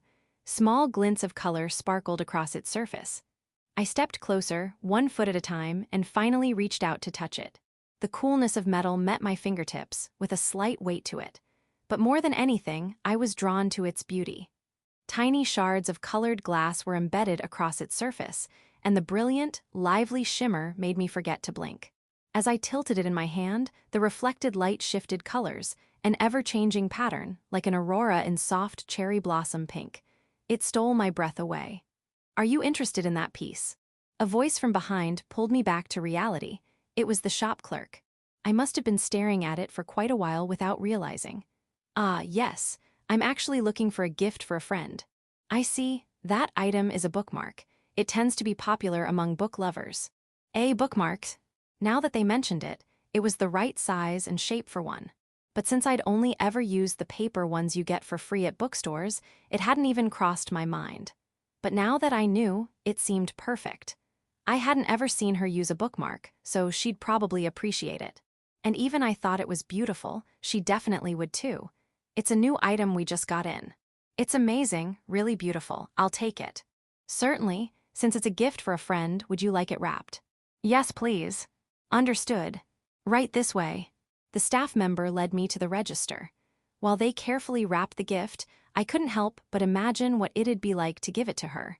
I was really glad I found something good. At the very least, she wouldn't dislike it, right? I hope she likes it. I hope it makes her happy. I still felt a little nervous, but thinking about her reaction made me look forward to giving it to her. If only she smiles. Suddenly, a vision of Sadu smiling, gently like fluttering flower petals, appeared in my mind. Thanks to Kazuki and Hiragasan's advice, I was finally able to choose a gift for Sadu. On her birthday, I stood in front of her door, waiting for her to come out, feeling just a bit tense. She was inside right now, grabbing the book she was lending me. But I still hadn't figured out how I was going to give her the present once I had it. After a few moments, she came out holding the book, just like always. "Sorry to keep you waiting. Here's today's book." "Ah, thanks." Even though it was her birthday, she seemed totally normal, no change at all. It didn't feel like she was thinking about it at all. She was acting so naturally that I had no idea how to bring it up. I even started to second-guess whether today was really her birthday. But the gift was already in my bag. There was no point in overthinking it. I clenched my fist, steeled myself, and spoke up. "Today's your birthday, right?" "Yes, it is." That was it, there was no turning back now. Bracing myself, I pulled a small paper bag out of my backpack. Her dark, clear eyes widened just a little as she looked at the bag in my hands. "Here. It's your birthday present." Giving someone a present is nerve-wracking enough, but giving one to a girl, no matter how casual it might seem, is still embarrassing. The words came out blunt, a little rough, as I placed the bag gently in her open hand. Thank you. Did you find out from my student handbook?" I just happened to remember." I thought she'd be surprised by the sudden gift, but it seemed she'd already figured things out. She didn't look particularly shocked. If anything, she seemed a little fidgety, her eyes occasionally flicking toward the paper bag in front of her. She looked interested. Can I open it? Yeah, go ahead. I nodded, and she slowly opened the bag and peeked inside. I hadn't put anything in there that she'd dislike, but still, I had no way of knowing if she'd actually like it. The anxiety churned in my stomach. The first thing inside was the book she'd said she wanted. From what I'd read of the synopsis, it sounded pretty interesting. I hoped she'd let me borrow it once she was done. You mentioned this one before. Yes, I did. I'm really looking forward to reading it. She gave a soft smile as she looked at the book, and I found myself smiling, too. That reaction seemed like a good sign. There was no trace of disappointment in her expression, only quiet happiness. I felt the tension in my chest start to ease. Also in the bag was the bookmark I'd picked out on Saturday. It was small and tucked under the book, so I hadn't expected her to notice it, but she started rummaging through the bag and eventually found it. With careful fingers, she pulled out the small decorative pouch it was wrapped in. Since it was a gift, the store had packaged it nicely, a pink bag with white stripes and a ribbon. As she carefully began to untie it, I felt my nerves rise again. A part of me wanted to run away. Maybe I should just go home already, but just as I was about to act on that thought, she pulled the contents from the pouch. A bookmark. Her eyes blinked wide, staring at the item in her hands.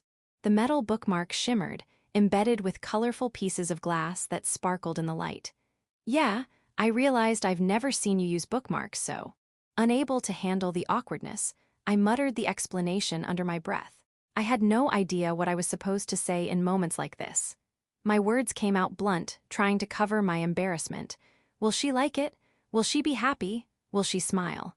I couldn't shake the doubt and watched her reaction with bated breath. She stayed still for a moment, eyes wide, then slowly, her expression softened. She looked at the bookmark as if she were gazing fondly at something precious, her lips curling into a warm, gentle smile. A smile that felt like it could wrap around you and keep you safe. It's beautiful, thank you, I'll treasure it. Her voice was quiet and heartfelt. She held the bookmark with both hands, almost like she was hiding it from me, as if to keep it safe from being taken away. Her gaze dropped, eyes focused on the glinting bookmark in her hands. The reflected light colored her eyes with soft hues, making her look almost otherworldly. I couldn't help but catch my breath. The usual cool, expressionless look on her face was nowhere to be seen. The smile she wore now was far softer and more serene than the faint ones I'd seen before. As she admired the shimmering bookmark, her profile looked elegant, mature. And yet, her tender, affectionate expression was innocent and charming beyond words. Damn it, I felt heat rise to my cheeks. That kind of expression should be illegal. Seeing her like that made it impossible not to be aware of her. That she'd shown it to me, and me alone, it was impossible not to feel something. Her soft, gentle smile, full of warmth and affection, was so beautiful it made my heart ache. I couldn't look away. I could feel the heat radiating from my cheeks. When I brought my fingers to my face, it was obvious. I was completely flushed. I couldn't take it anymore and instinctively averted my gaze. Luckily, she was too focused on the bookmark to notice. That was a relief. She was holding it up to the light, watching the way it changed as she tilted it. Her mouth curved into a small, content smile, her eyes narrowing with delight. That smile was way too cute, and it only made my face feel hotter. I'm glad you accepted it. I was worried you'd turn it down. I forced the words out just to try and steady myself. Given how she usually acted at school, I figured she might be fine with the book, but something physical like this. I thought she might reject it. In the end, though, she looked so happy, I couldn't have asked for more. I would never do that. I mean, I usually turn down things from people I don't know well, but you're a little bit special.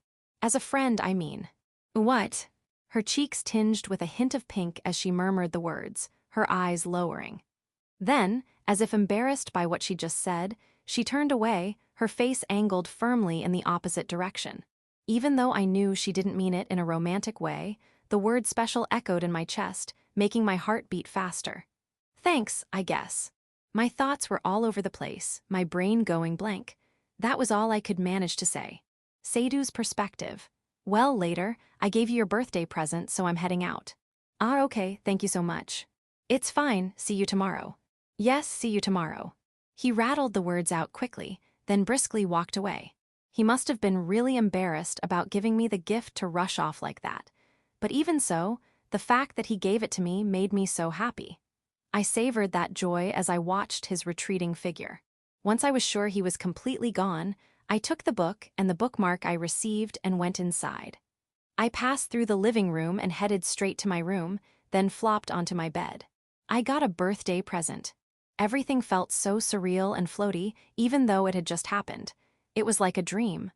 I hugged the book and bookmark to my chest and stared at them again. Yeah, they're really here. He really gave them to me. Hee hee, I can't stop grinning. I'm so happy, so happy, so happy. I keep looking at the book and bookmark over and over, and every time I can't stop smiling. The book makes me happy, but it's the bookmark that I love the most. It's truly beautiful. I've never seen a bookmark like it before. It looks beautiful just at a glance, but when you hold it up to the light and move it, the colors shimmer and shift into different hues. It's like a sakura-colored aurora, and I could stare at it forever without getting bored. It's so mesmerizingly beautiful that I let out a sigh of wonder without thinking. I wonder how much effort he put into finding this bookmark. Giving a bookmark as a gift isn't something you just come up with on the spot. He must have really thought it through. Sure, there are plenty of metal bookmarks around, but finding one this stunning must have been incredibly difficult. I bet he asked a bunch of people for advice and searched with everything he had just to find the perfect one. That thought alone makes me unbelievably happy. Knowing he thought so much about me fills my heart with this indescribable, restless feeling. It swells inside me until I can't take it anymore, and I find myself hugging the book tightly to my chest. Why does a gift from him make me this happy? I've received all sorts of things from other people before. But he's special. It's not just about the gift, he's different from everyone else. Whenever he's involved, I feel happy. My heart stirs on its own, I get butterflies, my chest tightens. Just thinking about him makes me restless and unable to settle down. And when we talk, I feel at ease and so happy that I can't stop smiling. Lately, I find myself unconsciously watching him. And yet, when our eyes meet, I get so nervous I can't even look at him. I don't understand myself. Because of that, I almost made him think I didn't like him, but I'm so glad that misunderstanding got cleared up. When did this start? When did I begin feeling this way? Before I knew it, he had become someone special. He's not just a friend, not just someone who shares book interests, not just someone I work part-time with. He had become someone irreplaceable and deeply important to me. At first, I thought he was just a weird guy. Naturally so, no one had ever treated me the way he did back then. He wasn't friendly and even avoided talking to me. I remember being totally thrown off by it. Even though we'd connected through the student handbook incident, he never followed up on that. He didn't try to talk to me at all, like it had never happened. No one had ever acted like that around me before, but maybe that's why my guard lowered and I was able to become book friends with him. He has no hidden agenda and just purely enjoys the books I lend him. Talking with him felt natural and comfortable. Eventually, he became someone mysterious in my eyes. Even now, I still think he's mysterious. There's so much I don't know about him. But what I do know is that, despite seeming indifferent to others, he sometimes says things that feel like they see right through your heart. And yet, he never crosses a line. He gives just the words you need to hear. Once I realized that, my impression of him changed. I saw him as a genuinely kind person. And once I started seeing him that way, I began to notice all the little things. He helped me reach books I couldn't get on my own. He pulled me out of danger once. He carried me to the nurse's office when I had a fever. He comforted me when I was down and always treated me kindly. Whenever I was in trouble, he was there. Each and every one of those things, all of them, were gifts from him. He's always saving me, always being kind, always protecting me. And every time I realize that, my heart aches. It hurts. He's a good person, a kind person, a sincere person. I know that all too well. I also know he's a dear friend. But the word friend catches in my throat. He once said we were just friends, but for some reason that really bothered me. Is he really just a friend to me? When we're together, I feel calm. Talking to him makes me happy and excited. When our eyes meet, I get nervous but happy. Just thinking about him makes my face warm. Are these the feelings you have for a friend? Even if he's a special friend, this isn't normal, right? I know what this feeling is. This feeling I've never had before. Even if I try to convince myself he's just a friend, my heart already knows. But the moment I fully admit it, I know I won't be able to stop. That scares me. That's why I didn't want to admit it. I wanted to keep pretending he was just a friend and interact with him that way. But I can't anymore. Once again, I lower my gaze to the bookmark in my hand. A gift he chose for me with all his heart. A gift like this isn't fair. It's underhanded. There's no way I can keep pretending after being given something like this. The lid I had been keeping shut without even realizing it has been blown open. I can't hold it in anymore. I can't suppress it. I have to admit it. I will admit it.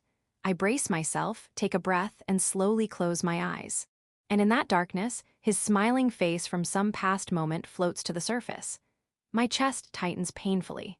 It tightens, and then, as if releasing all those feelings at once, I slowly bring the bookmark to my lips and gently touch it with a kiss. I like you, Tanaka-kun. Afterward. Nice to meet you all, I'm Gozen no Ryokucha. Thank you very much for reading. Now then, just like my pen name, this story itself began rather impulsively. I started writing it in the middle of the night, while riding a night bus. This story follows the classic path of two people, one boy and one girl, gradually falling for each other after meeting. To that, I added elements I really wanted to write. Misunderstandings and bookworm, relatable moments that I hope fellow readers will find themselves nodding along to. All of these are things I personally enjoy, and I poured them into this story. I wrote what I wanted to read. It's truly the result of a string of good luck. I feel like I've already used up all the good fortune I'll have in my lifetime, and now I'm constantly worried I'll end up in a traffic accident. If that happens, I'd like to request an Isekai reincarnation, please. Finally, my thanks. To all of you reading, please accept my deepest gratitude.